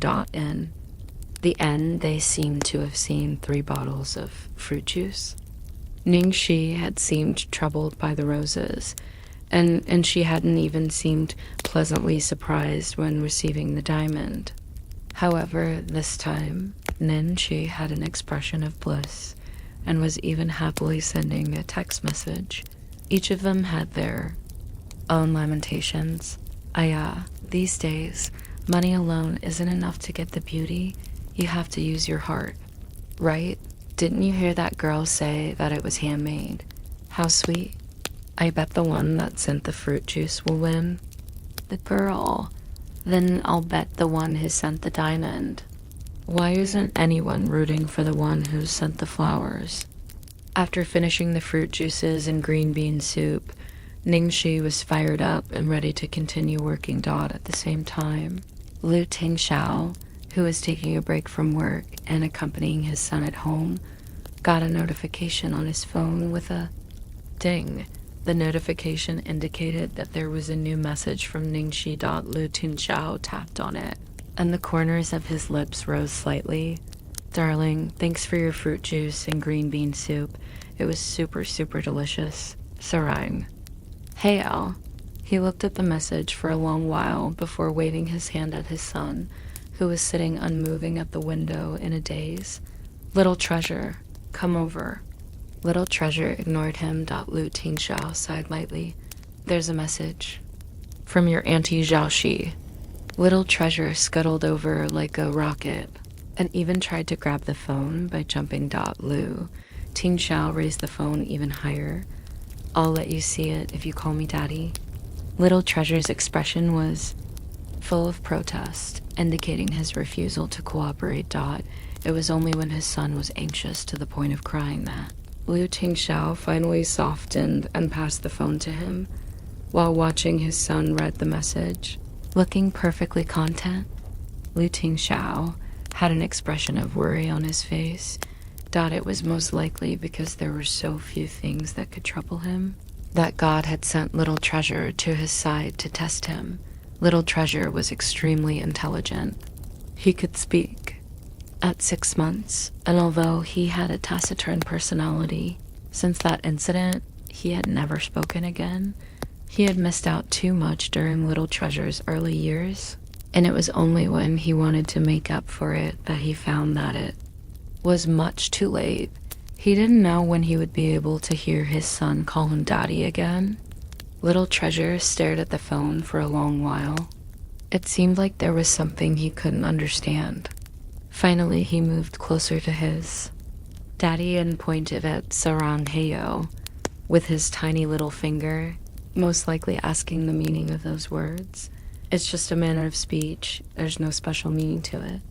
Lu Tingxiao answered seriously. PFFT Appa, don't. Teach Little Treasure when you're not familiar with pop culture. Sarang Heyo means I love you in Korean. Okay. Lu Jingli was bouncing as he ran over. He even made a heart shape with his fingers. Little Treasure sent a scornful look to his dad after hearing so, then ran off with little steps to continue pressing fruit juice. Lu Tingxiao was fluent in 12 languages. Even if Ningxi had written those words in Korean, he would definitely have recognized them. However, when the words were written as they were pronounced in Chinese, he could not understand it. Don't you have to work? Lu Tingxiao looked coldly at Lu Jingli and askance. With the expression of a boss managing his subordinates, Lu Jingli immediately moved a chair over to sit in front of him excitedly. Boss, I have something very important to report to you. Lu Tingxiao was lazy to speak. He had an expression of speak if you want to. Lu Jingli gestured wildly with his hands as he spoke, extremely excited. Do you know what news I received today? Zhao Shishi's ardent admirers sent her presents while she was on set. That was the fruit juice and green bean soup that little treasure sent to her. Lu Tingzhao was indifferent. I know, but before our little treasure sent his gift, there were other people who sent her gifts too. Furthermore, there were two of them. One of them sent her enough roses to cover the set, while the other sent a huge 10-carat diamond. Lu Tingxiao's expression slowly turned cold. On this hot summer day, it helped to relieve the heat a little. Ningxi held her forehead and paced aggressively. I'm not going to mention sending flowers to prank me for now, but you know that the news of your return has already been leaked. The media and your fans will be flooding the airport. You want me to pick you up? You want me to be torn up by them? Jiang Mai, I only dumped you once. It's not worth giving me such a hard time. Am I giving you a hard time? This is a free opportunity for you to become famous, something so many stars want but can't even get. I don't need it. Fine, you're not coming. Are you? Then I'll tell the whole world that you dumped me. Anyway, I don't care if I'm humiliated. I want to let everyone carry out justice for me. The other person said shamelessly, you... Ningxi's lungs were about to burst. From anger. The stupidest thing she had ever done in her whole life was provoking a troublemaker like Jiang Mai. Did you think I wouldn't be able to deal with your cheap tricks? The corner of Ningxi's mouth raised slightly as she chuckled. Sure, you. Want me to fetch you? I'll go. Just don't regret it when the time comes. Actually, it was easy enough to settle the matter with Jiang Mai. He was just unhappy about being dumped for the first time, so he wanted to take a little petty revenge. He would stop once he had enough. The thing that made her head hurt was the devil that had sent the diamond. Forget it, forget it. She wasn't going to bother with it until she had to. Ningxi, there's someone looking. She heard the errand boy Zhao Li's pressurizing voice the moment she came out of the corner, and she was so frightened she wanted to drop everything and run. Who is it this time? Will this ever end? Everyone in the crew was suddenly full of energy. Was there going to be something even more explosive this time? In the corner, Kui Kaijing's expression was full of disdain. These crude men only know how to throw out money. They're so low. Class. Miss Shi, hey, hello. This time it was a shy girl. Seeing that Ning Shi's expression wasn't too good, she even thought that she had done something wrong and looked apprehensive. Facing a girl like that, Ning Shi couldn't vent. Her rage, no matter how angry she was, no, it's nothing. Are you looking for me? I'm here to send you something. The girl opened up something white that looked like a thermos. Cool white mist floated out, revealing 3 bottles that looked like they contained fruit juice, red, yellow, and green. This is... The corner of Ningxi's mouth twitched. She had seen too many palace dramas, so her first reaction was that someone was trying to poison her. This was personally made by my little young master. There's watermelon, juice, orange juice, and green bean soup. The girl replied, Who's your little young master? Ningxi was suspicious and tried to recall if there were any little young masters who liked making fruit juice. Amongst the people she had offended, the girl indicated that she should read the note on the bottles. Ning. She tore it off for a look, only to see an English word written on the note. Fighting. With a heart shape drawn on the end.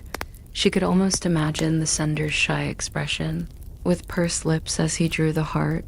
So it's little treasure? Ningxi's gaze turned gentle in an instant, and her turbulent emotions finally calmed down Dot at first. She had been worried about being too high profile at the start of her career in drawing. Unwanted trouble and gossip. Now that she thought about it, why should she care so much about the gazes of the people who didn't care about her? If she had to keep caring about what other people thought of her in this industry, wouldn't she die from exhaustion? Back then, she had cared too much about what the upper-class socialites had thought about her, even as their gazes looked down on her. She had cared too much about her supposed biological parents' attitude towards her and had regarded Su Yan's opinion too highly. It had caused her to feel even more inferior as time passed, and she had slowly lost her identity. She had already understood this philosophy long ago, yet she had let a small incident shake her heart so much. She only had to be herself, keep a clear conscience, and one day, she would be able to prove herself with her own strength. She was fighting, only for the people who cared about her. Asterisk, asterisk, put it down over here and help me to thank your little young master. Ningxi took out her phone to send Little Treasure a message as she said so. The cast and crew looked like they were minding their own business, but they were all staring over at Ningxi's corner, curious about what had been sent over this time. In the end, they seemed to have seen 3 bottles of fruit juice. Ningxi had seemed troubled by the roses, and she hadn't even seemed pleasantly surprised when receiving the diamond. However, this time, Ningxi had an expression of bliss and was even happily sending a text message. Each of them had their own limitations. These days, money alone isn't enough to get the beauty. You have to use your heart. Right? Didn't you hear that girl say that it was handmade? How sweet. I bet the one that sent the fruit juice will win. The girl? Then I'll bet the one who sent the diamond. Why isn't anyone rooting for the one who sent the flowers? After finishing the fruit juices and green bean soup, Ningxi was fired up and ready to continue working. At the same time, Lu Tingxiao, who was taking a break from work and accompanying his son at home, got a notification on his phone with a ding. The notification indicated that there was a new message from Ningxi. Lu Tingxiao tapped on it, and the corners of his lips rose slightly. Darling, thanks for your fruit juice and green bean soup. It was super, super delicious. Sarang. Hey, Al. He looked at the message for a long while before waving his hand at his son, who was sitting unmoving at the window in a daze. Little Treasure, come over. Little Treasure ignored him. Lu Tingxiao sighed lightly. There's a message. From your Auntie Zhao Shi. Little Treasure scuttled over like a rocket, and even tried to grab the phone by jumping. Lu Tingxiao raised the phone even higher. I'll let you see it if you call me Daddy. Little Treasure's expression was full of protest, indicating his refusal to cooperate. It was only when his son was anxious to the point of crying that Lu Tingxiao finally softened and passed the phone to him, while watching his son read the message. Looking perfectly content, Lu Tingxiao had an expression of worry on his face.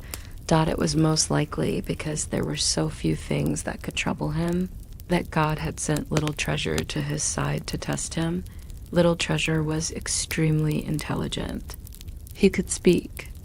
At 6 months, and although he had a taciturn personality, since that incident, he had never spoken again. He had missed out too much during Little Treasure's early years, and it was only when he wanted to make up for it that he found that it was much too late. He didn't know when he would be able to hear his son call him Daddy again. Little Treasure stared at the phone for a long while. It seemed like there was something he couldn't understand. Finally, he moved closer to his Daddy and pointed at Sarang Heyo with his tiny little finger, most likely asking the meaning of those words. It's just a manner of speech. There's no special meaning to it. Lu Tingxiao answered seriously. PFFT Appa, don't. Teach Little Treasure when you're not familiar with pop culture. Sarang Heyo means I love you in Korean. Okay. Lu Jingli was bouncing as he ran over. He even made a heart shape with his fingers. Little Treasure sent a scornful look to his dad after hearing so, then ran off with little steps to continue pressing fruit juice.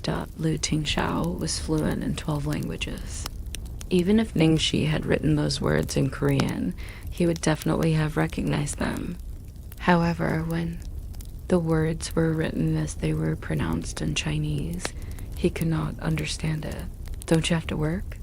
Lu Tingxiao looked coldly at Lu Jingli in askance, with the expression of a boss managing his subordinates. Lu Jingli immediately moved a chair over to sit in front of him excitedly. Boss, I have something very important to report to you. Lu Tingxiao was lazy to speak. He had an expression of speak if you want to. Lu Jingli gestured wildly with his hands as he spoke, extremely excited. Do you know what news I received today? Zhao Xixi ardent admirers sent her presents while she was on set. That was the fruit juice and green bean soup that Little Treasure sent to her. Lu Tingxiao was indifferent, I know, but before our Little Treasure sent his gift, there were other people who sent her gifts too. Furthermore, there were 2 of them. One of them sent her enough roses to cover the set, while the other sent a huge 10-carat diamond. Lu Tingxiao's expression slowly turned cold. On this hot summer day, it helped to relieve the heat a little. How do you think I got this role? Ningxi crossed her arms and leaned back in the chair, indifferently returning his question with another question. Su Yan looked like he was on the last of his patience. He slammed his hand on the table. Ningxi, you should know better than I do about the kind of trouble a girl like you can meet in the entertainment circle. Why are you so intent on stepping into murky waters like that? Hey, a girl like me. Ningxi smiled. Young. Master Su, I wonder what kind of relationship we have for you to be lecturing me like this. If it had been Ningxi from back in those days, she would have become hysterical upon hearing such words. Back then, Su Yan had kept saying that he hoped his future wife would not enter the entertainment industry. However, when it came to Ning Zuluo, he was fully supporting her. Even so, he was actually sitting here and trying to dictate her life. Xiaoxi, even though we've already broken up, I still treat you as a little sister. I'm only trying to help you. Could you stop being so stubborn? Take this money, break the contract with Starlight, and leave the entertainment industry. Su Yan persuaded her earnestly. Hey, is this trying to help me? Ningxi's indolent gaze suddenly turned bone-piercingly cold. Speaking of which, I do have a favor that young Master Su could help me out with. I hope young Master Su could help me tell the Ning family the truth and testify in court that Ning Zuoluo paid off 2 men to rape me. Would you help me with this favor? Xiaoxi, Su Yan's face turned deathly white. If I do. So then Zuoluo's life will be over, and back then, Zuoluo can only be charged with the attempt. You entered the wrong room, and the one you had relations with was someone else. Even though she had expected his answer, Ningxi's heart still throbbed in pain. She spoke with a taunting expression. So what you mean is any wrong you committed back then has been erased? Getting raped after getting drugged was my fault, and getting pregnant with a bastard and giving birth to a dead baby was also my fault. Su Yan frowned. Xiaoxi, that's not what I meant. Zulu and I have already apologized to you for this incident, and we've been trying our best to make amends for this many years. Why can't you forgive and forget? Ningxi grabbed her bag and stood up. Hey, you actually want me to forgive and forget all of that? Come back and plead with me again when you can happily shake hands with and smile at someone who rapes and impregnates your Zhou spawn. Su Yan's expression suddenly changed. Ningxi, how could you say something like that? Oh, I was only talking about a hypothetical situation and you're already feeling this sorry for her. So when it doesn't happen to you, you can't feel the pain, right? You're still hoping for me to forgive you? I'm not a saint. Ningxi tossed out a sentence and then strode away. That was really unlucky. She shouldn't have talked so much with Su Yan. It was so disgusting that she lost her appetite for dinner tonight. She needed to return home quickly and hug her little bun to recover. Ningxi had just walked to the door of the Lu residence when she saw a cute white little bun running towards her. It looked like he had been sprawled at the window seat and waiting for her for quite a while. Ningxi was immediately healed, and she gave a super big kiss on the cheek to little bun as usual. Darling, have you eaten yet? I sent a message to tell you not to wait for me and eat your dinner. Did you listen to me? Little bun nodded twice. Good boy. Ningxi kissed little bun again as a reward. Play by yourself first. Auntie's going to shower and change. Out of these clothes. Little bun nodded. The two of them held hands and walked towards the main door. At the second-story window. Watching the scene outside, Lu Tingxiao's face showed quite a bit of depression. He had never known that he was someone who got jealous easily. He was even starting to get jealous of his own son. Ningxi had kissed his son the moment she had come back, and she had even kissed him twice while he could only watch from afar. After returning to her own room, the first thing Ningxi did was to take off her bra. On such a hot summer day, wearing something like that was practically torture, okay? She reached behind her to undo the clasp and was about to pull out her bra. Halfway through pulling it out, the door behind her was pushed open with a creak. Ning. Lu Tingxiao had only said one word when he was stunned to the point of staring blankly. His hand was still in the midst of pushing open the door, and he looked at the scene in the room with astonishment. TL note, adding Jizhao, which means little, in front of any part of a name turns it into an affectionate nickname. So Zhao Shi or Auntie Zhao Shi referred to Ningxi. *** Ning. She remained in that awkward position. Taking it out didn't seem right, but shoving it back in didn't seem right either. It was really tragic. To make matters worse, the bra she was wearing today had been specially ordered. A triangular Superman logo was printed on both sides. It was extremely eye-catching. Lu Tingxiao had obviously noticed it. His brow ridge went up, but like a gentleman, he didn't display any other sign of shock. He coughed lightly before saying, "Sorry, I saw that the door wasn't closed." He prepared to leave when he finished speaking. It's fine. It's my fault for forgetting to close the door." Ningxi deliberately acted calm and just pulled her bra out before stuffing it under a blanket. She fanned herself with one hand. It's just too hot in the summer. You guys wouldn't understand the troubles women face. Were you looking for me for something? Why did you come back this late? A date? Lu Tingxiao asked, seeming like he didn't particularly care about the answer. What date? I just met an especially loathsome person and talked for a bit. Ningxi grumbled with a wretched expression. Listening to her tone, it was clear that it wasn't a date. Lu Tingxiao's expression relaxed slightly. I left dinner for you. Come and eat when you're done with your shower. Actually, I can settle my meals myself. Ningxi said in embarrassment. It's just one more place at the table. Okay then. After Lu Tingxiao walked away, Ningxi hurriedly locked the door. She had forgotten that she wasn't at home and had actually made such a rudimentary mistake. She would have to take note of that from now. After having a shower and dinner, Ningxi bundled up comfortably in bed and started to read the latest news on the web.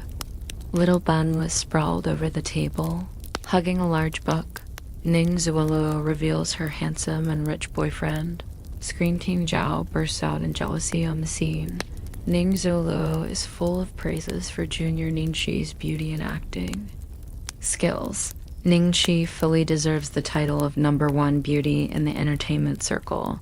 Suppressing Jia Qingqing, Meng Change outshines the other beauties at Land Under Heaven, S opening ceremony, photos, first day of filming for Land Under Heaven. Ning Zuelo's handsome and rich boyfriend comes to visit, counting down the number of rich admirers for pretty rookie Ning Shi. Red roses, piled on the set on the first day of filming inside photos. The headlines were still rather normal at first, but towards the end, they got a little strange.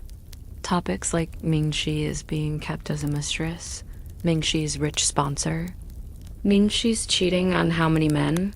The mess in Ningxi's private life started appearing. While on set, she had already been prepared, so she could stay rather calm upon seeing these. She knew that she would have gotten rumors like this sooner or later with an image like hers, even without Zhang Mai and Wise's interference that day. Tabloids were sitting on the fence right now, since there wasn't any concrete evidence. What she was worried about was that people would start to believe the rumors if they were mentioned often enough, regardless of whether they were true or not. Do you need any help? Lu Tingxiao's voice sounded by her ear. Ningxi hugged her notebook and sat up. Propping up her chin, she smiled and said, "Big Boss Lu, are you going to get rid of all the online rumors for me?" "Why not?" Lu Tingxiao passed her and little treasure a cup of milk each. "Yours is low-fat. Thank you." Ningxi was overwhelmed by the unexpected care and took the cup carefully. She spoke up, "Thank you for your good intentions, but there's no need for that. I believe time will prove everything. I believe in you," Lu Tingxiao said. Ningxi was dazed for a moment before helplessly holding her forehead. "Lu Tingxiao, has anyone ever told you that you're really good at wheeling?" "Wheeling?" Suspicion flashed across Lu Tingxiao's face. He clearly didn't know what this internet term meant. "It means that you're good at coaxing girls to be happy." Ningxi gave a simplified explanation. A smile rippled in Lu Tingxiao's eyes when he heard so. "I'm happy with your evaluation. Does this mean you were pleased by me?" The atmosphere turned pink. Ningxi's cheeks were burning in an instant. She was vexed at herself in her heart. Who told you to have such a loose mouth? Your loose mouth led to such a dangerous topic. Luckily, Lu Tingxiao always knew when to step back. "I'm going to look at some documents in my study. Remember to rest early, both of you. Good night, Ningxi. Good night." Little treasure. Although Little Bun didn't say anything, his intentions were clearly written on his face. "Hurry up and go. Don't disturb me and Auntie Jiaoxi." The morning of the next day, after Ningxi left, Lu Tingxiao couldn't stop worrying and called Lu Jingli. "Send someone to watch the set." "Bro, are you worried that someone's going to bully sister-in-law?" "Actually, these are all things that one must experience on the road to becoming famous. It's good for her to get used to it. If she doesn't face these obstacles, how else is she going to stand on her own?" Lu Jingli copied the tone that Lu Tingxiao usually took when lecturing him. Lu Tingxiao, she doesn't need it. The meaning in his words was that he was there to protect her. Lu Jingli. Hey. A desolate wind blew in Lu Jingli's heart from his own brother's biased treatment. He thought in his heart, "That wasn't what you said back when you threw me into that shithole golden age." Without saying a word and preventing anyone from helping me. Fine. I'll send someone to watch the set. I'll make sure she won't miss even a single strand of hair. I'll give you a week's holiday for next week," Lu Tingxiao suddenly said. "What? Bro, what did you say?" Lu Jingli thought he had hallucinated. "You're actually giving me a holiday, and it's a whole week. You haven't let me take a break for the past 3 years. You don't want it?" I do. Of course I do. But why are you suddenly treating me so well?" Lu Jingli couldn't understand no matter how hard he thought. He recalled the words he had said earlier. Finally, he felt that the issue had come from something he had said at the start. Sister dash and dash law dot. He got a break just because he had called Ningxi sister-in-law. This break was making him both happy and sad. Eldest young master, Dr. Chin, is here. A maid reported from outside the study. A lanky man stood beside the maid, dressed in casual clothes. His appearance was warm and kindly, and his smile was like a refreshing breeze. He looked very friendly. Lu Tingxiao hung up and turned towards the arrival. "You've come. Please take a seat." Qin Mafeng set down the bag in his hands and sat on the sofa. "What happened? How's little Treasure's condition?" "You can see for yourself. He's in the kitchen." Lu Tingxiao replied, "The kitchen?" Qin Mafeng raised an eyebrow, then stood up to stride to the kitchen. After just a moment, Qin Mafeng was back, and he smiled. "When did little Treasure pick up the hobby of making fruit juice? And I see that he seems to be in good spirits. Did something happen?" "Something did happen recently. A few days ago, I was too busy at work, and I wasn't able to take care of little Treasure, so Jingli secretly took him to a bar." "Liu." Tingxiao explained everything to him simply. Qin Mafeng's expression kept changing as he listened, before he finally said happily, "At least it was a blessing in disguise for little Treasure. I've said this before, little Treasure is currently too lifeless. If there were some driving force that could make him feel interest in life, then it would help his recovery greatly. Furthermore, this is a living person. You didn't keep the girl as a nanny or home tutor for little Treasure." "Lu Tingxiao.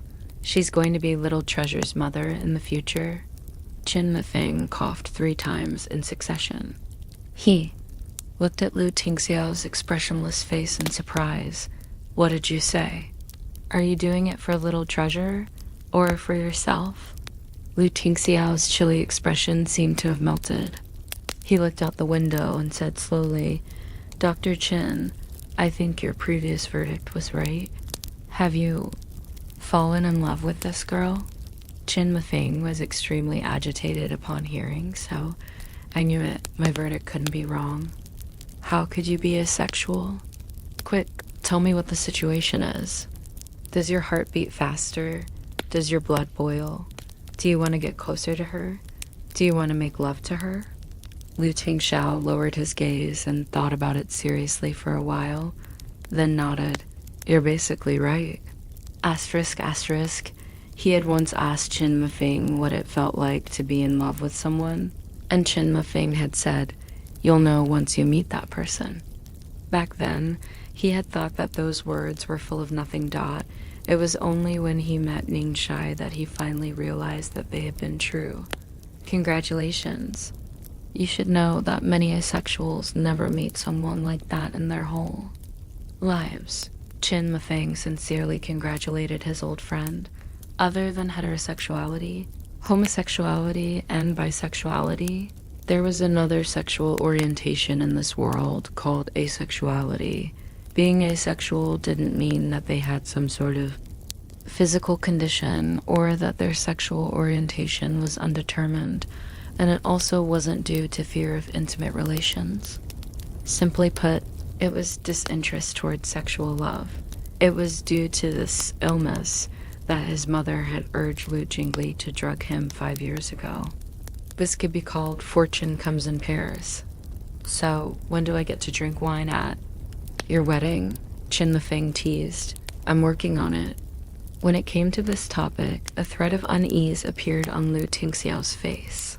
He was too used to things sailing smoothly. Qin Mafeng was surprised. "You mean you're still working on it? I thought that with the great CEO Lu at work, it was already a done deal." "A girl that can attract you is indeed different from most. So this time you've come looking for me to get me to teach you how to chase a girl?" Although my practical experience pales in comparison to Jingli, I'm pretty good at theory. Why was it that everyone wanted to teach him how to woo girls? "Lu," Tingxiao's expression turned black. "That's unnecessary. I called you here to confirm the influence her appearance has had on little Treasure." Once he was done with the jokes, Qin Mufeng got down to business. "It's like this. There are 2 sides to every matter. Although this is a good thing, as you've said earlier, little treasure wrecked the house just for the sake of meeting her. So the most important thing to do is to see how to guide him. It doesn't matter whether you did it for selfish reasons or not, temporarily keeping her here is the right thing to do. For the next step, I suggest that you get that girl to help out. Bring little treasure out for walks more often, and when the time is right, you can even send him to school. Let him start living a normal life step by step. I spent 2 years and never managed to do it, but maybe she'd be able to. Understood, I'll try it. In the movie city at the moment Ningxi entered the set, the whispers in the surroundings immediately stopped, and everyone stared at her with strange expressions. It seemed like the rumors had already spread. In the corner, someone whispered in a peculiar tone, "What's this? She's just a rookie, and yet she came in so late. Doesn't she see that teacher Ning is already here?" Actually, it wasn't that Ningxi had come late, but Ning Zuolo had come too early. "Teacher Ning, you're in the same company as Ningxi. Are those rumors spreading online true?" Someone even said that she slept with a lot of people in our crew for the sake of getting this role. That's too shameless. Doesn't Starlight care about this kind of dishonest competition? Facing the crowd's questions, faint helplessness appeared on Ning Zuolo's face as she sighed. "We each use our own abilities, so the company won't care." After saying so, she seemed to have realized that she had said something wrong, and quickly added on, "I mean that my junior didn't really do those things. You can't trust rumors on the internet." However, it became even more conspicuous when she tried to cover it up, which made everyone even more sure that the rumors were true. It wasn't until the director came over to urge everyone to start work that the idle gossipers dispersed. The pure and innocent look on Ning Zuolo's face also faded instantly, and she called over the assistant at the side, inquiring in a low voice, "How's the task I assigned to you?" "Zuology, don't worry, everything has been prepared." "Didn't you say that she's allergic to metal?" "I put metal powder in the makeup artist's kit when no one was looking. Her whole face is going to be ruined." Ningxi was going to film a dancing scene today. Unlike the heavy formal court clothing from yesterday, the costume for today was much lighter, so she could finally breathe. After entering her dressing room, Ningxi stared blankly for a moment. She hadn't expected to see Jia Qingying. She thought Jia Qingying wouldn't be coming, since Jia Qingying had not made the cut for the second female lead. The director had invited her to act the third female lead, Consort Cheon, the third female. Lead was also a disaster for the country, but had lesser screen time compared to Ningxi. Furthermore, she was tortured quite badly by Ningxi in the movie, although the manager had accepted the invite on Jia Qingqing's behalf. She was still extremely unhappy. She hadn't even appeared at the opening ceremony and had spread out news that she was going to quit the role. Ning Sheb guessed that she had most likely heard of the rumors that the project had gotten a huge sum of investment and had come obediently. Today, it was $1 billion production after all. Jia Qingqing was getting her makeup done. Upon spotting Ningxi behind her through the mirror, she immediately scowled, completely not hiding her loathing towards Ningxi, like Ning Zuoluo. She had a rich father to support her, so she had always acted arrogantly on set. It gave her a bad reputation, but thanks to the netizens in her camp, all the rumors had been twisted to paint her as someone who was straightforward and genuine. They even made up the title of Entertainment Circle's #1 beauty for her. Therefore, Jia Qingqing hated Ningxi to the bone, not just for stealing her role, but also her title. Oh, isn't this the #1 beauty in the entertainment circle?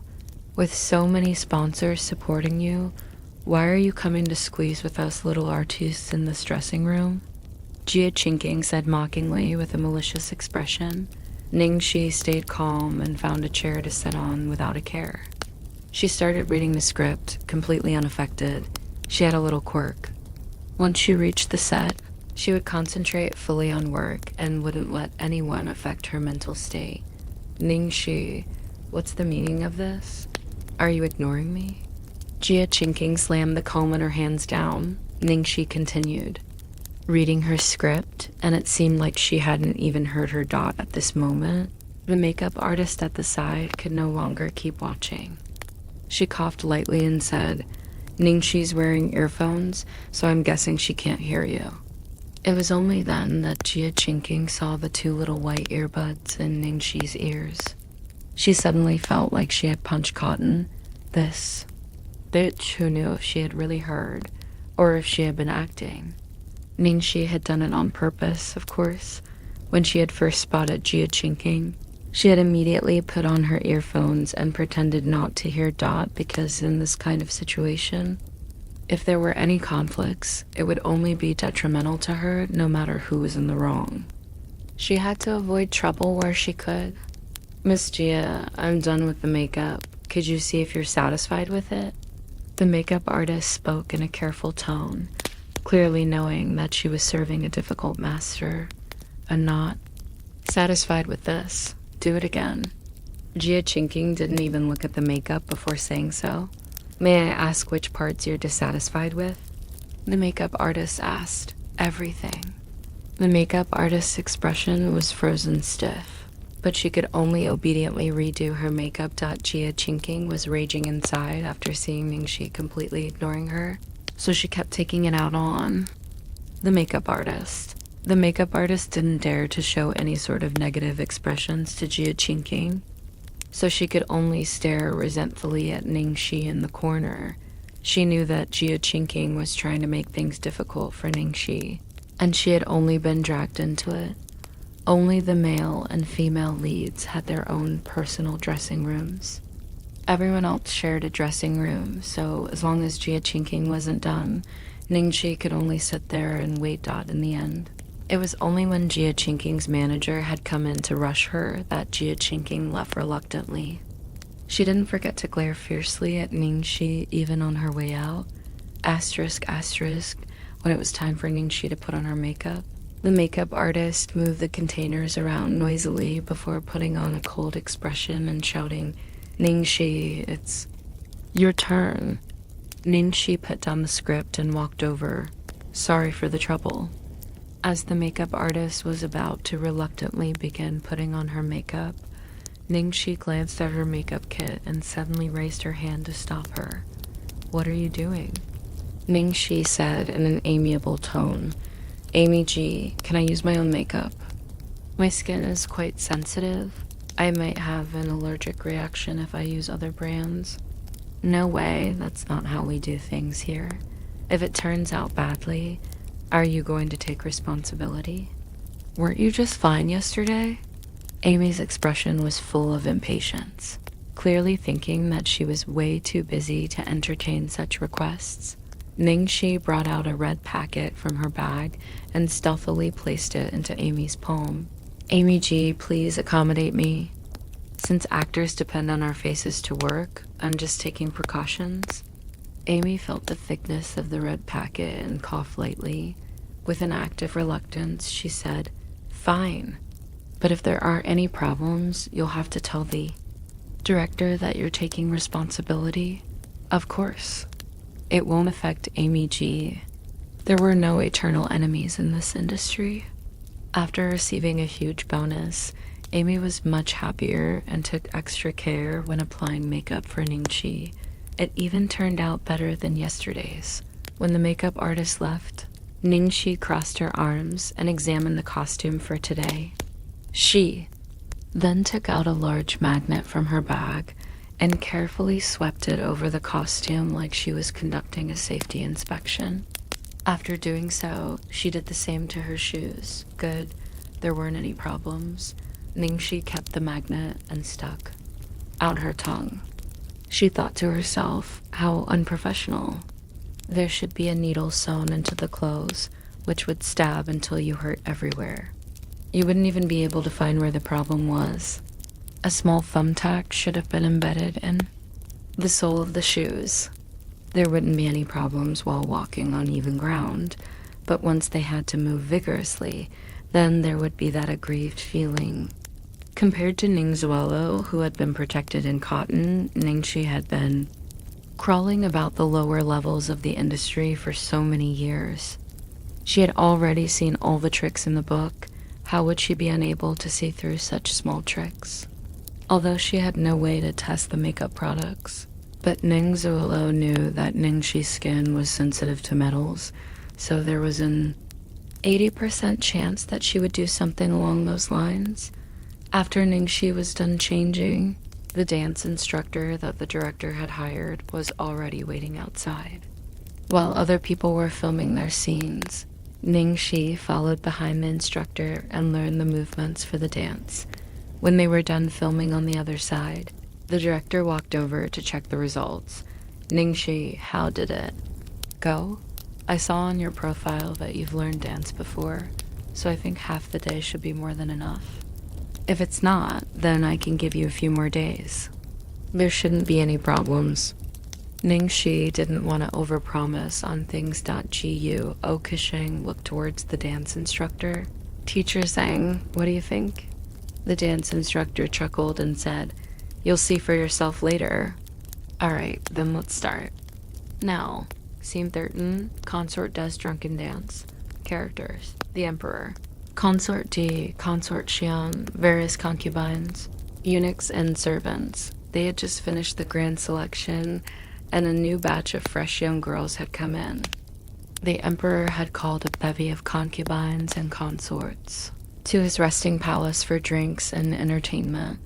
The Emperor's heart was on the new girls, and even the most favored Consort D had been left to one side. The most favored consort before Consort D had come was Consort Shan. Upon seeing that Consort D had also been abandoned, Consort Shan was filled with joy at her misfortune. In this palace, it has always been the new people smile and the old people cry.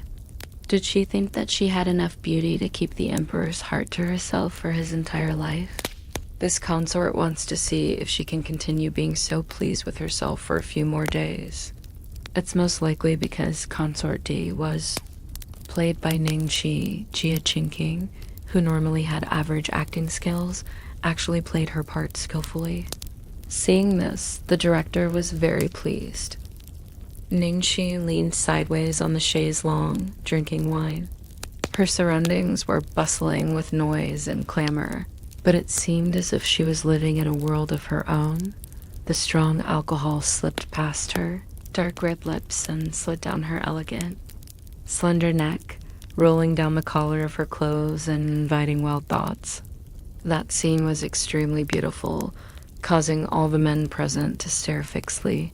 The cameraman intentionally pushed the camera nearer for a close-up. The storm envelops the river, rain darkens the village, the 4 mountains sound like ocean waves. Ningxi read the poem out loud in a haze of intoxication, while standing up S-H-A-K-I lay dot, and the next second, she tossed the wine goblet away with a clatter. With messy steps, she began to dance. The fire burned soft and warm. My cat and I are unable to leave the house. That slender waist was like a willow branch, bending to its limit before fiercely springing back up. A light gauze fluttered along with her movements. Her gaze turned charming and coquettish. A bed, motionless, in a lonely village. For myself I sorrow not. All I seek's defense of my country's frontier, and to me a station there a lot. She picked up the wine pot on the table and took a gulp. Those dazzling movements could be called a dance, but it seemed even more like a war dance for the battlefields. From a bewitching fairy into a general who had led armies into campaigns, the difference was breathtakingly stunning. Consort Dai's true identity was the female General Meng Change. The Meng family had gone on war expedition after war expedition for the sake of the country, but it had resulted in the execution of all of her family members, leaving her alone. She had entered the palace not just to kill her enemies, but to topple this kingdom further. Close by, the Emperor didn't seem to have noticed the danger. He was entranced by the beauty of the scene. Holding a wine goblet, he couldn't react for a long time. He was totally drawn in, seeing the wild infatuation rekindled in the emperor's eyes. Consort Shen and the new concubines were full of jealousy and resentment. Lying in the depth of the night, I listened to the winds blowing the rain, and ironclad horses over frozen rivers, as of old, invade my dreams again. As of old, invade my dreams again. As of old, invade my dreams again. Ningxi spoke the last line 3 times, the first time absent-mindedly, the second time with sorrow, and the last time was filled with clear resolution. Once she finished speaking, she leaned into the emperor's embrace, alluring, bewitching. The ruler of the country, determined to continue on her path of revenge. When the scene came to an end, the director almost forgot to shout cut. Cut, that was great. Guo Kexing was the first to applaud. Ningxi's dance was good, very professional. The hardest part was conveying everything I wanted. Everyone's expressions were good as well. Old Feng, I don't need to mention you, but the rare one was Chinking. That expression was extremely on point. Jia Chinking's expression was as dark as the bottom of a wok. How could it be off point? That was real jealousy and hatred there. The actor playing the emperor, Feng Yibo, was an experienced actor who specialized in playing the emperor. He had acted alongside countless beauties, and at this moment, he couldn't resist smiling. Director Guo, I was stunned for real there. I wasn't acting. I told you earlier that my junior skill isn't ordinary. Ning Zoluo, who had been watching from the side, gave her praise as well. However, in actuality, she was about to grind her teeth into powder. Once they finished filming for the day, Ning Zoluo pulled her assistant to a side for interrogation. What's going on? It's been an entire afternoon, and she hasn't had any reaction at all. The assistant showed panic in her expression. I poured it in myself, and I even put a bit of it in all the makeup. Blush, eyeshadow, highlighter. Maybe it's a late reaction? Ning Zuoluo glared at her. That's not possible. The moment she touches something like that, she should start having red spots within half an hour. That was how she had made Ningxi look bad at a birthday banquet previously. Then maybe she didn't use those products. The assistant said weakly, useless. Why didn't you do something to her clothes as well, just in case? I didn't think of it back then. Zoology, please don't be angry. I won't make such a mistake the next time. Ning Zolo suppressed her anger. It was just an unexpected mishap this time. There were so many opportunities ahead. Maybe she wouldn't need to make a move. Herself, the look in Jia Chinking's eyes when she looked at Ningxi earlier revealed how much hatred she bore for her. Hey, Ningxi, did you think that you could rest easy in this role? I'll push you up higher so you will fall even harder. Asterisk, although Ningxi had proven her acting skills this time, she still hadn't salvaged her reputation. On the contrary, because she'd done too well, people actually believed even more that she was a bewitching vixen. They didn't even think this was acting, but just an unveiling of her true personality. The director was worried that her emotional state would be unstable and ran over to comfort her before she left. Ningxi, don't worry. Your male lead will be joining the cast next month. The good scenes are yet to come. Ningxi smiled wryly. Director, just who is my male lead? You've kept a tight lid on it since the start of filming and won't drop a hint at all. It's one thing not to tell the media in order to build up some suspense, but why won't you tell us either? I can't say it. What if you guys let it leak? All I can say that the second male lead is a huge star. Guo Kexing had a mysterious expression on his face. Jia Qingqing was passing by when she caught wind of this and muttered disdainfully. For a second male lead, what kind of big star could he be? Could he possibly be as famous as Screen King? Zhao Saizhou? Wouldn't you say so, Zuluoji? Ning Zuolu smiled and didn't say anything. Obviously, also thinking that the director was exaggerating, Ningxi ignored Jia Chinking's sarcasm as she stuck herself firmly behind. Guo Kisheng. Then is he handsome? You can tell me that at least, right? The second male lead in the script is so handsome that all the heiresses in the city are willing to feign sickness for him. She had many intimate scenes with the second male lead. Not only did she have to flirt with and tease him, that there were many bed scenes as well. Hugs and kisses were par for the course, so she couldn't help but be more concerned about this. Of course, he's good looking. I'm sure you'll be satisfied. Just don't faint with emotion when you see him. Seriously? Don't lie. To me, Director Guo, I believe it. ... The days passed swiftly, and it was August in the blink of an eye. It had been 2 weeks as she'd taken up residence in the Lu residence. Her relations with Little Treasure were becoming better and better, and filming progress was satisfactory. Ning Zuoluo and Jia Chinking had formed an alliance. They would get up to some tricks every now and then. Although Ningxi saw through them, it was still too tiring to be on her guard all the time. She was preparing to find the right timing to put things right once, and for all that, it was also a bit odd. She felt like someone seemed to be helping her from the shadows. She received very subtle hints the few times she had overlooked one of the Alliance's tricks.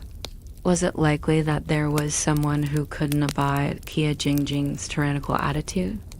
Ningxi thought nothing more of it.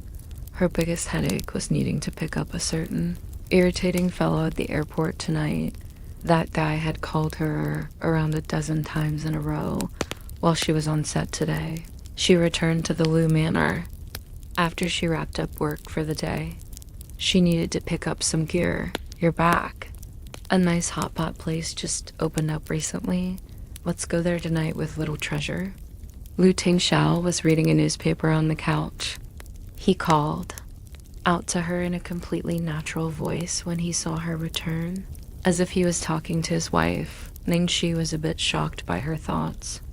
It had only been half a month, but she was already used to interacting like this with Lu Tingxiao. The two of them and Little Treasure, they really did seem like a family of 3. Ningxi shook her head and dispelled her strange thoughts. She said a bit awkwardly, I'm afraid I can't go tonight. I need to pick someone up at the airport, and I won't be back until late. If Little Treasure wants to eat hot pot, then why don't you take him? He won't leave the house if you're not here. Alright, then let's go together next time. Lu Tingxiao put down the newspaper and looked at her with a fathomless expression. Picking up a friend? You could say that. Ningxi nodded her head with difficulty. Is it a man or a woman? Wasn't this question a little out of bounds? It wasn't that Ningxi had not felt Lu Tingxiao's different attitude towards her, but every time he would stop right at the boundary of good friends. If she reacted too drastically, then it would seem like she was imagining feelings when there weren't any. Thus, when Ningxi heard this very ordinary question, she answered it in a normal manner. Male. Lu Tingxiao's unfathomable gaze narrowed imperceptibly. Are you coming back tonight? These questions were getting more and more. Ningxi used her acting skills and pretended not to have noticed the hidden meaning of the question. She replied nonchalantly, I'm not too sure yet. I'll give you a call then. It's almost time for me to go. I'm going upstairs first.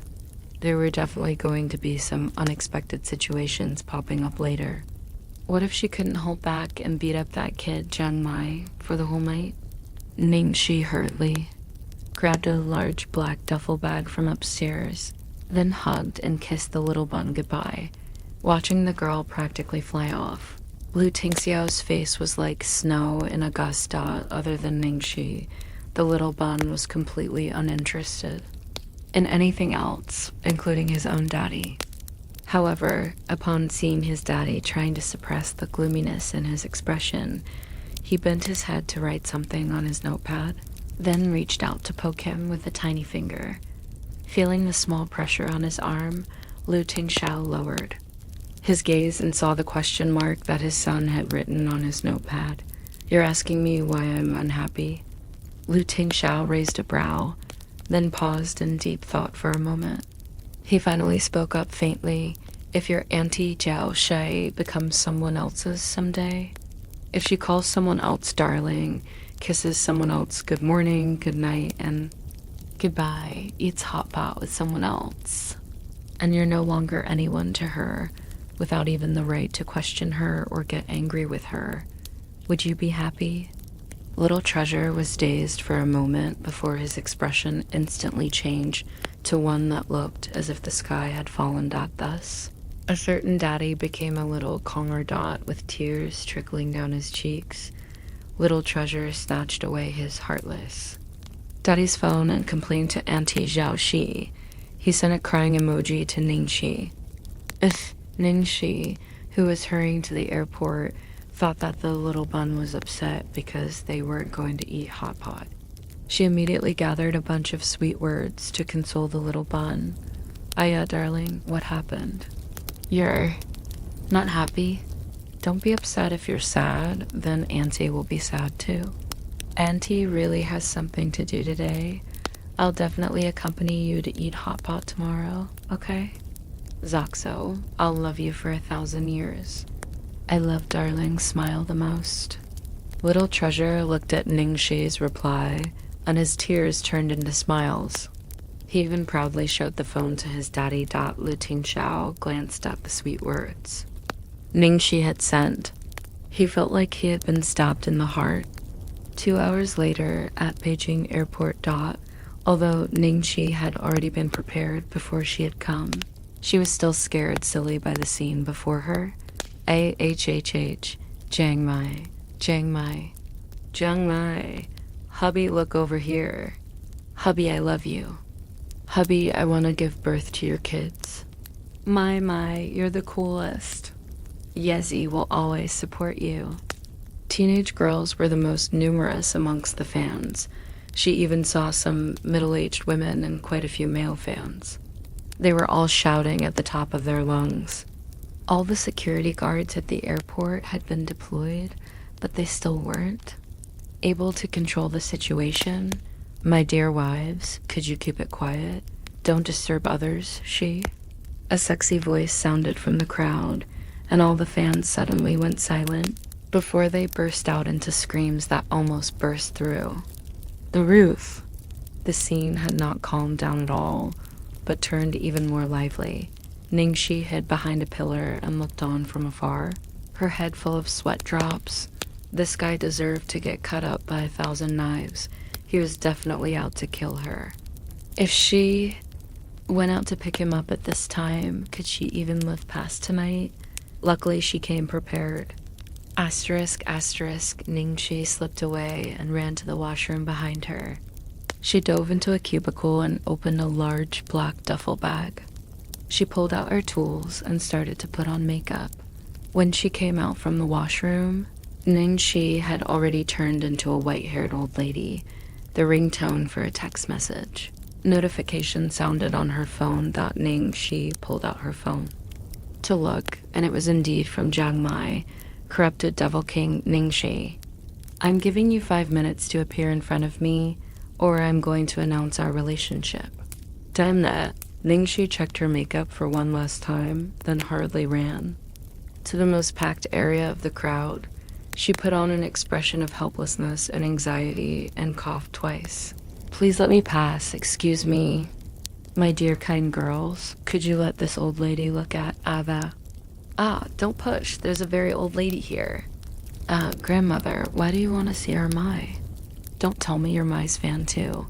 Oh my goodness. Our Mai attracts young and old. He even has a grandmother fan. Everyone, quick, let this grandmother pass. Grandmother, how old are you? Ningxi stooped over and beat on the small of her back, thanking them continuously. "Dear girls, thank you all. I'm already 80. I like this little fellow a lot because he looks especially like my grandson. My grandson is currently working in a place very far away. I only get to see him a few times a year. After saying so, she started to wipe away tears. My, you have a grandmother fan here. Please meet her. Yeah, please meet her at least once. She's quite pitiful. With the enthusiastic support from the fans, Ningxi was quickly pushed to the front dot at the center of the crowd. Jiang Mai used his fingers to comb back his unruly blonde hair. He took off his sunglasses, and a trace of suspicion flashed across his handsome face. A grandmother fan? Yes, she's almost 80. She came specially to the airport on such a hot day just to meet you. She said she really likes you because you look like her grandson, who's working overseas. As the fans finished speaking, Jiang Mai followed. The path of the crowd had opened up and spotted a wrinkled old lady wearing tatty coarse clothes. Holding onto a cane dot, Jiang Mai's expression instantly became extremely warped. Leave. He used the last of his reason to hold back the rest of the curse, and glared at that old lady as if he wanted to strangle her to death. Of course. This all happened within a second, so the fans didn't detect his abnormality. My grandson, my good grandson. Grandma misses you so much. Ningxi fell onto Jiang Mai with a sudden stride forward. She ruffled his hair messily, crying like she had a broken heart.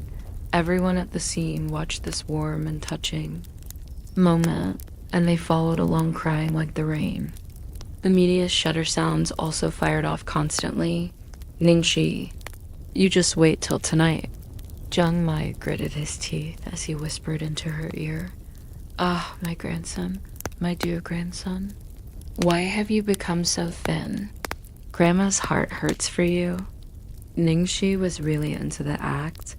The hair that Jiang Mai was most vain about had already been ruffled into a bird's nest dot. Seeing that, Jiang Mai was close to letting go of his anger and was about to explode. His manager, Lei Ming, came out. To help him out of trouble, everyone, please give way. This grandmother got a little too emotional and her body seems rather weak, so we're going to help send her home. Jiang Mai kept up a warm and caring expression but pinched a certain someone's hand viciously in secret and quickly left the airport. Inside the black minivan, my good grandson, do you know where Granny lives? Ningxi, try calling me grandson again. Grandson, so what if I call you that? I'm going to have it out with you. Come at me. I was still worried you wouldn't dare to. Ah, this damned woman, you're really hitting me. The back seat rocked with clatters and commotion, and the manager, Lei Ming, driving in the front, was completely speechless. I told you wouldn't be able to outplay her, but you wouldn't believe me. Are you happy now? Tomorrow's headline is going to change from hot chick picks Jiang Mai up from the airport to old lady picks Jiang Mai up from the airport. Jiang Mai, who was currently being pinned down by Ningxi, was flustered and exasperated. Shut up! Lei Ming looked at the battlefield in the back seat from the rearview mirror, and his mouth twitched as his head was filled with sweat drops. Ningxi, could you go easier on him? Take it that I'm pleading you. He has to film a movie, a commercial, and a special magazine feature this month. I know, Ming Jie, I won't hit his face. You better stop squirming about. At this point, Jiang Mai had completely lost the handsome and elegant image he had at the airport. He was currently handcuffed by both hands and pressed down on the car seat. He looked like he had been ravaged. Ningxi, you forced me to do this? Ningxi was still happily beating him up, but Jiang Mai abruptly used his cuffed hands to wrap around the back of her neck and pulled her down with him. Seeing that handsome face close up so suddenly, Ningxi subconsciously backed away and raised her head, a carefree smile on her face. What, you're going to use your beauty since you can't beat me? Just as he was about to kiss her lips, Jiang Mai abruptly turned away. You were... ha ha ha ha. Ningxi laughed until she had to hold her stomach and curled up. Come try it again. Kiss me here. Isn't Granny's makeup so pretty today? Looking at Ningxi's wrinkled and pockmarked face, Jiang Mai laid there like a dead fish. As if he had lost all interest in life, Ningxi finally finished laughing and panted for breath as she sat up. What's wrong? You're really angry? Who made you try to trap me first? You're not going to let me take revenge? Bastard, we haven't met in so long. Can't you miss me just a little bit? You actually beat me up when we finally met again. Jiang Mai glared at her with anger and even a trace of grievance in the depths of his pupils. Ningxi smiled. Of course I did. Didn't I say it at the airport? Granny misses you. To prevent himself from dying from excessive anger, Jiang Mai finally gave up communicating with her. He raised his handcuffed hands and said in a rage, Why haven't you untied me yet? Where the heck did you get these handcuffs? These are prohibited items in China, aren't they? Ningxi rubbed her chin. Well, it seems like I bought it from a sex goods shop on Taobao. It was 20% off. It only cost $9.90, Jiang Mai. Lei Meng, worried that the two of them were going to fight again. Lei Meng hurriedly changed the topic. We've already left the reporters and fans behind. Where are we going now? Jiang Mai pulled out a hand mirror to rescue his hair. Upon hearing his manager's words, he didn't even raise his head as he said, Go back to my residence in the city outskirts. Ningxi immediately sat up. Then let me down by the roadside. I'll take a cab home. Hey, did you think you could run away tonight? I'll see where you try to run. Jiang Mai gritted his teeth sinisterly and locked the car doors. Tight. Ningxi sweat dropped. She knew that this would happen. On the road, as they continued driving, Ningxi felt that something wasn't right. Why was this road so familiar? Mr. Rich Boy Zhang, you have properties in Beijing? That property wouldn't happen to be in Platinum Palace, would it? Ningxi tried asking. Jiang Mai harumphed. It is, so what? Suddenly thinking of hugging my big leg. It's too late, I tell you. Unless you call me grandfather. Ningxi was a little despondent. It can't be such a coincidence that Jiang Mai's residence was also at Platinum Palace. For some reason, blaring alarms started sounding off in her mind, giving her an unpleasant premonition. Asterisk, asterisk, as the car drove through the main gates, Ningxi casually asked, Jiang Mai, which one do you live in? Number 6. Ningxi was a little scared upon hearing, so it was actually number 6. Platinum Palace was split into several tiers. The best one was undoubtedly number 8, where evil demon Ping Lu stayed. There was a lake and garden at the back, and even a personal golf course. It took up the most land area. The next one was Lu Jingli's residence, number 7, and on the same tier was number 6. No one had known who the owner of number 6 was. Who would have thought that it would be this fellow, Jiang Mai? Seeing that Lei Meng was about to turn right, Ningxi subconsciously opened her mouth to remind him, Mingxi, don't drive that way. That road's blocked. How do you know that road's blocked? Jiang Mai immediately asked. Ningxi's heart thumped, but she acted calm. On the surface and rolled her eyes at him. Didn't you see the warning sign there? Actually, that road had been smashed up by a drunk driving rich heir, and she had seen it herself yesterday. Jiang Mai glanced at the road under maintenance, signed by the roadside, and made a sound of agreement. Ningxi secretly heaved a sigh of relief. Although she had legitimate reasons for staying at Lu Tingxiao's, explaining it would be troublesome, plus it would be so hard to maintain her innocence. Why not save on trouble where she could? When they reached their destination, Ningxi's face was full of hidden bitterness. She really wanted to sneak home and hug little treasure. Lei Ming got down and asked Mai, someone has been keeping this place clean, so you can just move. Indirectly, See if you want to stay here or move into the apartment the company has arranged. If you want to stay here, it might be a little inconvenient to commute here and back. Ningxi was thinking in her heart, please don't stay here. What if we meet each other someday? I'll think about it and let you know later.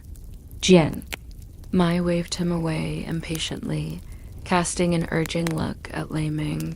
Lei Ming sighed before looking at the two of them. He couldn't seem to stop worrying as he nagged, both of you, don't sleep too late. Mai, don't forget you still have that event tomorrow. I know. Jiang Mai just ignored him and then pulled Ningxi along like a bandit.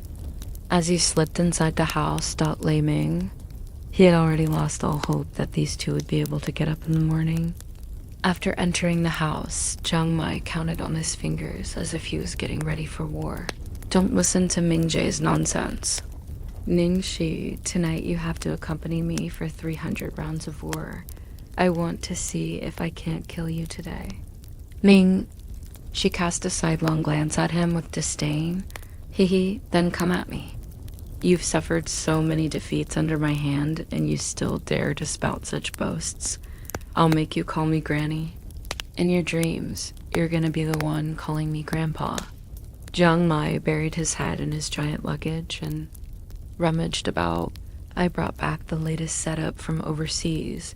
You're profiting from this. After saying so, he turned to her as if she were a spectacle too horrible to endure. You hurry up and go wash all that off. You're piercing. My eyes here. Are you trying to use this to lower my battle spirit? Shameless. I'm not going to admit my losses, I'm telling you. Lower my ass, I should be lowering my own skills. Do you think I enjoy this disguise? Ningxi pulled off the heavy wig on her head and unbuttoned her collar. This was practically abusing herself while trying to hurt the enemy. Jiang Mai switched on the widescreen TV in the living room and started to connect the cables. I have clothes in my room. Look for one that fits you yourself. Hurry up. My battle spirit is already so hungry it's difficult to hold it back. Ningxi stared at his excited appearance speechlessly. Other people would find some hot chick to bang once they returned to their home country, but this guy... He was dragging her to play games with him by hook or by crook, even wanting her to play through the night. He was totally crazy.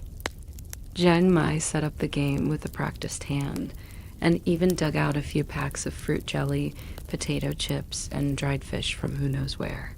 While humming, he brought out a bottle of good wine from his wine cellar. When all preparations were done, he sat cross-legged on the floor, and just as he was rolling up his sleeves and preparing to try out the game, the doorbell outside rang. Jiang Mai's face immediately darkened, but he didn't open the door. With a fiery temper, he called Lei Ming. Stop ringing. I'll get there on time tomorrow, okay? You keep calling me back and forth like some animal.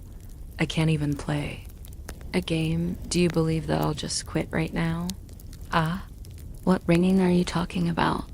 After getting shouted at for a long while, Lei Ming was utterly confused. Jiang Mai immediately choked on his rant. You're not the one outside ringing my doorbell. I'm already far away. In fact, I'm still driving. Lei Ming was completely innocent. Then who could it be? Not many people know that I live here. Jiang Mai mumbled suspiciously. It can't be that your address has been leaked. Be careful, don't open the door recklessly. What if it's the media? Ningxi is still over there? Lei Ming immediately warned. Jiang Mai scoffed and replied without a care. So what? If it's the media, what's going to happen even if they see her? Lei Ming was helpless. Mai, I'm not trying to lecture you. Even if you're trying to help her out of good intentions, the other party has to accept it. Ningxi has already said she doesn't want to get on your pirate ship. Jiang Mai immediately flared up. What pirate ship? Who are you calling a pirate ship? The doorbell continued ringing.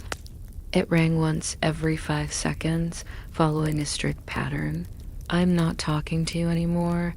I'm going to open the door. Who could be visiting me at this late hour? Jiang Mai hung up and walked towards the living room impatiently. Jiang Mai especially looked at the CCTV to check who it was outside. The result? He was struck dumb and looked as if he had seen a ghost. Oh my god, it's Lu Tingxiao. Why is he here? At the main entrance, the man was wearing gray casual clothes and slippers, holding something in his hands.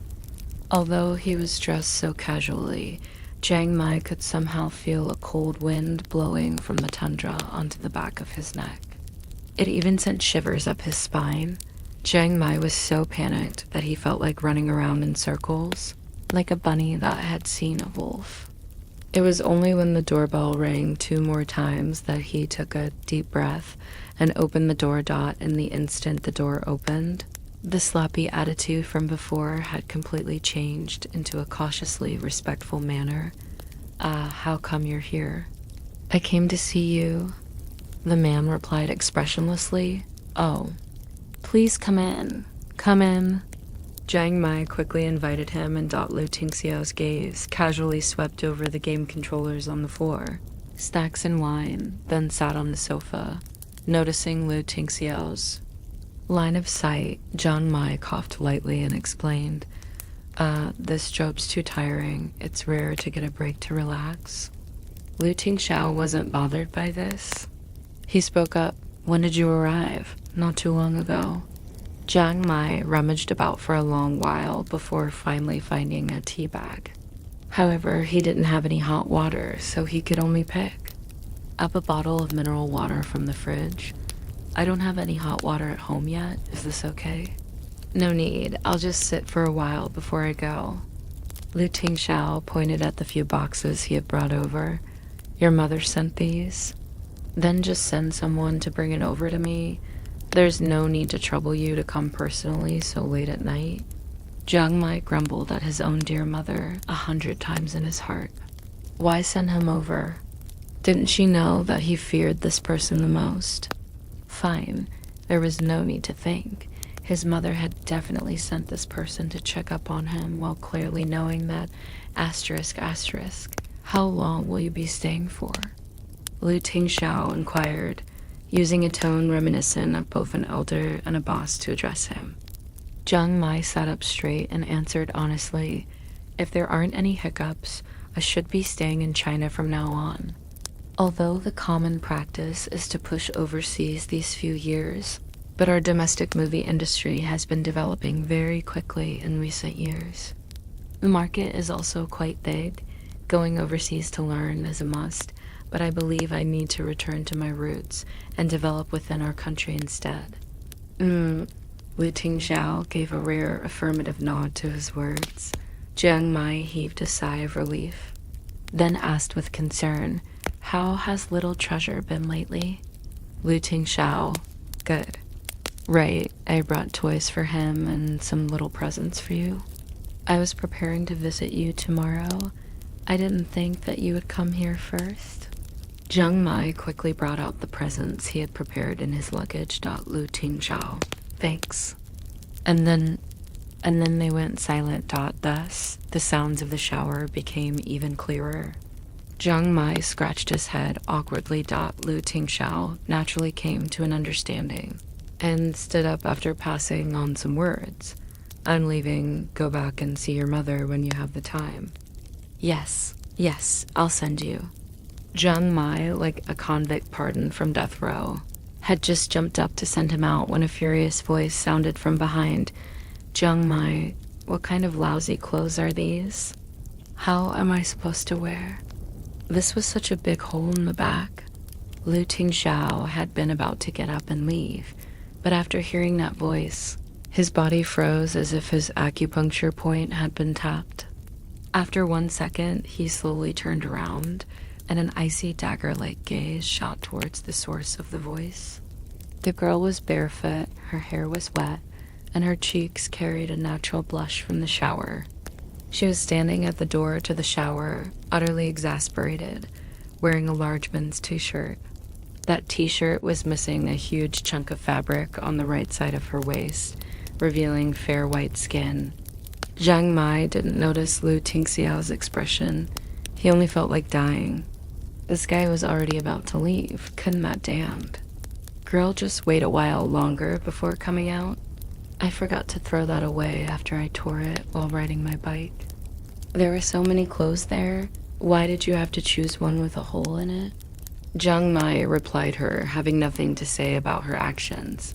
He turned awkwardly to look at Lu Tingxiao and introduced, this is my friend Ning. Having said so, Jiang Mai suddenly found that Ningxi's expression was a little strange. She was staring directly at Lu Tingxiao as if she had lost her soul. This damned girl, even if Lu Tingxiao was pretty handsome, she didn't need to stare as if she had never seen a handsome man before, right? Jiang Mai was extremely unhappy inside after seeing Ningxi like this. His face was stiff as he said, Ningxi, this is my uncle, the Lu Corporation CEO, Lu Tingxiao. Why are you standing there in a daze? Greet him.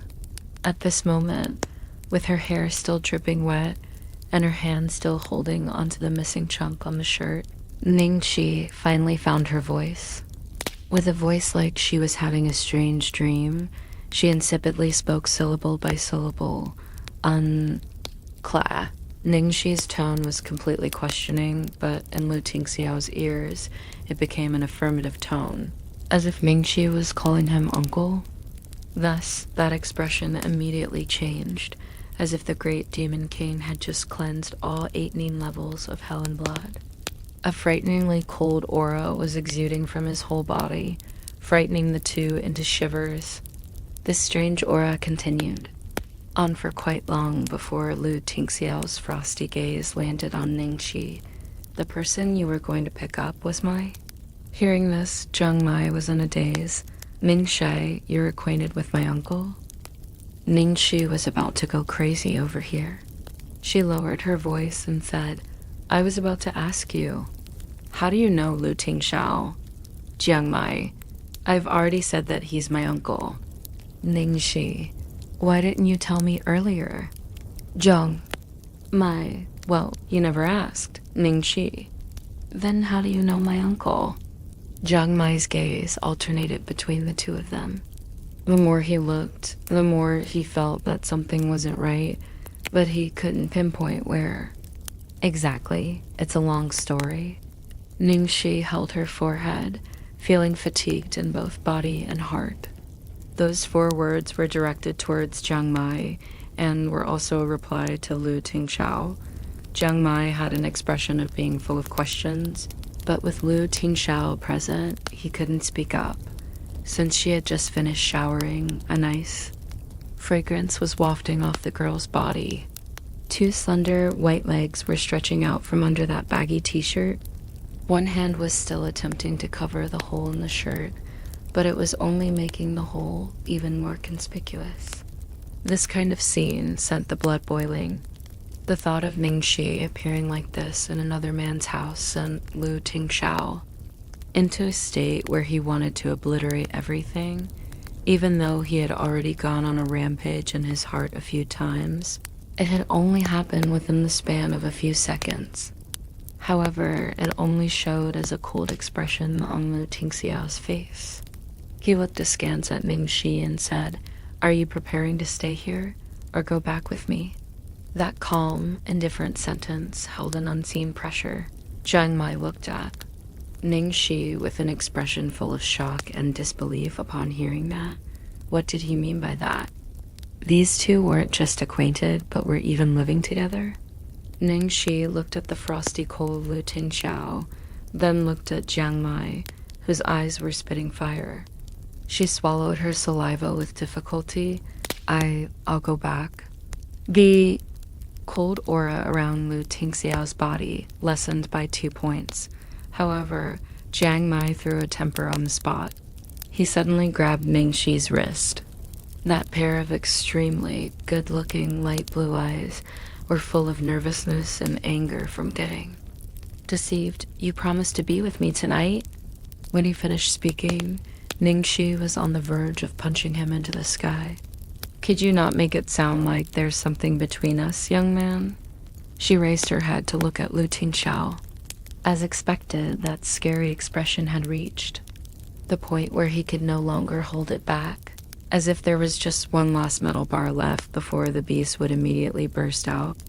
Ningxi took back her hand while she held onto her patience and persuaded, "Mai, I need to go to work tomorrow. Didn't Mingjie say that you had something to do tomorrow morning?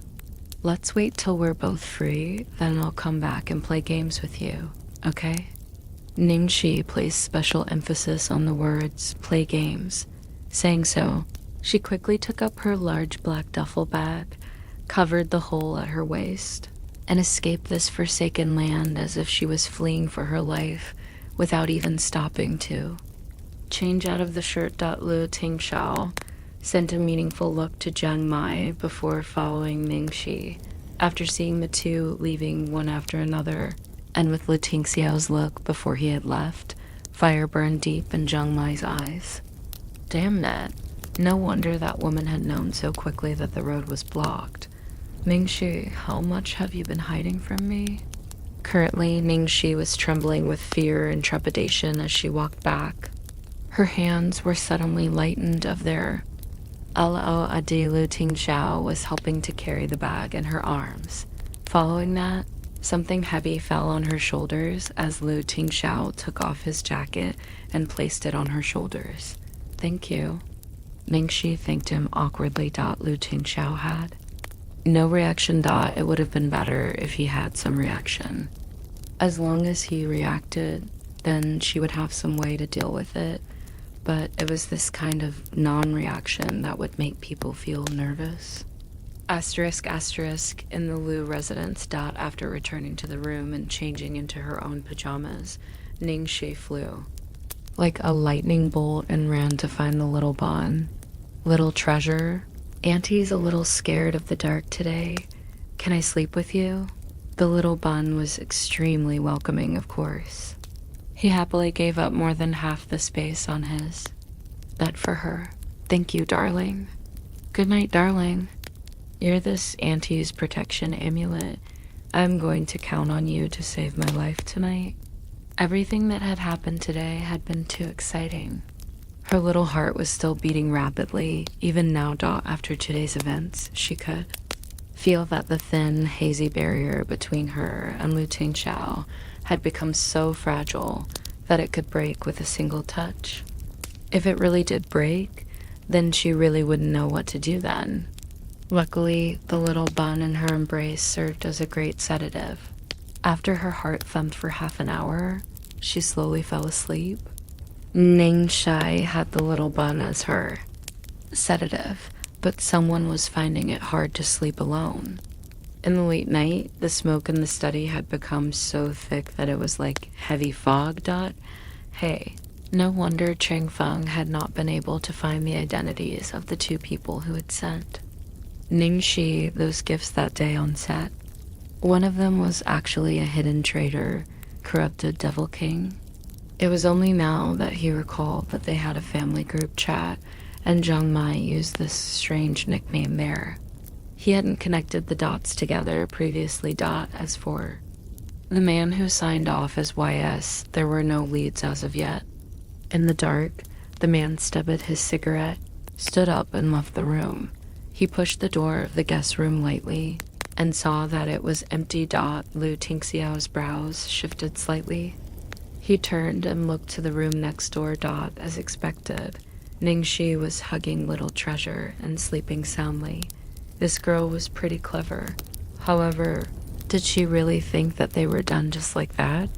Lu Tingxiao walked up to the small bed and lightly took away the little hand that little treasure was using to grab onto her clothes. He swapped in a soft toy, then directly carried Ningxi away. While in dreamland, little treasure frowned and his little hand searched around for something before grabbing onto the plush. After he had finished deceiving his son, Lu Tingxiao directly brought her to the master bedroom. With gentle motions, he placed her on the bed, then sat by the bedside. He gently caressed the girl's silken locks with slightly calloused hands, then her eyes and her cheeks. Like a beast before its meal, He was extremely patient, yet relishing this moment before the meal dot finally. He gave a sigh and covered those soft lips with his own, dipping in, exploring, melding their mouths together. It was as sweet as he had imagined. He then moved to her cheeks, her earlobes, and slid across her neck. Finally, he stopped at her collarbone.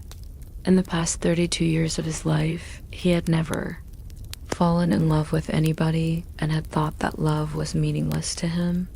To him, romantic love was probably the most useless thing. So what if he had no lust and no love? Did it really matter that much anyway? He had never thought that love would one day barge into his life in this manner. This girl, who was 8 years younger, had made him complete. Life was no longer about cold plans and hard numbers, but it was filled with softness, longing, warmth, sweetness, satisfaction. Accompanying those, however, were anger, ruthlessness, impulsiveness, desire. Upon thinking of the scene he had seen at Chiang Mai's place, the ruthless side of him immediately leapt out of its cage. He unconsciously applied more pressure, and in the next second, the smell of blood blossomed between their interlocked lips. The girl beneath him frowned, and Lu Tingxiao's back stiffened. However, he only watched her smack her lips before she returned to deep slumber. Completely heartless and thoughtless, Lu Tingxiao used his fingertip to touch her moist, swollen lips. Fire burned in his pupils, and he had the urge to ignore all consequences and wake her up with a kiss. Ningxi slept all night until she woke up naturally the next morning. She had slept so well last night that it felt like something wasn't right. Why did a part of her tongue hurt? Did she bite herself while dreaming last night? Was it too savage that she had bitten herself?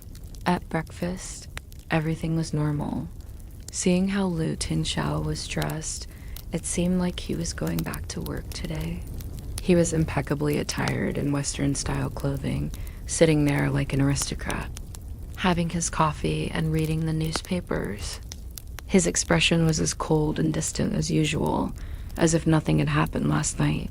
Ningxi heaved a sigh of relief, and somehow felt that she was being too sensitive. Lu Tingxiao might harbor some sort of vague feelings towards her, but it wasn't to the point that he would get jealous for her, right? Especially with his own nephew. Lu Tingxiao's expression was rather normal, but the little bun's was not. Early in the morning, the little bun had been carrying a stiff expression and had been sulking about, as if someone had snatched something away from him. Ningxi placed a steamed dumpling in the little bun's bowl and inquired caringly, "Darling, what happened? Are you unhappy?"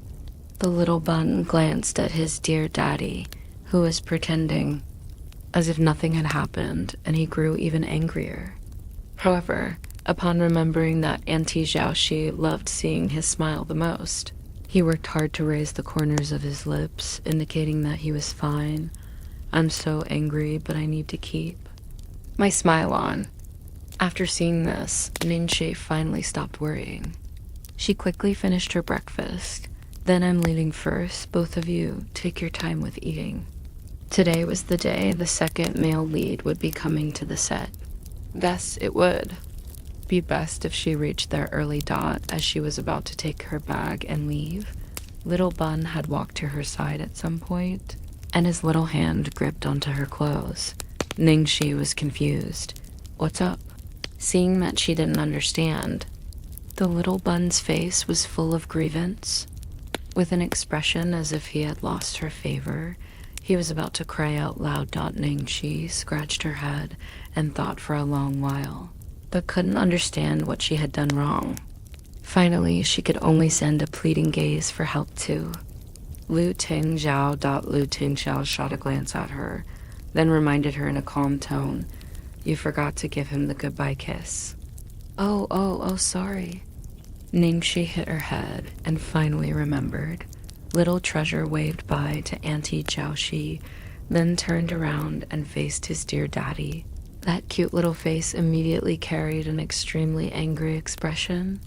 He seemed to be saying, "Don't." think that you're forgiven just because you helped me just now." With his expression, Lu Tingzhao acted as if he didn't notice his son's anger and sipped some coffee in a calm and collected manner. "Sorry, I don't understand what you're trying to say. If you want to talk to me, then speak up or write it out." Little Treasure was even angrier upon hearing "so dot," even with Ningxi's help. His communication ability was only at the level of writing simple words, expressions, and punctuation. He had never written a long sentence before, not to mention opening his mouth to speak. Finally, filled with rage, he wrote a single word in English on his notepad. Thief Lu Tingxiao glanced at that word from the side of his eyes and pretended not to understand. "What? We've been robbed?" This time, Little Treasure was so mad that his cheeks were puffed up. Burying his head into his notepad, he wrote quite a few words agitatedly, and it was even in Chinese. "You stole away Auntie Zhao Shi last night." Looking at that row of words and seeing that Little Treasure had written a proper sentence, grammar and all, Lu Tingzhao was finally satisfied. Putting down his newspaper, he looked at his son and asked with a significant tone, "You don't want Auntie Zhao Shi to become my wife?" "Mine," Little Treasure wrote on the notepad. Lu Tingzhao raised his brows. "Unfortunately, the two of you aren't compatible. You're younger than her by 19 years. Don't tell me you want her to wait that long for you to grow up." Little Treasure lowered his head and started drawing again, and drew an egg that had gone bad. Looking at that lifelike rotten egg, a trace of a smile appeared on Lu Tingxiao's face. "I'm speaking the truth, aren't I?"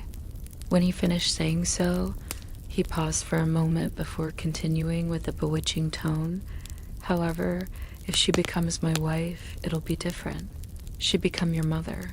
"Mother?" Hearing that word, the little bun froze for a moment. He looked down in deep thought, his inner struggle and wavering thoughts clear on his little face. Asterisk, asterisk, the cast and crew were the same as usual. There weren't any changes due to the second male lead's pending arrival. A group of young ladies were surrounding the male lead, Zhao Saizhou. Their faces were full of admiration as they listened to him recount his moments of glory in the entertainment circle. Jia Qingqing and Ning Zuoluo had become even closer and closer, and were currently discussing the diamond bracelet her father had just bought for her in high spirits. Only Ningxi was looking here and there, since she had too many scenes with the second male lead.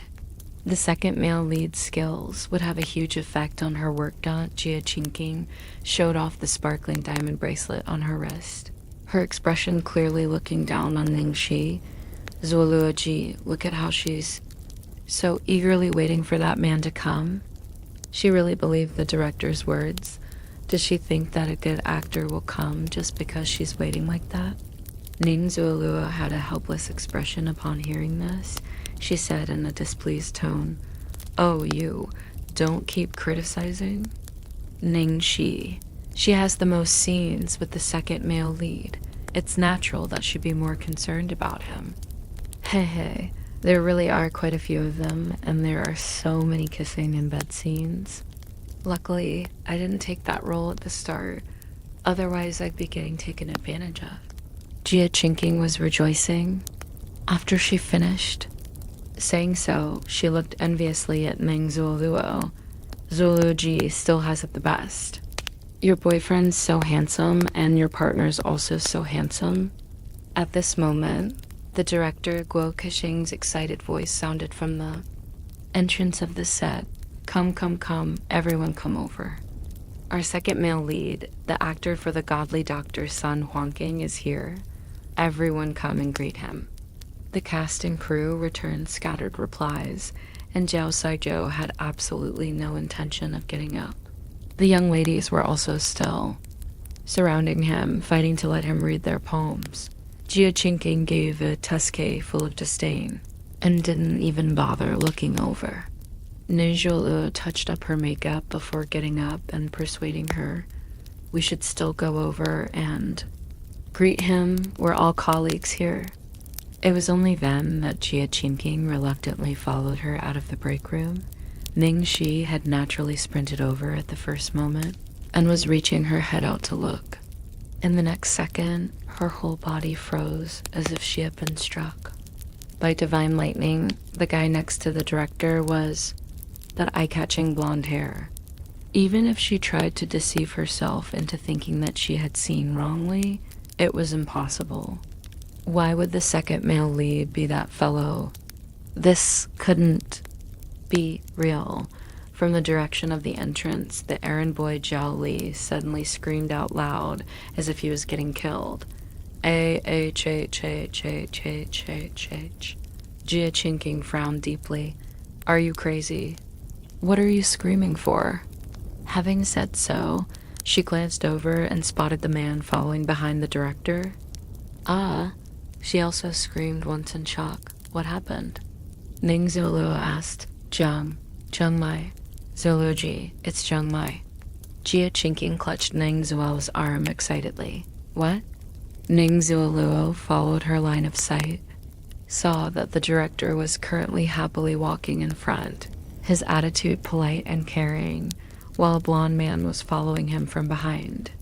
He was wearing a set of extremely trendy, high-contrast t-shirt and shorts, one hand stuck in his pocket. His face carried his unique flair of arrogance. He looked like a complete bad boy. When he smiled and looked over, he even revealed some extremely adorable canines. Jiang Mai. The second male lead was actually Jiang Mai. Even Ming Zuluo had been shocked by this result. The young ladies who had been surrounding Zhao Saizhou had already rushed towards the entrance like a pack of hungry wolves by now. Oh. Jiang Mai. Is it really Jiang Mai? Am I turning blind? Quick, pinch me. Heavens. He's really a walking aphrodisiac. He's too handsome. He's so handsome my legs are going wobbly. I even heard that Jiang Mai has granny fans. He's even captured the heart of an 80-year-old granny. Don't block me. It's so rare to see him in person. I'm going to bed him. If I don't bed Jiang Mai at least once in my life, how am I any different from a salted fish? Who was the hottest young guy in the entertainment circle right now? No matter who you ask, they would tell you that it's Jiang Mai. Jia Qingqing was still unable to accept reality up to now. She paced about and said, did they make a mistake? Somewhere, wasn't Jiang Mai filming overseas? Even if he came back, why would he take such a small role as the second male lead? Ning Zuluo muttered lowly. I heard that Jiang Mai refuses to take any role other than the male lead. Moreover, the main sponsor for this film is Starlight Entertainment, so why would he come here as a golden age artiste? Although she had been celebrating moments ago that she wouldn't get taken advantage of, Jia Qingqing was now close to going crazy. Damn it, how did it turn out like this? How is Ningxi's luck so good? Jiang Mai should have been mine. It's all because she took my role so shamelessly. The people watching around her sympathized after seeing her expression, and weren't at all surprised by her frenzied dot. It was because everyone in the entertainment circle knew that Jia Qingqing loved Jiang Mai, and had even publicly confessed to him through her Weibo previously. Although Jiang Mai had completely ignored her, she would still frequently post about news related to Jiang Mai on her Weibo like an ardent fan. Geo Qizhang used tremendous strength and finally got that group of crazy ladies settled down. He couldn't resist teasing. Mai, look at how you've already gotten the ladies of our crew wrapped around your finger. Handsome guys really are treated better. Jiang Mai played along and joked. Director, haven't you heard? All of them just want to bed me, so you have to protect me, okay? No worries. Your partner is the war goddess Ming Change. She'll protect you.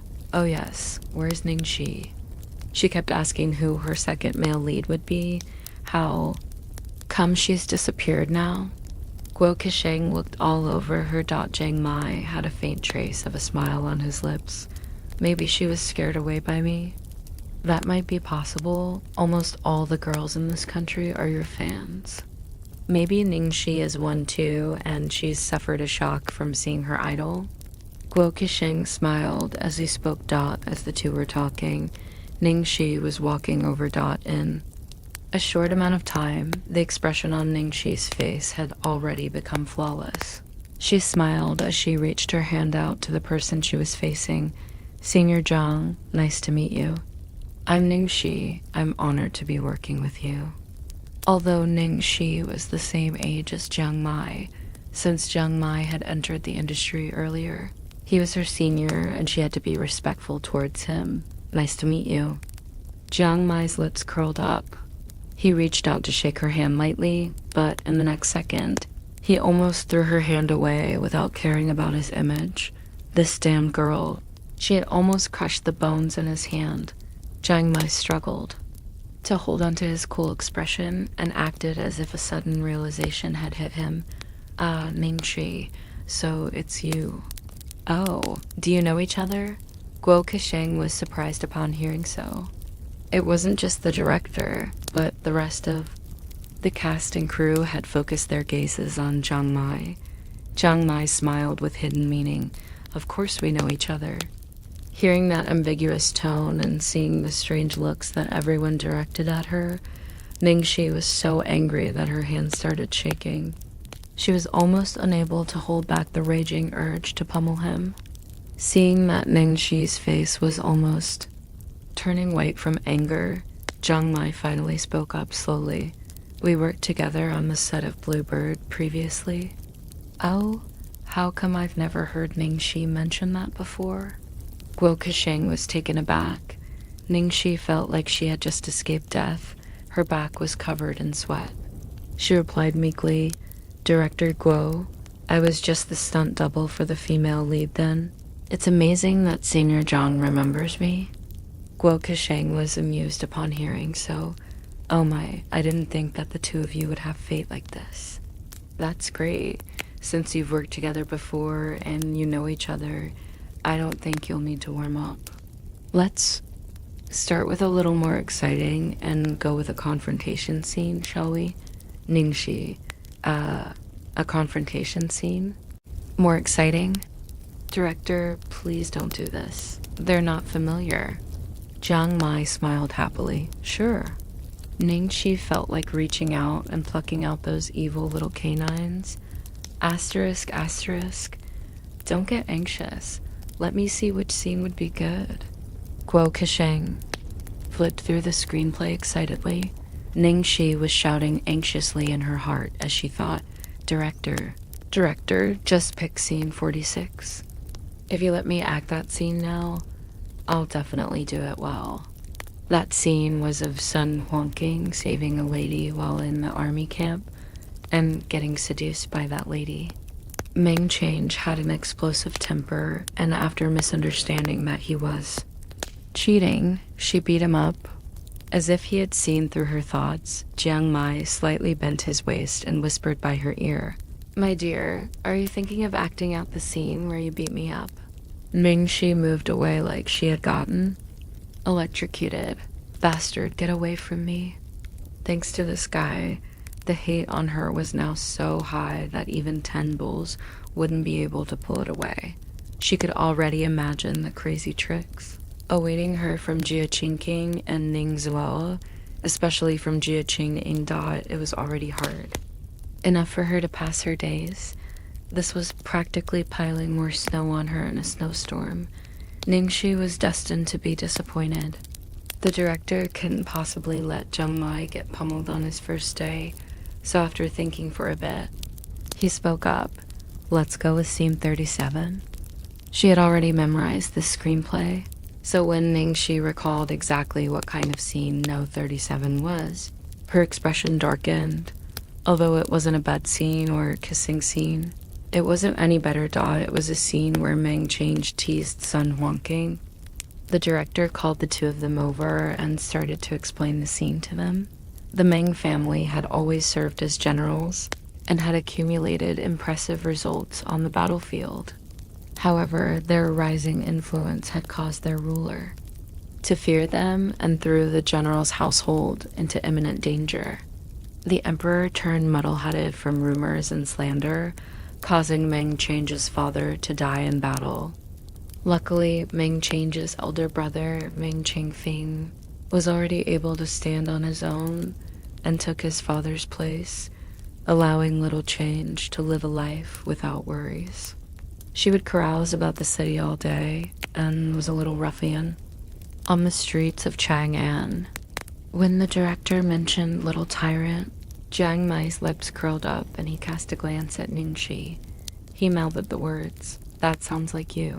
Ningxi ignored him and continued listening to the director earnestly.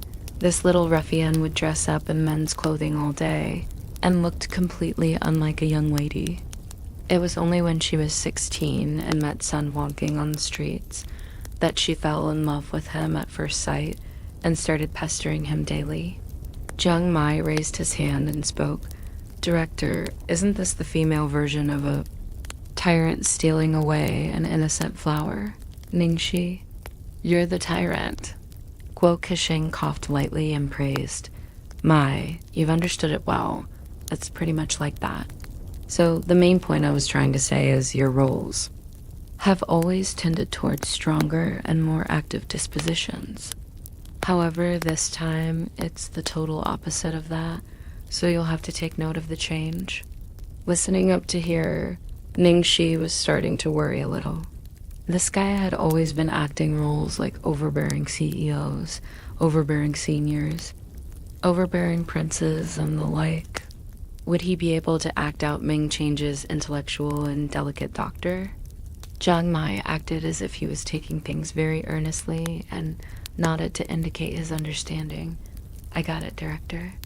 I'm the one who's weak and getting forced." Guo Kexing looked at the two of them with worry. Actually, he was more worried for Ningxi than for Jiang Mai. He was worried that Ningxi was too womanly to act out the ruffian ways of Ming Change.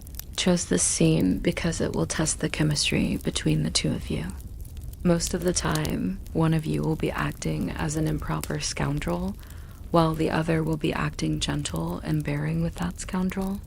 If you're able to play this scene well, then there won't be any problems with the rest of the scenes. Alright, that's all I'll say for now. We'll see what happens when you put it into practice. Both of you, go get your makeup applied and change into your costumes. Ningxi was the first to come out after changing into costume. She was neatly dressed like a young man in an outfit that alternated between red and white. Her hair was tied back in a handsome high ponytail. Her eyebrows were dark and arched, and she had a threatening, heroic spirit. She looked exactly like a 16-year-old Ming Change, even those people who had always been biased against Ningxi couldn't help but admit that she looked perfect for the role at first. Guo Kexing had been worried that an extremely beautiful female actress like Ming Shai would only be able to act a particular type of role. He didn't expect that she would actually be this malleable. He praised her with satisfaction and then warned her anxiously, "Ningxi, in a moment, you need to let loose a little. Don't be too concerned about your appearance, okay? For this scene, you need to act like a ruffian. The wilder, the better. Director, you can relax. I believe she can do it." By this time, Jiang Mai had also finished changing into costume and had just walked out of the dressing room. The moment Jiang Mai pushed aside the curtains and walked out, the set immediately burst out in gasps of astonishment, and even Ning. She raised her eyebrows in surprise. After getting into costume, Jiang Mai's entire temperament had changed. Wearing a cyan robe with bamboo prints, his face was like jade and his eyebrows were warm and kind. It seemed as if he had walked out of an old painting. Jiang Mai proudly shot a glance at the stunned Ningxi. He whispered, "What do you think? Aren't the heavens crying from my handsomeness?"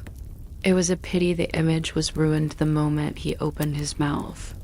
Ningxi maintained a modest expression, as if she was discussing the plot with Jiang Mai. She spoke 3 words, submissive and weak. You, me? What about me? I'm sorry to inform you, but in this story, you're completely oppressed by me. Oh, yeah. Then why do I recall a scene where I counterattack? It even seems to be a bed scene. TSKSK. Not far away. Jia Chinking watched the two people who were sticking their heads close together and whispering into each other's ears from time to time. She was so jealous she was about to lose her rational mind. Ever since he had arrived, Zheng. Mai had given all his attention to Ningxi. He hadn't even so much as glanced in her direction. She didn't even have an opportunity to greet him. By her side, Ning Zualu was continuously comforting her. Chinking, don't get angry. Things have already become like this.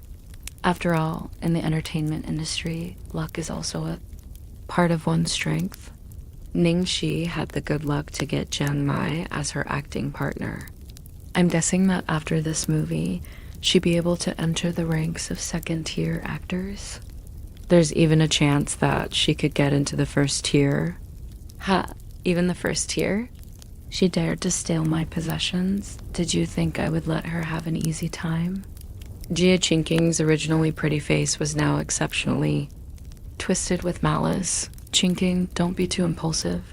The company is preparing to invest a lot of effort into developing Ningxi. If you tangle with her now, I'm afraid. So what if I tangle with her? Don't tell me you're scared of a man-eating vixen like her. Upon hearing that the company was preparing to develop Ningxi, Jia Chinking was even more furious. After all, the type of movies she acted in were similar to Ningxi's. If the company elevated Ningxi, there was a large likelihood that a portion of her own resources would be taken away. Watching Jia Chinking become completely fired up, Ning Zuolo secretly smiled. With Jia Chinking, as a knife, she didn't have to use her own hands at all. All she needed to do was sit back and enjoy the show. However, Ningxi's luck did seem to be running a little too well recently. Some precautions needed to be taken. Where's Zhao Kui? Have the props been prepared? Guo Kasheng shouted, coming. Coming, director, will this do? The prop master brought a hemp rope over. Yes. Guo Kasheng nodded and then called to Jiang Mai. Mai, I'll have to inconvenience you a bit. It's no inconvenience. This is necessary for filming the scene. Jiang Mai looked dedicated to his work as he lay down on a large carved bed with ease, allowing the prop master to bind his arms and legs. That's right. As the director had mentioned, this scene was very intense. After Meng Change's confession to Sun Huangping had been met with rejection, she had immediately kidnapped him and brought him home. Asterisk, asterisk, all the young women on set started going wild again after watching this scene. AHHH, Mai in bondage play. Even in my dreams, I think about tying up Mai and throwing him on the bed. What are you getting so excited for? You're not. The one going up there. Damn it, damn it. Why does it have to be that annoying vixen? Seriously, she's so annoying. Can't Mai ask the director to switch her out? She's not good enough for him at all. Ahem, Guo Kashing coughed to signal for everyone to settle down. Then he clapped his hands and shouted, okay, everyone get ready. 3, 2, 1. Action. Ningxi wasn't affected in the least by the surrounding chatter. When the sound of the director's voice died down, her expression immediately changed. Her eyes became that of a 16-year-old young woman, pure and clear, and as lively as the sun. Her face was perfectly adorned with a lazy, devil-may-care expression. She raised the hem of her skirt, lifted up a foot, and kicked open her room door. Next, the camera switched over to Jiang Mai. A young man laid on the crimson-colored bedsheets with his hands and feet bound up. That color made his complexion look even more pale and fragile, giving any observers the urge to ravage him. Upon hearing the kick on the door, Sun Huangqing slowly opened his eyes. He watched in a daze as a young woman approached the bed with light shining from behind her. Ming Change sat her butt next to the bed. From her bosom, she fished out a packet made of oiled paper. I had to wait an hour in line to buy these fried chestnuts from Fuxing's store. You gonna eat some? Sun Wanting turned his head away and closed his eyes, completely ignoring her. Change peeled one and tossed it into her mouth. She grinned craftily. Not going to eat? Then I'm going to feed you. In a way that might embarrass you. You, Sun Wanting immediately opened his eyes. The expression in his eyes was 3 parts anger and 7 parts humiliation. You're a girl. How could you be this immodest? Ming Change cast a sideways glance at him and raised her eyebrows. Modesty? What's the use of feeling shame? Can that kill an enemy or attract a wife? Sun Wanting exploded in anger. The Ming family is loyal and righteous. Each of your forefathers fought on the battlefield for the country that you spend your days playing hooky and bullying others. How will you face the ancestors of your family? Ming Change had heard those same words from the people around her so often that her ears had practically fallen off. Using her fingers to plug her ears, she spoke loudly while holding a chestnut in her mouth. You're still unmarried, even? At this age, there are 3 ways to be unfilial, but the worst is not having any descendants. How will you face the ancestors of your family? Swan Huangqing almost died of frustration from her twisted logic. He spoke haughtily. Those are 2 different matters. Besides, my interests lie elsewhere. Ming Change stomped her foot by the bedside. Using the whip in her hands, she lashed Sun Huangqing over and over again. Finally, she lifted his chin in a manner that was neither harsh nor gentle. Her expression was like a cunning and naughty little fox. Dr. Sun, what do you think of this suggestion? I'll be your wife. Once I become your wife, I'll do whatever you tell me to. If you want me to walk east, I won't walk west. If you want me to be good, I'll listen to you obediently. Won't we both be able to face our ancestors this way? Sun Huangqing was stunned. A trace of urgency flashed across his face. You don't speak nonsense.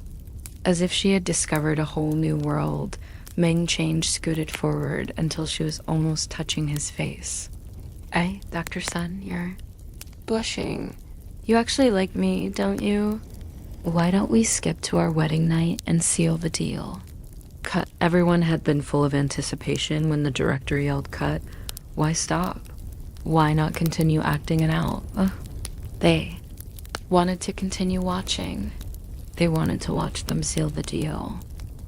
Their acting skills were on par with each other, and they had performed extremely well. It was Ning Shi's performance in particular that had completely brought them into the scene and washed away all their bias against her. The fans who had been wishing from the start that Ning Shi wouldn't touch their dearest idol had now changed to fervently wishing that she would hurry up and do it. Seeing her about to do it, they were as excited as if they were the ones doing the deed. Of course, after getting back to their senses, they were dismissive of Ning Shi as usual.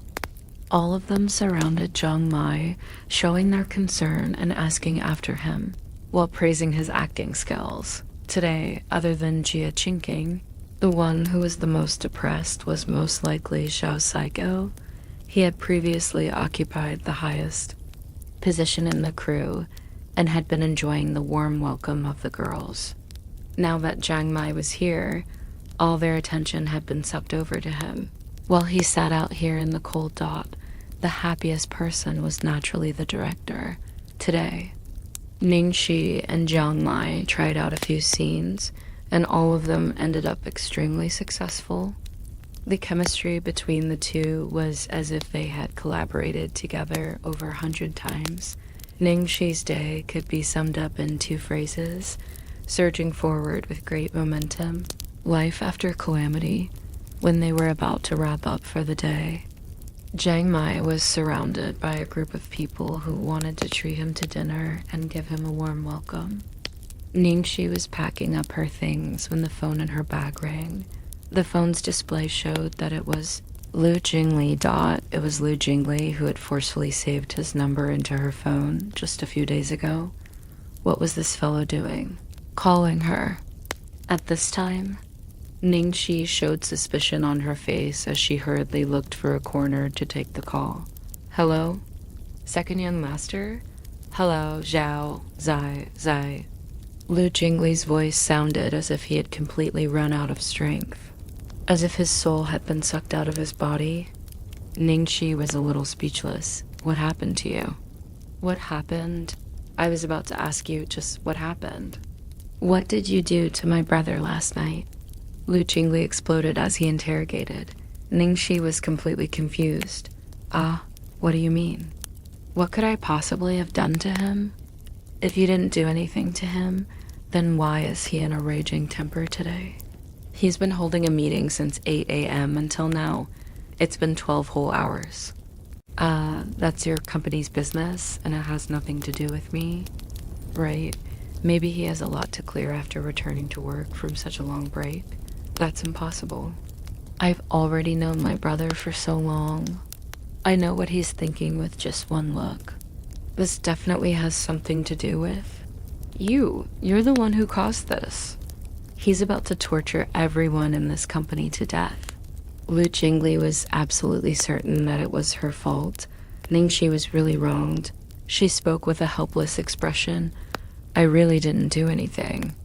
The only thing that had happened last night was going to the airport to pick up Jian Mai and meeting Lu Tingxiao while showering at Jiang Mai's house.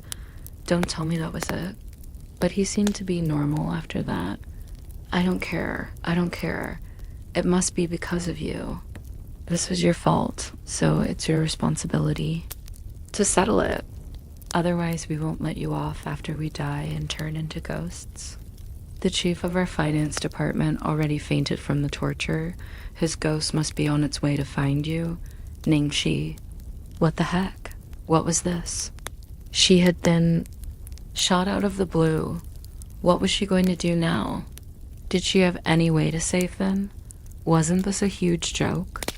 As Ningxi was worrying her head off, she received a MMs. Lu Jingli had sent her 2 photos. One was of an unconscious man getting dragged away by the ambulance. The other was of a meeting room, and everyone sitting at that meeting table had a terrified expression like they were about to face interrogation and execution. The great demon king sitting at the head of the table was practically the living king of hell judging them. Ningxi could even feel that sinister, cold aura through the photos. Lu Tingxiao was playing the last judge over there. Why should she go over there to save them? Lu Jingli's call was an absolute mystery. Ningxi had at first decided to wash her hands of it, but for some reason, a teeny tiny bit of guilt rose in the depths of her heart. Darn it, why did she have to feel guilty? She had been about to ignore all this business, but her phone beeped as Lu Jingli sent over another short video. In the video, Lu Tingxiao's frosty dagger-like gaze shot over directly, giving Ningxi a huge shock.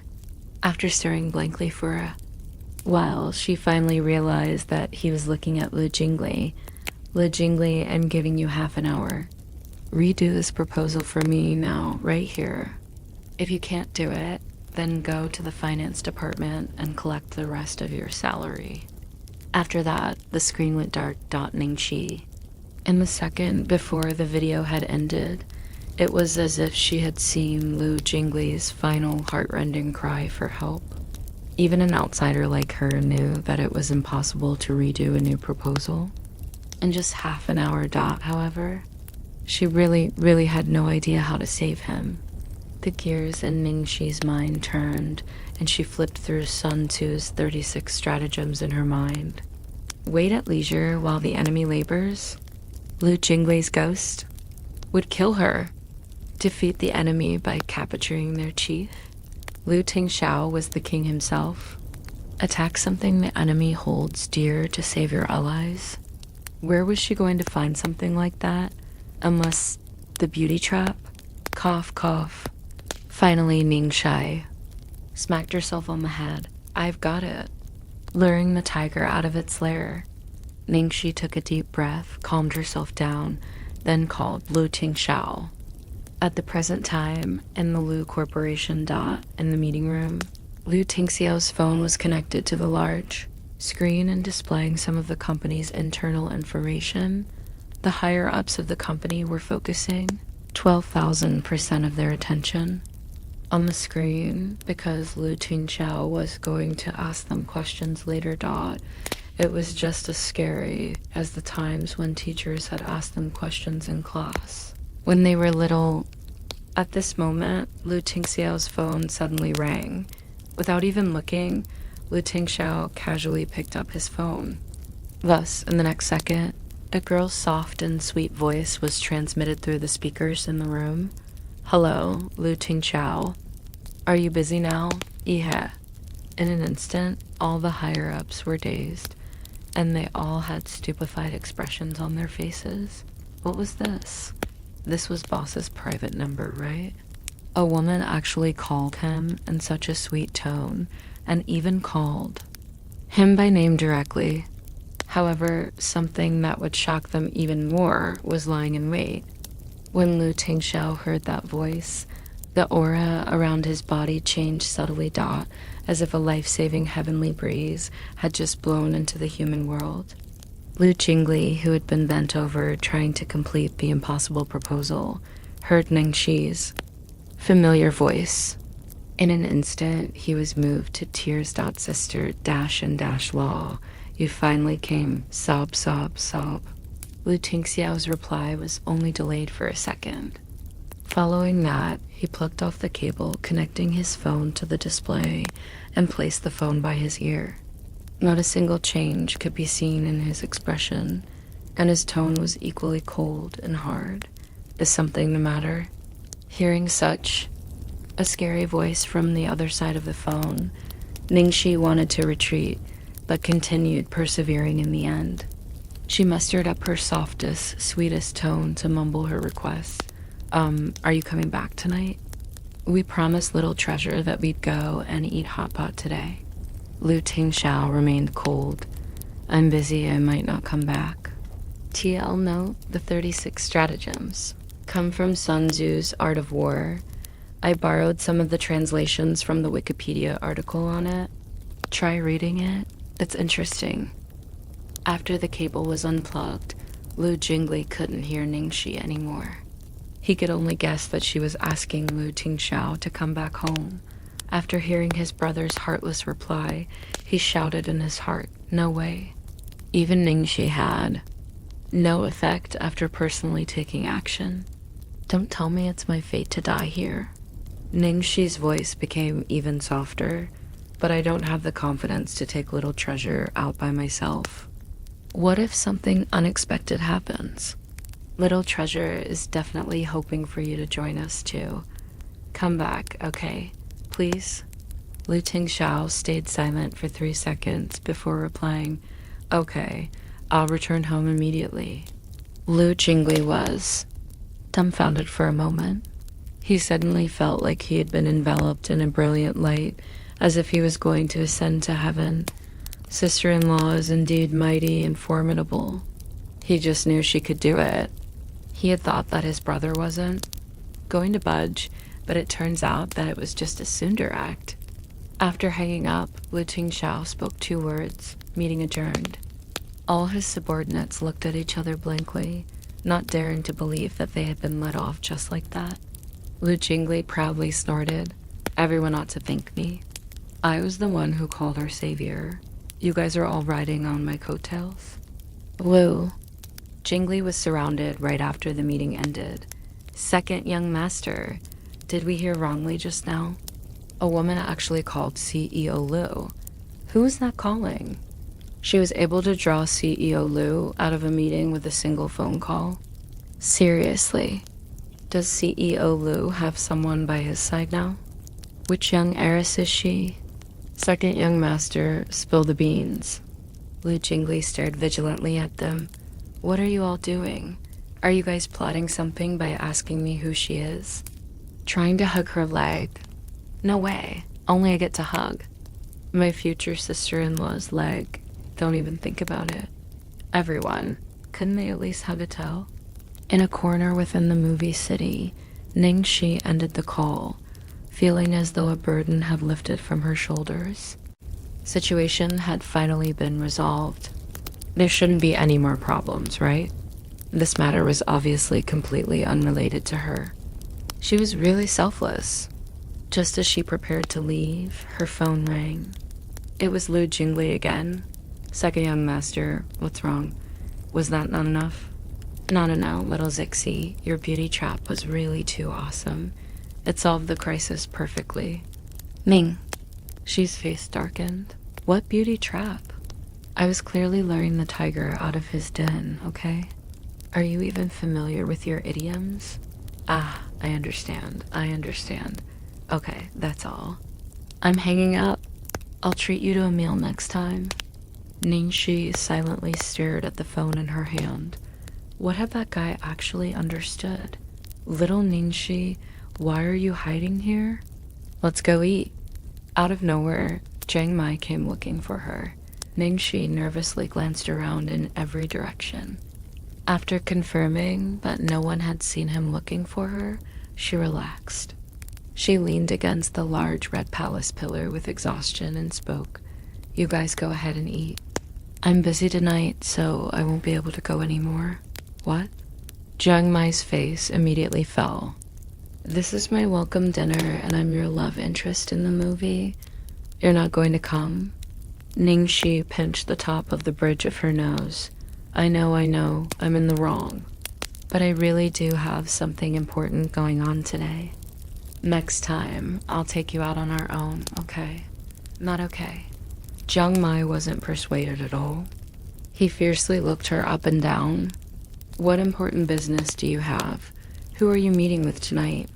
Ningxi heard his words, and her tone turned serious. I believe that whoever I meet with isn't any of your business. After she finished speaking, Jiang Mai's expression immediately turned unsightly. You're going to see Lu Tingxiao, aren't you? Asterisk, Jiang Mai's interrogation made Ningxi frown uncomfortably. So what if I am? Jiang Mai walked one round, in irritation before staring straight at her. Ningxi, are you giving up on life? You even dare to play around with Lu Tingxiao? Aren't you afraid that you'll get burnt playing with fire? I'm happy to play with fire. What's it to you? Ningxi wasn't happy about Jiang Mai's tone, so her attitude wasn't all too good either. Jiang Mai was about to storm off, but he finally threw a punch on the pillar behind her. Ningxi, I'm not trying to alarm you, but I'm just trying to give you a friendly reminder. Otherwise, you won't even know how you dive when the time comes. Don't you know who Lu Tingxiao is? Did you think he's the same as those rich boys you dated in the past? Ningxi rolled her eyes at him. Do you think I'm an idiot? Of course I do. Even knowing that, you're... So what? What's it to you if you see me sleeping with Lu Tingxiao? Jiang Mai slowly calmed down. Actually, he knew in his heart that Ningxi wasn't so silly as to do something like that, so he suppressed his rage, took a deep breath and said, Then tell me, what's going on with all this? Ningxi also felt that it was too childish to continue bickering with Jiang Mai, but it was because of this guy's appearance that had agitated her today. She was rather hot-tempered now. Any little thing could set her off thus. She calmed down and explained, I saved little treasure previously. Jiang Mai's expression showed a little surprise. You saved little treasure? What happened to him? Half a month ago, Lu Jingli brought little treasure to a bar. In order to escape the noisy crowd, he accidentally hid inside a storeroom and got locked in unknowingly by one of the employees. Jiang Mai's mouth twitched. Bringing little treasure to a bar? That does sound like something my irresponsible second uncle would do. And then, what does this have to do with you? I was preparing to come to audition for Land Under Heaven. But for the sake of preventing me from going to the audition, Chang Li locked me up in that storeroom. Ningxi explained what happened simply. Jiang Mai listened patiently to the end. All right, I understand now. You met Lu Tingxiao because you saved Little Treasure. Then the next step should be the Lu family giving you a sum of money as thanks. Then game over. Each of you should have gone your separate ways. Why are you still keeping contact with Lu Tingxiao? You're even staying at his house. Ningxi omitted the part where Lu Tingxiao had proposed marriage as a reward. Because Little Treasure suffered a shock and I saved him, he's very reliant on me. Thus, Lu Tingxiao requested that I stay at the Lu residence until Little Treasure's frame of mind stabilizes. I'm there to act as Little Treasure's sedative at any time. Do you understand now? After hearing that bit, Jiang Mai's furious expression had slowly dissipated. However, he still had some complaints. He grumbled, "Are you sure that's all? So many women want to marry into the Lu family, and you're now the closest one to that goal. Don't you have any thoughts of overstepping your boundaries with him?" Ningxi raised her brows and said calmly, "If we're talking about overstepping boundaries, then I do have thoughts like that towards Little Treasure. He's simply too cute. I really want to kidnap him and take him home to be my little sweetheart." Jiang Mai glanced at her speechlessly before holding his forehead and saying, "Anyway, you had best not have any improper thoughts. The rich and powerful families aren't like what you imagine." Ningxi sneered, "And you know what the rich and powerful families in my imagination are like?" She hated the upper class the most. They were all pretending to be polite, each wearing a fake mask. It hadn't been easy to leave the Ning family, so how could she possibly jump back into the fire? Seeing Ningxi's disgusted expression, Jiang Mai finally let out a sigh of relief. He understood Ningxi, and he knew that what she hated the most was being tied down. A family background like the Lu family was most likely terrifying to her. All right, you're done asking your questions. It's my turn to ask the questions now, right? Ningxi crossed her arms and looked in askance at him. Jiang Mai shrugged. What do you want to ask? I thought Lu Tingxiao only has a little brother and doesn't have any sisters. Where did a nephew like you come from? Ningxi asked. Jiang Mai lit up a cigarette and slowly spoke up. I'm not related by blood to the Lu family. My grandparents were great friends with the Lu family, and they died in a car accident when my mother was very young, so the Lu family adopted my mother. Following the family hierarchy, I need to call Lu Tingxiao uncle. So it was like that. Ningxi cast him an unhappy sideways glance as she spoke. I'm trying to quit smoking. Don't tempt me. Why are you trying to quit smoking when you were fine before? Jiang Mai frowned. Do I need a reason to quit a bad habit? Back then, who was it that told me, if I have alcohol today, I'll get drunk today. If I have a cigarette today, I'll smoke it today. Those who quit drinking and smoking are idiots. Jiang Mai complained as he stubbled the cigarette. I've already told you whatever I could. Did you have anything else you wanted to ask? Of course. Ningxi gritted her teeth and glared at him. Tell me honestly, why did you take up the role of Sun Wonking? Not only is it a second male lead, it's not even the type of role that you love to play usually. The meaning in her words was that this guy had done it on purpose to screw with her. Jiang Mai put on an innocent expression. What's wrong? With me taking a second male lead? Who made a rule saying that I can't? What's wrong with me taking Sun Wonking? I wanted to try challenging myself by taking a role I don't normally do. Is that not allowed? Isn't it meaningless to keep myself in a single type of role? Didn't I act pretty well today? You had so much fun teasing me. I didn't have fun, you idiot. She was definitely going to be in tears by tomorrow. Fine, I'm not going to play around with you anymore. I'm going back since I promised Little Treasure that I'd eat hot pot with him. Ningxi hurriedly looked at the time on her phone. Jiang Mai looked unhappy. Is my uncle going to be with you? Of course he is. I don't dare to take little treasure out on my own. Who's going to take responsibility if something happens? Upon hearing that, Jiang Mai was so angry that he wanted to hit something. So you do know? Little Treasure is the entire Liu family's lifeblood, especially for his grandparents. They love him as dearly as their lives. If something happens, they might even bury you alive. Why would you take up such a hot potato? Ningxi wasn't happy upon hearing this. What nonsense are you saying? What hot potato? My little treasure is so cute. Jiang Mai sneered. I see that you've been mesmerized by someone's looks. The moment he had a request for you, you immediately forgot about everything else. Ningxi rolled her eyes at him impatiently. Fine. Stop nagging already, would you? Did you think that I would dare to reject the great demon King Lu's request? If it had been you, would you have dared to? Look at how afraid you are now. Are you so worried that I'll become your aunt? Aunt. Jiang Mai had been rendered completely speechless by the word aunt. He was in so much pain that he couldn't speak anymore. Good boy. Ningxi patted a certain doggy's head and immediately skipped off after taking advantage, taking up her bag and explaining to the rest of the crew that she wasn't free for the activities later that night.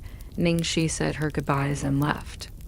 The girl's figure hurriedly leaving the scene. A thick layer of frost gathered on Jiang Mai's face. After work, Jia Qingqing finally found an opportunity to fawn upon Jiang Mai. What made it even more perfect was that Ningxi wasn't around. Thus, she moved close to Jiang Mai with a shy expression. Mai Jie, where should we go to eat? Would you like to go to 100 Rivers Hotel for seafood? My father's a member there. We can use the VIP room there. Jiang Mai stretched lazily. With waning enthusiasm, forget it, I'm not going. I'm too tired today. Jia Qingqing was anxious upon hearing, but today's your first day on set. You should have this welcome feast no matter what. Jiang Mai's expression sank when he heard this. Who made the rule that there has to be a welcome feast on the first day? If you want it so badly, go eat it yourself. Actually, everyone knew that Jiang Mai's temper wasn't too good. He would be easy to get along with when he was in a good mood. If he wasn't in a good mood, then... And right now, this guy was obviously in a bad mood. Having been scolded, Jia Qingqing's eyes immediately turned red. I just thought that this was proper etiquette. My Jeej, why did you have to say it like that? Damn it, who's your... My Jeej? With the frustration in his heart, Jiang Mai was about to explode. To the side, Guo Kexing saw that the situation didn't look good, so he tried to smooth over the situation and said, let's postpone it to some other day then. Mai seems to be very tired today. We should have let him rest and get used to the environment on the first day, since we didn't think that we would immediately shoot a few scenes. Everyone, let's go back early and rest today. We have plenty of chances for a welcome feast later on. Alright then. After she was able to get out of the sticky situation, Jia Qingqing unwillingly nodded. At the same time, her hatred towards Ningxi surged. It was all because of Ningxi hogging Mai Jeej for the entire day that he was tired to the point that he didn't even want to eat dinner. Jia Qingqing lowered her head and secretly flipped through the few photos in her phone, and a malevolent smile rose on her lips. Ningxi, just you wait. I'm going to make you pay the price. In the Liu residence, darling, I'm back. Once she got home, Ningxi's fatigue was completely washed away. Little Treasure trotted over to welcome her upon hearing her voice, even holding a glass of ice-cold fruit juice in his hands. Darling, you're too sweet. Love you. Ningxi took it over and gulped it all down in one shot, before happily saying, come here. Auntie's going to take you to change into some cute clothes. We're going out to eat hot pot in a while. The little bun, who had always run back to his room upon hearing going out, obediently allowed Ningxi to lead him upstairs. When they reached the bedroom, he allowed her to try set after set of clothes on him. This one's too plain, this one's too dark, this one's too boring. My goodness, who bought these clothes for you? What kind of aesthetic sense is this? I don't even need to ask, it must be your dad. Has he forgotten that you're only 5 years old, not 35? Ningxi complained as she rummaged through the closet before finally picking up a piece that she was most satisfied with. Wow, this one's so cute. It was a white short-sleeved shirt with a hoodie that had 2 long bunny ears and a pair of overalls to match. The overalls even had a large pocket on the front like Doraemon. Looking at the style, your second uncle must have bought this for you. He's pretty dependable on this front. Little kids should wear cute clothes and look a little more lively. Ningxi nodded in self-satisfaction before asking, Darling, what do you think? Do you like this one? If you don't like it, Auntie will find another one for you. Ningxi didn't forget to seek Little Treasure's opinion. The little treasure would always agree with her opinion every time Dot as expected. The little bun nodded without hesitation this time. Thus, Ningxi happily helped the little bun put on the outfit. After helping the little bun change his clothes, Ningxi also slipped into her room to change. The coincidence was that she also had an outfit that was extremely similar to Little Treasure's. She immediately brought it out and wore it, and even matched it with denim overalls too. The little bun's eyes lit up the moment she came out of her room. He looked at Ningxi, then at himself. His little face was filled with happiness and satisfaction. He even reached out to touch the bunny ears on her hoodie, extremely glad to be in the same outfit as Auntie Zhao Shi. When the two of them were done preparing, the sound of an engine revving came from the entrance. Lu Tingxiao had returned. Temperature outside the room was as high as 30 degrees Celsius, but Lu Tingxiao seemed to have just come from Siberia. He had an icy, cold, elegant expression as he strode into the living room with his slender, long legs. When his gaze landed on the pair sitting on the sofa in matching mother-child outfits, his entire being seemed to melt like a glacier starting from his frosty eyes. Little Treasure looked extremely cute in the outfit, and as for Ningxi, the cute bunny ears matched with the magical age-reducing overalls made her look even younger. Sitting together with Little Treasure, they looked even more like siblings. Seeing that Lu Tingxiao had returned, Ningxi immediately stood up and led Little Treasure over. We're both ready. Shall we leave now?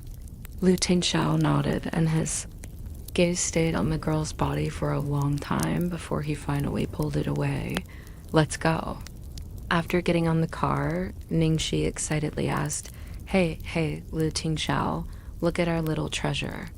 Isn't he so cute in this outfit? I had to look for such a long time before I finally found this one outfit. Cute.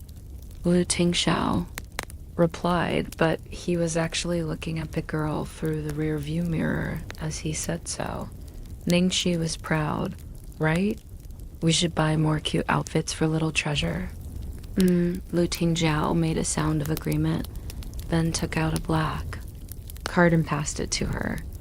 What's this for? Ningxi blinked and looked without understanding at that legendary limitless black card that she had only seen online before. Lu Tingxiao. Buy them, Ningxi. This wasn't what she meant, okay? Why did he just throw money at people without a warning? Forget it. Since he'd already given it to her, she was going to use it to buy a few more cute outfits for Little Treasure once they got back home. When they reached their destination, Lu Tingxiao alighted first, before opening the car doors for the other two in a gentlemanly manner. He looked at Ningxi and asked, Are you fine? After spending so much time with him, Ningxi had slowly gotten used to Lu Tingxiao's brief manner of speaking. She knew that he meant if it was okay for her to appear in a public place with him. Ningxi scratched her head. It should be fine. No one recognizes me now, and moreover, I'm dressed. Like this. Having said so, she brought out a pair of lensless round amber spectacles and put them on. It'll be fine like this. Lu Tingxiao nodded. The three of them headed towards the hot pot restaurant Ningxi had been rather accurate about. Her guess that no one would recognize her, however, she had forgotten about the little bun and Lu Tingxiao. The father-son pair were simply too eye-catching, especially when they stood together. They were practically drawing everyone's gazes. Actually, Ningxi was quite eye-catching today as well, because of her matching parent-child outfit with the little bun. Ah, look at that father and child. Aren't they too good-looking? The adult is so handsome, and the child is so cute. That sister by their side is also pretty. This family is so good-looking. Is the father bringing the siblings out? Where's the mother? Hearing this, Lu Tingxiao's expression turned dark. Luckily, the woman next to the man spoke up. What father bringing out the siblings? That's a whole family, okay? That girl is obviously the man's wife, the child's mother. No. Wait, that girl looks too young. What do you know? It's just that the husband is so much taller than the wife. You can tell from the way that man is looking at that girl. It's obvious that it's the loving gaze of a husband. Asterisk, asterisk after. Hearing the discussion of the people at the other table, Ningxi's heart was beating like a drum.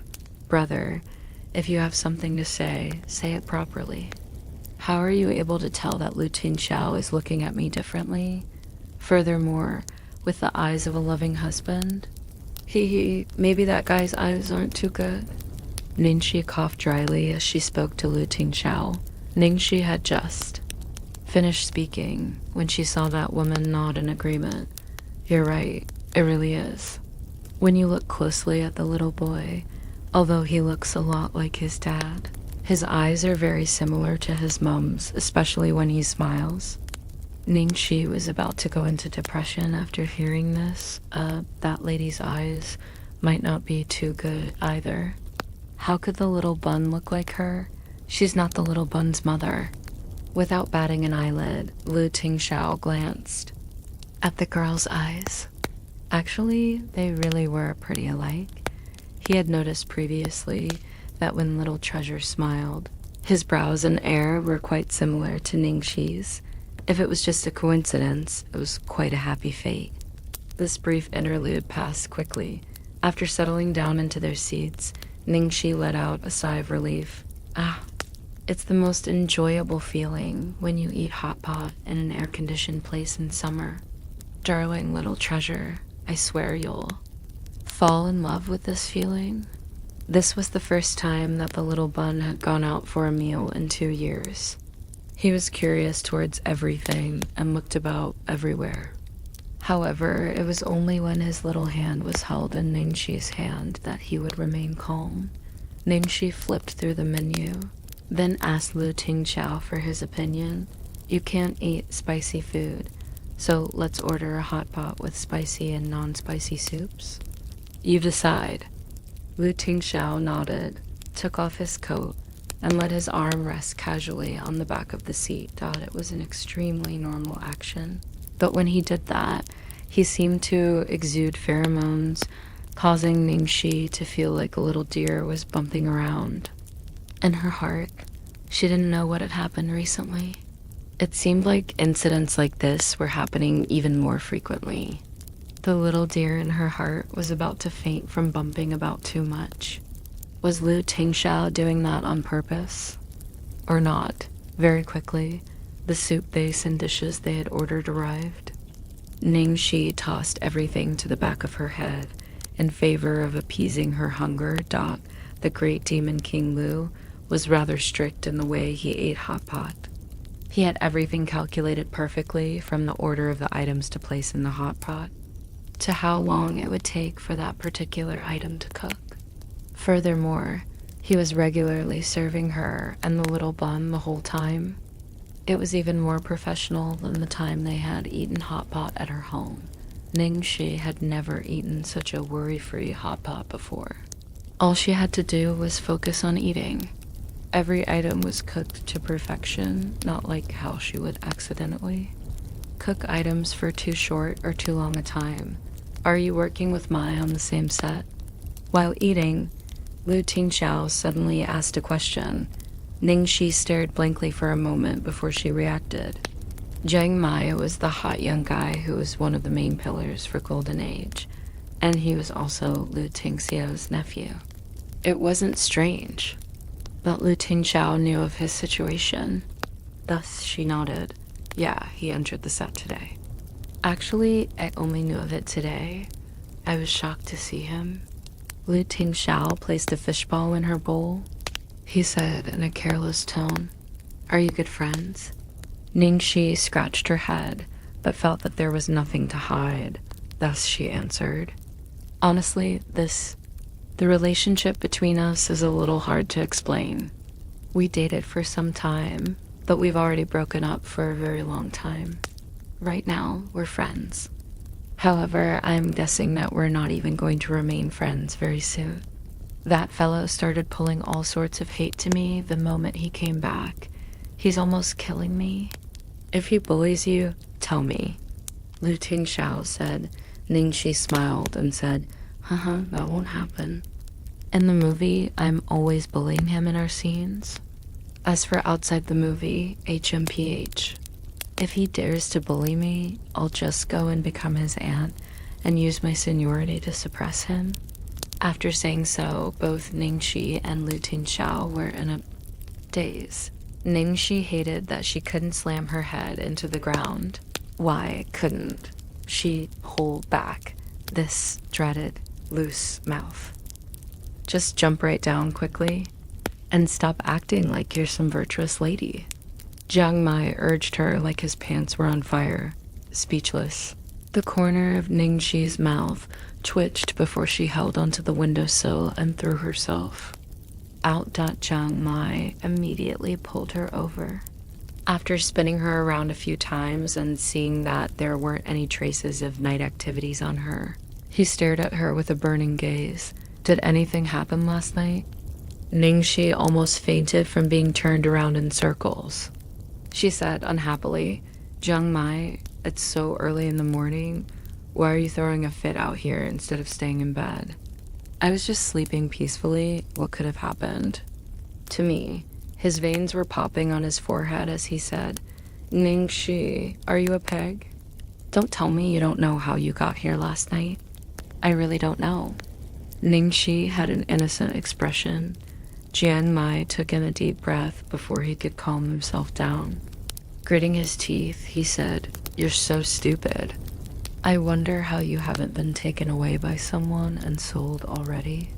"It was Lu Tingxiao who carried you back personally last night."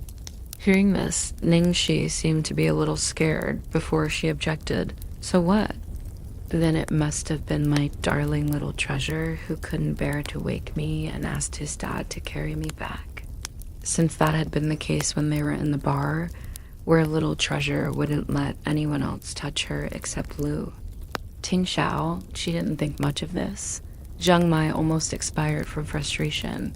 "Ningxi, could you be a little more cautious? Lu Tingxiao clearly has some intentions towards you, okay?" Ningxi heaved a long sigh before placing her arms on Jiang Mai's shoulders. She said with utmost sincerity, "Brother, this older sister is aiming for the stars. I won't stop. For any random love interests, even if you kneel down and beg for me to be your aunt, I won't give you the chance, okay? Please stop with your delusions, take a shower, and go back home to sleep." When he heard this, Jiang Mai's mood was complicated. While he heaved a sigh of relief, at the same time, he stared at her with a conflicted expression. "Don't tell me you really don't intend on marrying at all for the rest of your entire life. What if you meet someone you like?" Ning Zhao. This way of thinking is dangerous, and you shouldn't be having thoughts like that, you know? Let me tell you, although your career is important, for a woman, marriage should be. Ningxi had been unable to resist any longer and had thrown a kick over. Jiang Mai, are you done yet? Are you trying to pick a fight with me? I see that it's been too long since I beat you up, and you're itching for a beating. You just beat me up yesterday. Then I clearly didn't beat you enough the last time. This older sister is going to beat you into submission today. Let's see if you still dare to spout nonsense. Jiang Mai fled in terror and suddenly looked behind her and shouted, Uncle. Ningxi sneered sinisterly. Uncle? Even if you cry uncle, no one's going to come help you. Just as Ningxi's claws were about to strike, Jiang Mai shouted loudly, No, it's my uncle. Ningxi's back stiffened and she turned her head over mechanically. Lu Tingxiao was standing there in workout attire, sweat rolling down his skin. From the looks of it, he had just finished a morning jog, since she had been caught red-handed on the scene, beating up his nephew. Ningxi tried to think of something to say. She immediately pointed at Jiang Mai and said, Mr. Liu, this guy came over early in the morning to smash the windows of your house. I discovered him and I was preparing to beat him up for you. Jiang Mai glared at her. Shameless. Do you dare to claim that you didn't smash them? Ningxi said sternly and righteously. Lu Tingxiao reached out to remove a strand of grass in the girl's hair, before stroking her head with his large palm as if it was a natural thing to do. Don't fool around. Go and wash up. It's time for breakfast. Yes, sir, I'm going now. Pleased with herself, Ningxi made a face at Jiang Mai before skipping away. Jiang Mai hated that he couldn't grab her and shout wildly at her. It's not once, nor twice, but 3 freaking times. Lu Tingxiao is already acting so obvious. Can't your freaking dog eyes see it?